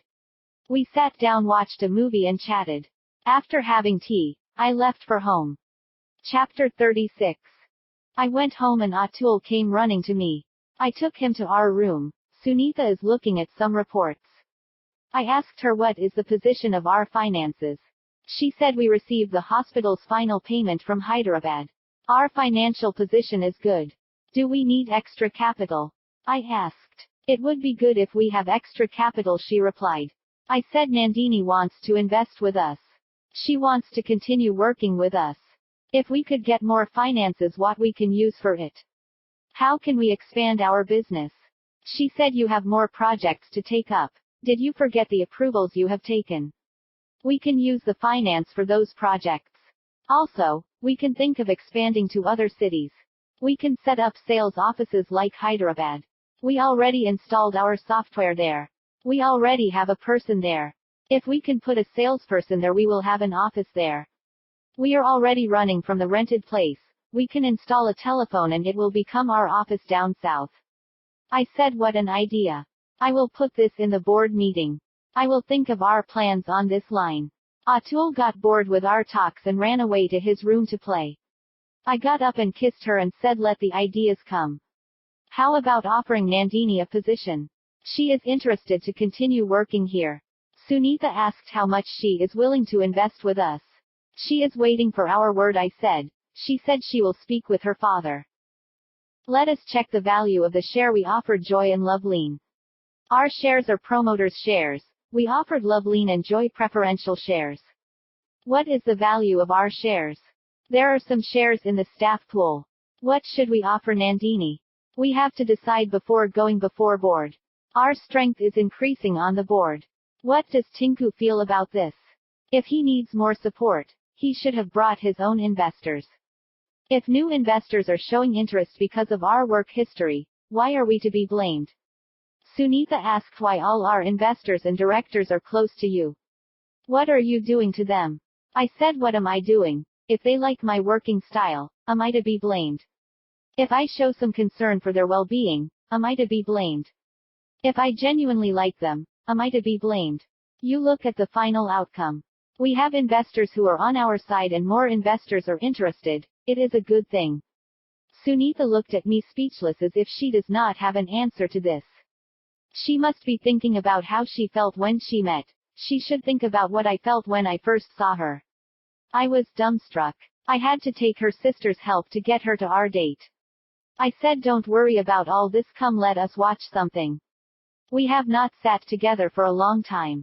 I switched on the TV and changed to a movie channel. Hearing the sound, Atul came running. I said, come sit with us. He came and sat between us.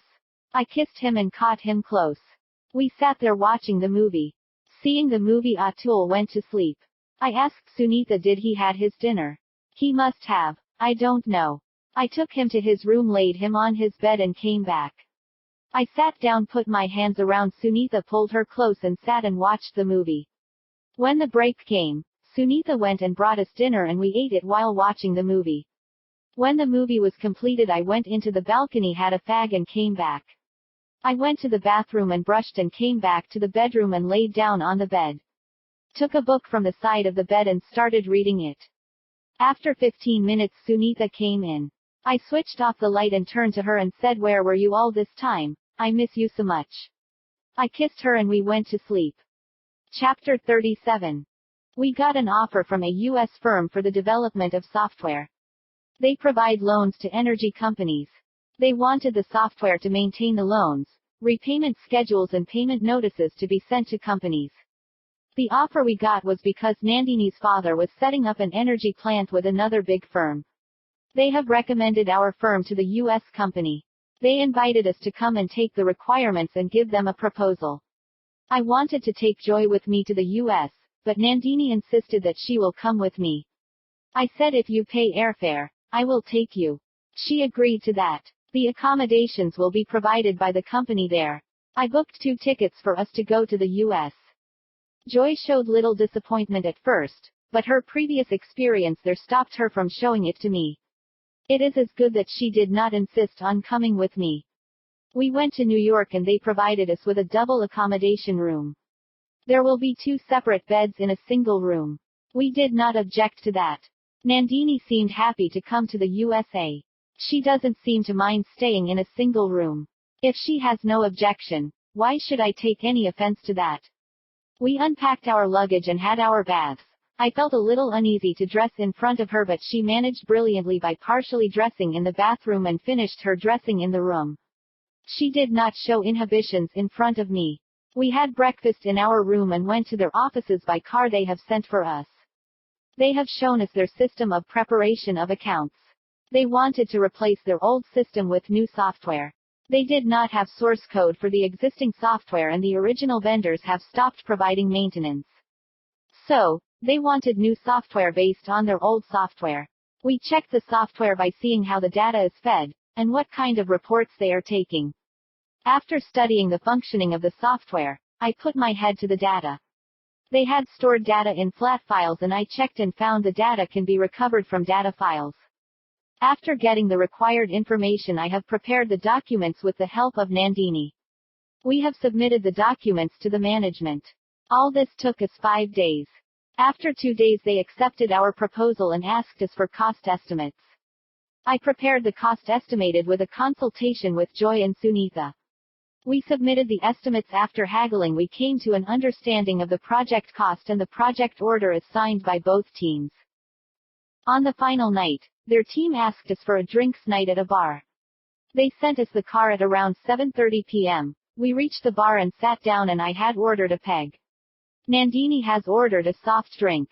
The team members have come and congratulated us on signing the contract.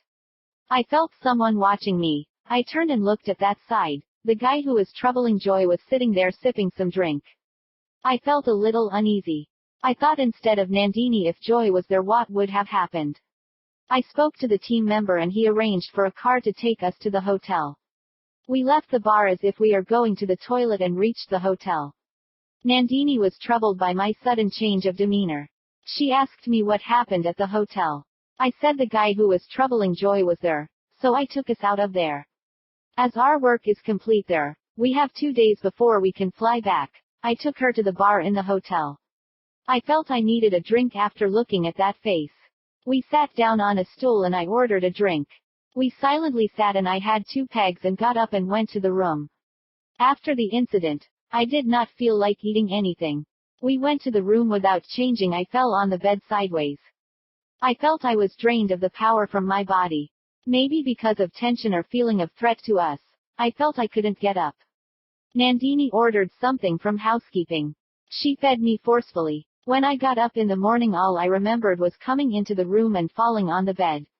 I looked at Nandini. She was sleeping beside me. I kissed her on the forehead and got up, went to the bathroom and brushed and ordered coffee and sat down with a fag. I tried to remember what happened in that night. Why Nandini was sleeping beside me instead of on her own bed. Even though she was dressed in nightwear, I was only on my innerwear. What could have happened? The coffee was brought and opened the door and got it. I woke up Nandini to have some coffee. She opened her eyes and said good morning. I said good morning, get up and have some coffee. She got up and looked at me sexily. I thought how beautiful she looks. Have I made any mistake bringing her with me? She has been a tremendous help during the preparation of documents. If I had brought Joy instead, then the thought of seeing him there brought a little shivering in me. It was the correct decision to bring Nandini with me. Whatever happened between us would be between us. I went and sat on the chair. She got up from bed, came to me, kissed me and sat down in a chair near me. I looked at her. She took the cup of coffee and looked at me from the top of the cup with sleepy eyes. Seeing her like that brought my inner self out. He was telling me to get up and kiss her. I waited a minute to suppress the thought. I got up and said that I will take bath and went to the bathroom. I went to the bathroom, had a bath and came out with a towel around the middle. I went to the cupboard and removed a dress to wear. Nandini came from behind and hugged me from behind. Her chest was pressing into my back. I stood there perhaps for a minute. I turned and looked into her eyes. There was an open invitation in her eyes. I kissed her hard and long. It was as if I was transported to another realm. We kissed for a long. My towel fell down and she led me to the bed. After some time, I got up and sat on the chair and lit a fag. I thought it was consensual and she has led me on and kept on thinking about what happened just now. I did not feel any remorse. I looked at Nandini. She was laying on the bed looking like a Greek sculpture. I did not know she had hidden so much beauty in her. I kept looking at her thinking about what I have done. I felt good at the end and dressed and sat down. I told Nandini to have a bath and dress up so we can go sightseeing. We spent the day sightseeing and returned to the hotel in the evening. We had our dinner and went back to the hotel room. I sat on the sofa and Nandini sat beside me and pulled my hand around her and cozied up to me. I switched on the TV and a romantic movie was playing. We sat watching the movie. When the movie finished, I pulled her closer and kissed her. She responded by kissing back. We spent the night as it was our last night, as we were returning back the next day. In the morning we got up and readied and waited for the car to take us back to the airport. We went to the airport and our contact person came to the airport to give us a send-off. We got on the flight and reached India. We got out of the airport and took a cab. I dropped her at Joy's flat and I went to my house. We met in the office the next day. We have called a board meeting for inducting Nandini as director. Her father offered 25 lakhs as immediate investment and promised to make another 25 lakhs in 2 years. As we don't have any immediate requirement for capital infusion, we have agreed to his proposal. Nandini was very happy about getting inducted as a director. She would be equivalent to Joy's position. In the meeting it was agreed to induct Nandini as director and the 25 lakhs check was given to the board. Sunitha took possession of the check for depositing in the bank. We all came out of the meeting. Outside, Loveleen met us after collecting her son from the maid. She brought Dhruv to me. I took him in my hands and kissed him. Nandini was watching and she asked Joy something. Joy replied, I couldn't hear what they are talking about. I handed over the boy to Loveleen and went inside the room. Tinku was waiting for me. I explained my trip to the US and we discussed other business matters. I asked him about Nandini getting the director's position. He said he was satisfied with the capital infusion. He has already seen the expansion plans. He said he was happy we will be one of the leading software companies in no time. I came out and Loveleen was waiting for me. I did not see either Joy or Nandini. I asked Loveleen about them. She said they went back to the flat. I was a little surprised but did not say anything to Loveleen. I took the boy in my hands and took them to their car. When Loveleen sat in the car, I handed her Dhruv and they both drove away. The next day when I did not find Nandini in my cabin, I went to Joy inquiring about her. She said she went to Hyderabad yesterday. Did she not inform you? I said I don't know. What does she tell you? I asked. She said she is going back and will operate from there. Did you tell her something? I replied I have not spoken to her. What did you speak about after the meeting? When she saw Loveleen she asked about her and the baby. Why are you cuddling the baby so much? I said the boy is your son and Loveleen is your girlfriend. I looked dumbfolded. Is this the reason she went away?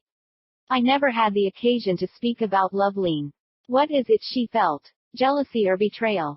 What did she think about me? We have been together just last week.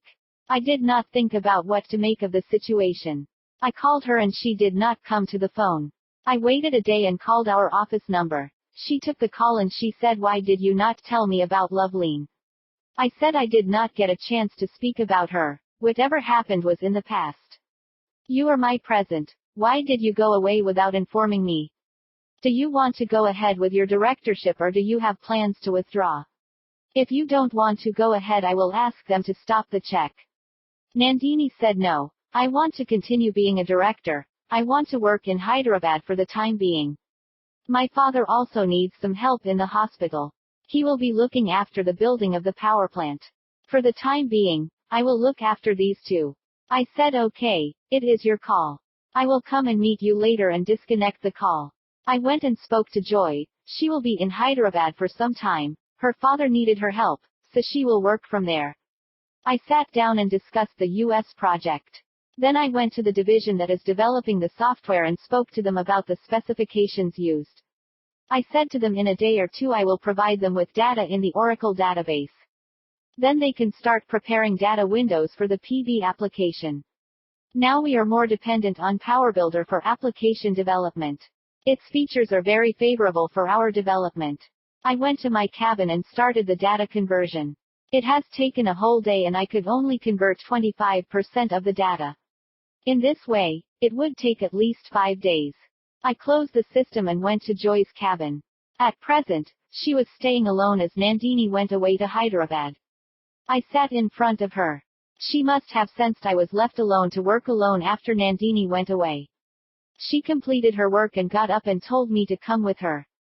We went by car. She stopped at a wine shop and told the driver to get a specific drink. He brought and took us to Joy's flat. She asked Pauline to come with us. We 3 of us went to Joy's flat. We sat on the sofa. She went inside and brought 3 glasses and something to eat. She poured us drinks. We sat and started sipping our drinks. Joy asked about the US trip. I explained what we have done there. And I told her about seeing the guy in the bar and how we escaped from the bar. She poured me a drink and they both went into the kitchen to prepare dinner. I kept sipping and watching TV. They finished preparing dinner and brought in the serving bowls and placed them on the table. We had our dinner and I went to the balcony and Pauline came behind me. We both had smoked and came back to the hall. She went away to her flat. We watched TV for half an hour. I felt sleepy and I said I will go to sleep. She led me to the bedroom and laid me there. I closed my eyes. She finished her work, switched off the lights and came into the bedroom. She lay on the bed and came close to me and put her hand on me. I just ignored her hand as it was not the first time. Then she started arousing me by kissing and doing other things. Slowly I was aroused and my sleep went away. We have finished our act and I went to sleep. I got up as usual. Thought about last night. It seems Joy has acted that knowingly and consciously. She must have suspected my fidelity with Nandini after she stormed off to Hyderabad.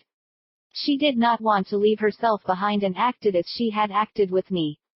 What else could be the reason for her actions? Did Pauline suspect anything or she was part of it? Did Pauline know when she ordered liquor? Or was it Joy's plan all along?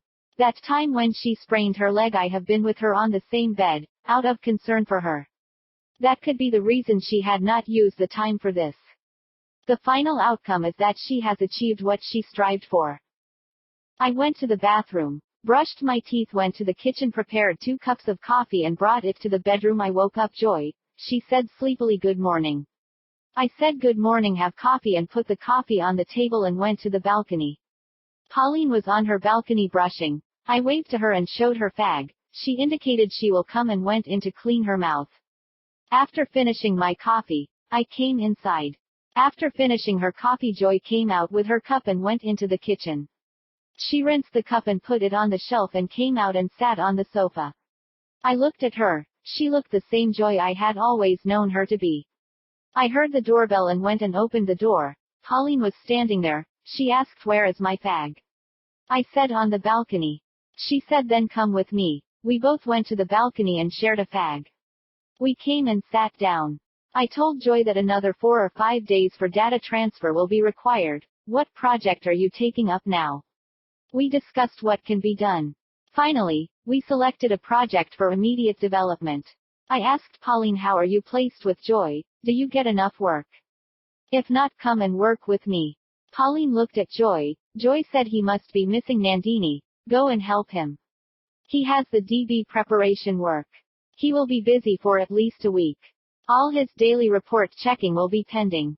Pauline said, "Okay, I will start with you from today." I got up and said, "I will have a bath and come." Joy said she will prepare breakfast. Pauline said, "I will have a bath and come. Prepare breakfast for me also." Joy said, "Okay." I finished my bath and came out with a towel around my middle. I was searching for clothes in the cupboard. Joy came from behind. I asked her, "Where are my clothes?" She looked at me and removed my clothes from the cupboard and gave them to me. I said thanks and kissed her. She said something on the stove and went into the kitchen. I thought we just behaved as couples. I dressed up and went into the kitchen. She finished the preparation and is putting it in a serving bowl. I brought the bowl into the hall and placed them on the table. I heard the doorbell and went and opened the door. Pauline readied and came. We 3 had our breakfast. When the driver came, we went with him to the office. I gave the daily reports to Pauline and started working with D-flat conversion. I put the process to convert data and looked at Pauline. She was reading the reports seriously. She lifted her head from the report and looked at me. I asked her, "Did you find any problems?" She said, "I will note it down and let you know." I said okay and looked at the process running. It shows 49% complete. I looked at her again. Is she trustworthy? I wanted to know what she thinks about me. I asked her what the staff thought about me. She stopped her work and looked up and asked, "What did you say?" I repeated the question. She thought for a second and said, "You give them all a fair chance at work. You don't fear doing actual work. If anyone has a problem in the development, they can depend on you for a solution. They fear for their place in the team. They can't blackmail you for a raise or something by saying they will leave the job. They know if their issue is genuine, you will treat it fairly. They know you have come up from the bottom by sheer hard work. They know you will always reward the hard work. Joy has the utmost confidence in you. She would do anything if you ask her. She always says you are there to protect her under any circumstances." I asked her what they talk about and how I treat you all. Pauline said they talk about you and love lean behind your back as you have some kind of link or her son might be yours. I thought, is it her opinion or the staff talk? They think about you and Joy as if you are her rocky brother or something. The way you take care of her, they see the platonic love between you both. No one has any bad opinion of you both. They heard about how you saved her from the guy from the US. They thought you were there to protect her. Satisfied by her talk, I thought the staff had no bad feelings about my relationship with Joy, so Sunitha would not have any bad feelings about us. Otherwise someone or other would try to fill her ears. About Loveleen, she already knows about it. What did they talk about you or Nandini? I asked. They did not talk or ask me about you, as I was working with Joy. Nandini they thought was your classmate or some relative to you. It was not long so they have not formed any opinion on you both. From the talk with Pauline, I am a strict but fair employer. They did not have a bad opinion of me and Joy. About Loveleen, they know or suspect what is true. Overall, I am not a bad person in the eyes of the staff. I will not tolerate laxity in work, even though I have not punished anyone. I saw on the screen that the process was completed. I started another process to copy data. My thought went back to what Pauline told me. Pauline they are treating as one of their own. Even though she was working with us. If they knew her salary they would be jealous. She is drawing salaries equal to developers. Her work is also important. She started working with Joy when she was injured and then became her companion. Have I mistreated Sunitha? Didn't she responsible for my plight? She was a different person before cancelled marriage and became a different person after bringing the child into my life. Or was it after she joined as an air hostess? Is it her job or changed feelings towards me, which caused her to get further away from me? Or is it someone else? Because I had affairs, does not mean she is having one. But why does she behave so distant from me? That's my concern from the time of our marriage. I could count on my fingers the number of times we had slept together after our marriage. When she was in training I used to go to Delhi whenever I had the opportunity. We had used every opportunity. It must be a shock to her to find I had a son with another woman. But I had no contact with her and I did not know I had a son until she brought him to me. After careful consideration of the matter, it does not mean another person in her life, but she must have developed some aversion towards me after knowing about my son. But if she had such an aversion, why did she agree to the marriage? Because of our relationship during the training. Is it what binds her to me? What a fluke our marriage has become. Should I have the heart-to-heart talk with her? If she leaves me, what becomes of Atul? Maybe because of Atul she was bound to me. She has promised his grandparents that she will look after him. Is that what is keeping her bound to me? Is it her reason to continue in this relationship? Shouldn't I relieve her of this burden, if she feels its burden? Should I talk to her about this or let the situation remain the same for the sake of Atul? I am in two minds about this. Seeing the running process completed, I ran the next process and sat back. Should I confide in Pauline and take her advice? I asked Pauline, what do you think of Sunitha? She thought for a minute before answering. She has a knack for the business. She is best for her position as operations director. I said I am not asking as an employer or employee, I am asking her as a person. Pauline said I did not have such a closeness with her to know about her as a person. To hesitate is my turn. After pulling myself together I told her I don't know if Sunitha loves me. She behaves distantly with me since the time of our marriage. You know my story with Sahithi. Before the cancelled marriage she was different from me. She was in Delhi for her training. I used to go to Delhi for her and we used to spend time together. But after our marriage, she was not like before. She started to behave distant from me, which could be the reason. I looked at her face, she seemed to be in deep thinking. She must be correlating all the things she knew about us. I told her to take her time before answering my question. The process was completed and I started another process. I said the time for lunchtime and called the office boy to bring 3 lunches for us. He said he will bring it to my cabin. I said okay. I called Joy and asked her to come to my cabin for lunch. When the boy brought lunch, I told him to call Joy for lunch. She came after 5 minutes. So late. I asked her. I am finishing my work. She replied. Sit down. Lunch first, work later, I said. During lunch, Pauline was looking at me and Joy and me. She must be thinking about what I asked her. Maybe she wants to take Joy's advice on this topic. They were working together since her joining. I did not force her for an answer. It seems she did not have an answer. I looked at the screen and the process I was running was completed. I put the spoon down and started another process. The processes were running faster than anticipated. They should be completed by today or tomorrow. I started my lunch. After finishing the lunch, I put the plate aside. They both finished the lunch and put their plates aside. Joy got up from the chair and asked me, "Are you coming to my flat tonight?" I said, "Let me see." She went away to her cabin. I looked at the screen. It is a long process still running at 25%. I got up and went for a fag. After finishing smoking, I went to Sunitha's cabin. I asked her, "Did you have lunch?" She replied, "Not yet." I said, "You should have lunch on time. If you want, I will get your lunch with us. From tomorrow you have lunch with us."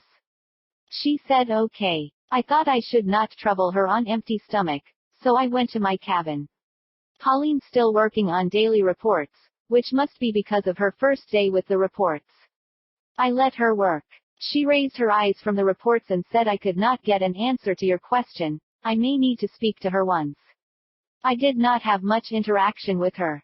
That's why I couldn't decide anything. I said, "You take your own time. Whenever you have an answer, you tell me." Seeing the process completed, I started another process. These processes are to be started one by one, otherwise, we will not find errors. If an error comes and shuts down, I had to delete the data already transferred and remove the error and try again. That's why I am running the processes one by one. My work was completed by 7 p.m. Pauline sat with me till that time. I asked her to get Joy and come to the parking. I shut down my system and went to the parking. I lit a fag and started chatting with the driver. He was telling me about a problem he was facing. I gave him a solution and told him to approach me for any further assistance. He thanked me. I threw the butt and snubbed. I saw Joy and Pauline were coming. I went and sat in the car. They both came and sat in the back and the driver started the car and drove. I was in two minds to go home or go to Joy's flat. Finally, decided to get down at Joy's flat. We got down and let the driver go. 3 of us went to Joy's flat. I went into the kitchen, prepared 3 cups of tea and brought them out. We sat and had tea. I felt I need a fag and went to the balcony. Pauline came and I shared it with her. This way I could reduce my smoking. Pauline also follows the same principle. She would only take from me and she would not keep stock with her. We came back inside. Joy and Pauline went into the kitchen to prepare dinner. I sat down and switched on the TV. Joy brought the bottle with 2 pegs left and kept it on the table with a glass. I poured a little and sipped. Joy brought something to eat and put it on the table. While watching TV, I completed the drink. Joy asked me, "Shall I serve dinner?" I said okay. She brought serving bowls and placed them on the table. We 3 sat and had dinner while watching TV. After dinner, we went and had our fag and Pauline went away to her flat. We both sat and watched TV until 11:30. We both changed into night dresses and I sat on the bed and picked up the book I was reading. I read for 15 minutes, and then Joy came and sat on the bed on my side. I put the book aside and looked at her. There was naked lust in her eyes. Seeing her, I felt something stir in me. Unlike yesterday, I was aroused by looking at her. I got up in the morning as usual. Looked at Joy sleeping beside me. I remembered her look when she sat on the bed. Remembering her look aroused me and I could not control myself. I got up and went to the bathroom and brushed, went to the kitchen, prepared coffee and brought it to the bedroom. She was sitting on the bed. I gave her coffee and took mine to balcony. Pauline was not there on her balcony. I lit the fag and took a drag and left the smoke. I took a sip from the cup and put the cup aside. I finished smoking, completed the coffee and came inside the hall. Went into the kitchen, cleaned the cup and went into the bedroom. She completed her coffee, set aside the cup and sat there. I went to her and said, "Get up, darling, we have to be ready." She asked, "Why don't we stay in today?" I said, "Did you forget we have a lot of work today? I have to give them a database so they will start the work." She acted like a kid would act when they don't want to go to school. She looked like a 5-year-old. I kissed her and said, "If you want to stay in bed, you can stay. I have to get ready and go to the bathroom for taking bath." By the time I came back from having a bath, she got up and prepared breakfast. I smiled and took a dress from the cupboard and wore them. Then went to the kitchen. I rang Pauline if she is coming for breakfast. She said she will be coming. I told Joy to prepare for Pauline also. She muttered something under her breath and took extra eggs for the breakfast. I thought, why is she acting like this? Is it jealousy? I went and sat in the hall. When Pauline came, I went and opened the door. She went to the kitchen to help Joy. I thought, we will never know women. We completed breakfast, and when the driver came, left for the office. I went to my cabin, updated the server with the Oracle database I prepared, and went to the development team and told them to prepare data windows. After attaching the data windows, I will tell them about the code to be incorporated. The advantage with PowerBuilder: once we put the data windows on a window and run the application, the saving will be done automatically, once we press the save button. We need to write code for column-wise verification of the data. Some parts of the verification will also be done automatically. This reduces the coding and time to code. Completing the part of the work. After assigning the work to the developers, I came back to my cabin. I told Pauline to go help Joy and sat down to my work. Chapter 38. I sat and thought about Nandini. What she is doing there. She was so eager to work here, and suddenly she went over there angry at me. I can't take it if someone is angry with me. I should resolve the matter with them. I called her at the hospital, but she was not there. Then I called our office. She lifted the phone. I asked her when she is coming over here. She said she is looking for an operations manager for the hospital. When she finds someone, she will come to Bombay. I thought, thank God, she agreed to come to Bombay. If I need to be close to her, I had to find a flat for her. I asked some friends for finding a flat. One of the friends offered a flat for rent. I said, hold it for me, I will tell him when I will need the flat.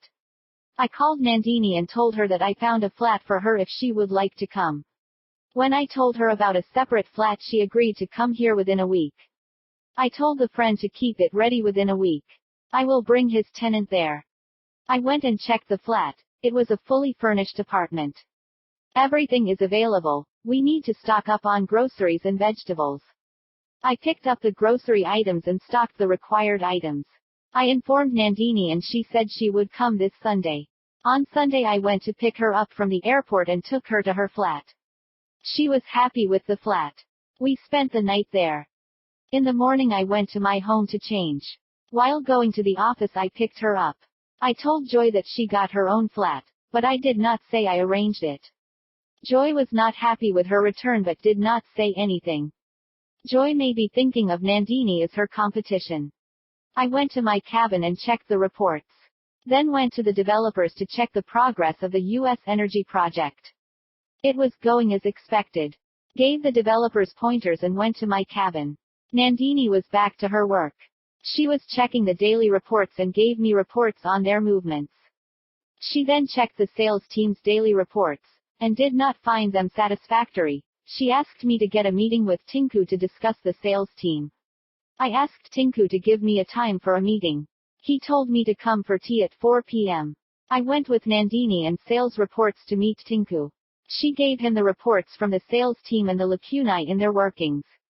After discussion, I asked him to pull up their sales team. As we are expecting more products to be released to the market, I want the sales team on their toes. Otherwise, we may have to face losses in the product market. At present we are sustaining on the projects I am bringing. The hospital project, the U.S. energy project.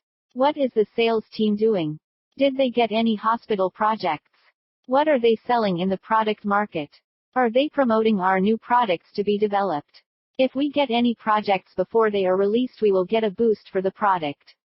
We can recover the cost from the orders already received. If we wait for the product to develop and then if we go to market, the delay in cost recoveries will cost us. I asked Tinku to pull up his socks and start selling our future products now. If we get advance orders, it will boost our developing team morale. If we get an order, we will take up development immediately. We have a team of developers ready to be inducted. We are also planning for a new development division. If required, we will shift our offices and turn them into development divisions to accommodate developers and hardware. I gave him our development plan detailing what we are planning. We have taken an office space nearby where we will be shifting our offices there. In these offices we have our cabins, I am planning to change into developers' cabins. If we get little support from our sales team, we can increase our development activity. After concluding our meeting, we came back to our cabin. I asked Nandini how was my presentation with Tinku. She said excellent. If he did not get us the orders, we can ask him to get aside or get a sales manager for his team who can deliver. I think he needs a manager to manage the team instead of Tinku trying to do everything. I said I will put a proposal for him to get a manager. What does he think we can't work? That's why we need assistance. We have to delegate the work. That is the reason I appointed Pauline. She doesn't do development, but she is an excellent assistant to look after the other work. I went over to Sunitha and asked her to appoint a sales manager under Tinku. She said she will look for a sales manager. I came back to Joy and told her about our meeting with Tinku and what we decided, and we will try and get a sales manager under Tinku to boost sales. We will put a proposal in our next board meeting for appointing a sales manager. She agreed that is an excellent idea to boost our sales. I came back to our cabin and sat down. I said to Nandini, you have given me an excellent idea to appoint a sales manager. I want you to brainstorm and bring out your ideas.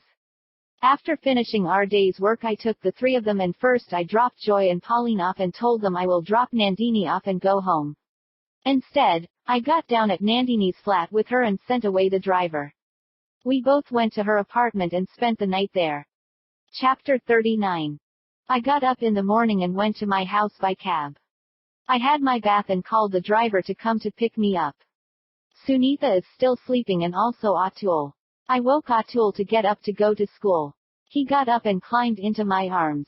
I kissed him and took him to the bathroom to brush his teeth. When he had brushed, I took him to kitchen for having milk. Mother was asking, where were you last night? I said my work lasted late into the night, so I could not come home. I went to the bedroom and asked Sunitha, are you coming with me to the office? She said sleepily yes. Then get up and get ready, I said. She got up from the bed, put her hands on my shoulder and kissed me, then hugged me. I thought the ladies are showing more love than expected. Am I releasing some kind of pheromones? I said, come darling, go and have a bath and come. I pushed her into the bathroom. After having a bath, she called for a towel. As I pushed her into the bathroom, she may not have a towel there. I searched the cupboard for a towel, knocked on the door of the bathroom and said, here is your towel. She said, bring it in. I opened the door and went in. She was standing there naked. She did not have her bath yet. She said, come darling, show me your prowess. I stood there and looked at her beauty for a minute. She has not changed a bit during all these years. She was as I saw her first in Delhi. Same figure, same features. I could not resist the invitation and closed the bathroom door. I came out of the bathroom and Sunitha is having her bath. I went into the kitchen and sat for breakfast. Atul had his bath and came to the kitchen. Mother placed idlis in front of him. He started grumbling, every day idlis. I said, idlis are better than dosas. Dosas have oil. These are better, have it. He started eating them. I looked at my mother and started eating. After he completed the idlis, my mother put a dosa on his plate. He was happy seeing the dosa and looked at me triumphantly. I just nodded and continued eating my idli. Sunitha came into the kitchen. She is wearing a sari today. I asked her what is the occasion. She was more comfortable wearing modern dresses. She said, I am coming with you, so I am wearing this. I looked at her. The sari she was wearing must have cost a bomb. It was so modern and it looked as if she is going to a party. I thought, what is going on around me? Somehow the world is turning the other side. Only last week I was about to ask her if she would like a separation. Today she was totally opposite to her, I would not say normal but daily behavior. She kissed me when she got up and she invited me into her bathroom, and now this.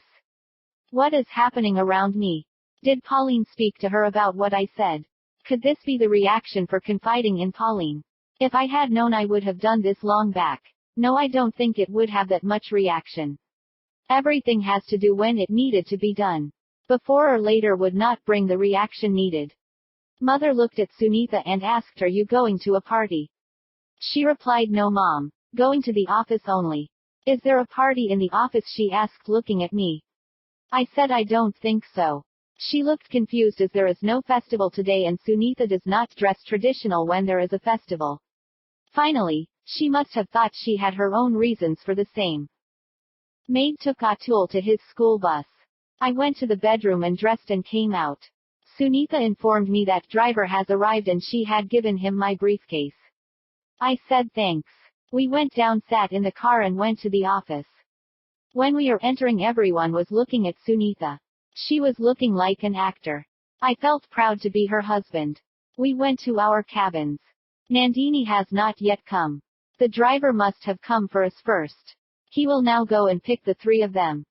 I checked the requirements from the development team for enhancing the database tables, updated the database and informed the team.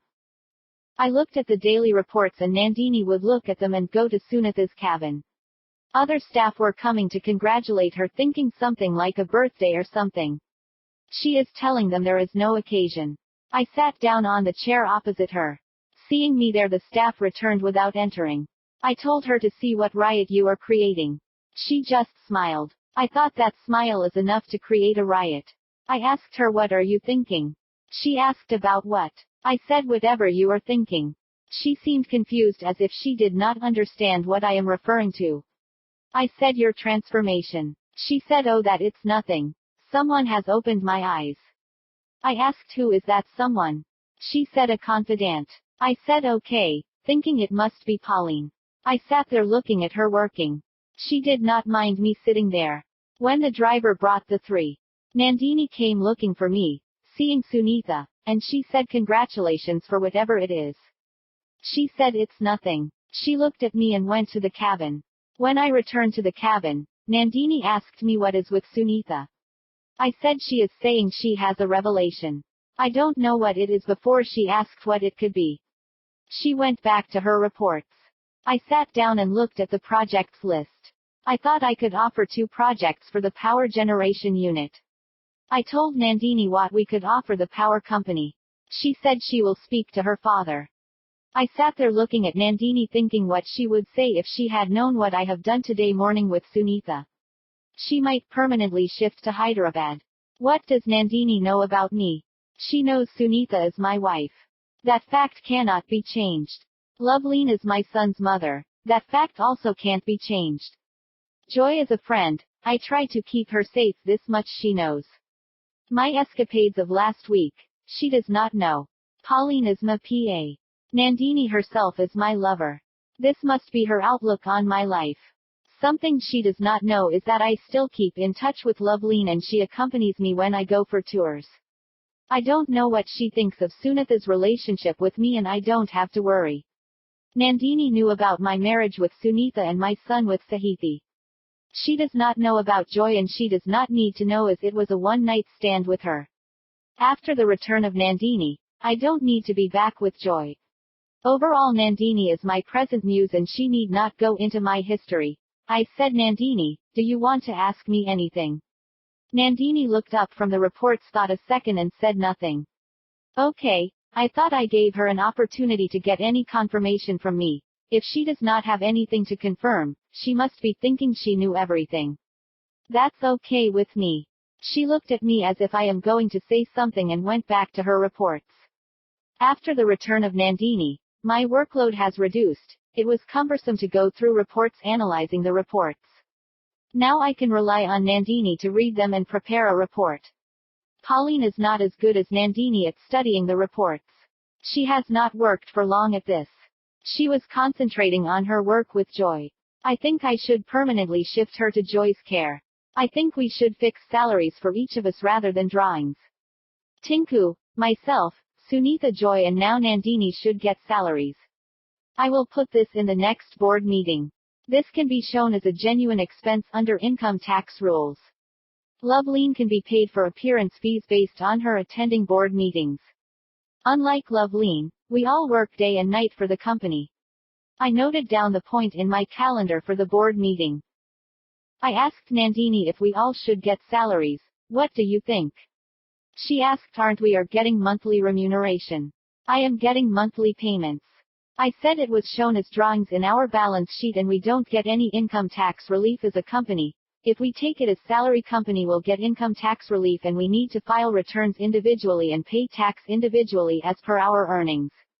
You see, company pays me royalty for my old software which I have developed before starting this company, and there are proprietary codes that are used in our software. They need to pay me royalty for every use. In case of my death or I am not available for any reason, they need to file for access to the software by filing for access with my lawyers and had to pay a certain sum to get access to such software. She said, "Oh, I did not know all this. Did you not see our P&L account and balance sheet before investing?" "No, I did not check them as I have full confidence in you, that you will not cheat me. I thought financially, otherwise, I don't know." She went to the filing cabinet, removed the P&L accounts and checked the expenses. "Your royalty is a very small amount compared to other expenses. Look at the depreciation. Do we have so much hardware? Salaries are also very high." I said, "We pay the best to retain the talent. Talent does not come cheap. Even after paying such high salaries, if anyone wants to leave, they can do so. I don't have any problem. I can do the work of 10 of them. I had to constantly train them in new technologies. Take for example, I gave 15 days of training before we started your hospital project. I had to train them in PowerBuilder and Oracle. How do you keep up with the latest technology?" I replied, "I am one of the first to get the latest technology and study and implement it in India. That's what kept our firm ahead in the business." I did not give full information about the royalty I am getting. It is a small amount, but that keeps the software under my control. Without the software key, they can't sell even a single license for a product. Without my approval, nothing in the firm is sold. That is what keeps the developers from stealing our software. I kept such tight control over the software. If anyone steals every software in the firm, they can't get a penny from that. Seeing the time approaching for lunchtime, I called the office boy and ordered 5 lunches and called and informed Sunitha and Joy. When the lunch was brought, I told the boy to inform them. We had lunch in my cabin. When Joy saw Sunitha, she raised her eyes. Pauline showed sign good. We all had lunch and I went out for a fag. Pauline came behind me. I asked, "Is it your doing?" Referring to Sunitha. I did not expect such a change in her in such a short time. I said, "Thank you. Don't mind me," she said. We came back to the cabin and Nandini sat there working. I sat down behind the table and asked, "What do you think?" She asked, "What about?" I said, "About our future." She asked about our future, referring to the 2 of us or the company's future. I know about the company's future, I am only referring to 2 of us. She asked, "What do you think it would be?" I can't see anything in the future. If you can see something, let me know. She seemed to have taken the offense to those words. She understood it as I can't see anything in the future as our relationship is fluid. She angrily said, "Do you mean we don't have any future?" I said, "I mean to say what we should plan for the future. Like purchasing a flat or things like that." She went into deep thinking. I let her brain overwork. I got up from the chair, showed her a sign going out for a smoke, and left the cabin. I thought she would ask her father for money to buy a flat. I went to Sunitha's cabin. She is having tea. I asked her, "Where is my cup?" She knows I can't pass on tea. She poured a cup from a flask and gave me. I sat down while drinking and looked her over. I could sit there and look at her forever. I know why I fell for her in the first place, but today I was looking at her afresh. The distance she maintained from the time of our marriage seemed to disappear. I could see a new Sunitha in her. As I don't have any urgent work, I sat there in her company. In the evening I asked 3 of them to go ahead to their flats. The driver would drop first Joy, Pauline, and then drop Nandini, and will come back for us. Sunitha said she would be coming home with me. So, we will both go home together. I said we will go for dinner and then go home. She rang up her mother and told her we will not come for dinner. When the driver came, we went to a bar and restaurant in an upmarket area. I had 2 drinks and Sunitha had some wine. We finished our dinner and returned home. When we reached Atul already sleeping. We went to our room and changed into nightclothes. I sat on the bed, picked up my unfinished book and started reading. Sunitha finished her brushing and came and sat beside me on the bed. She looked at what I am reading. I said nothing important and set aside the book. She looked radiant in the dim lighting. I could not resist her beauty as I pulled her close and kissed her. I awoke twice in the night and every time I looked at her she looked more beautiful. I forgot about Nandini and Joy and I have not thought about Loveleen. Chapter 40. 1996 Jan. We just delivered our US project. We have given them time until March end. We could deliver the software in 3 months. Due to holidays, it has taken some time to get our payments. Our third quarter results were good. I am hoping to even recover our investments in the hardware by this year end. I have scrapped the plan to shift our offices and instead had a new development center planned. With the help of VSNL, we are planning to introduce some new technology to offer our services to the US and other countries. With this technology, we would be taking a big leap in the distribution of software in the country and abroad. We have required capital and liquid assets. I hardly see Joy or Nandini outside of work. I dumped all my work on Nandini. She would be working late and would be the last of us to leave. I and Sunitha were taking it easy and took holidays and went on our real honeymoon. This way our lives have turned a full circle. I have been attached to Sunitha the whole day. I would sit in her cabin and we would discuss business strategies, finances and expansion. I planned a new company in the name of Atul, where we would take up actions to secure our future. I always look forward to future things. I would always be prepared for any eventuality. When Loveleen came to know about this new company, she wanted it to secure Dhruv's future also. Finally, we came to the conclusion to start a new firm with Atul and Dhruv names. We named our firm Atul and Dhruv Associates.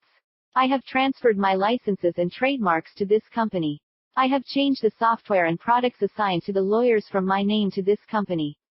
In case something happens to me, the licensing codes will not go to the existing company, instead they will go to this new firm. This way I ensured that my children's future will not be disturbed by the closure of the company. In the month of March, Sunitha gave us the good news that she is pregnant. We have distributed sweets throughout our company. In the month of September, we had our daughter. We named her Reena. Chapter 41. I stood in the middle of the road literally. My romantic escapades have come in front of everyone. Joy and Nandini were fuming angry and were asking for their shares to be paid by dissolving the company. Nandini was at the forefront of this crusade. They have gone to court for declaring our firm insolvent. Our major product users were very concerned about the continuation of their maintenance contracts. Some have appointed our developers to work in their organizations to salvage their work. Some developers have taken up consultancy work in the hope they get orders for maintenance. The duo of Nandini and Joy have appointed a lawyer to look at their interests. Loveleen and Sunitha tried to work on my side supporting our interests. We did not have enough liquid assets in the company to pay the two of them. Nandini has a major share. The court ordered us to sell our assets to pay them off. Our main asset on the balance sheet is goodwill, which nobody is willing to buy at this time. So, they sold off our products in the open market, which are useless without licenses, and tried to recover their money.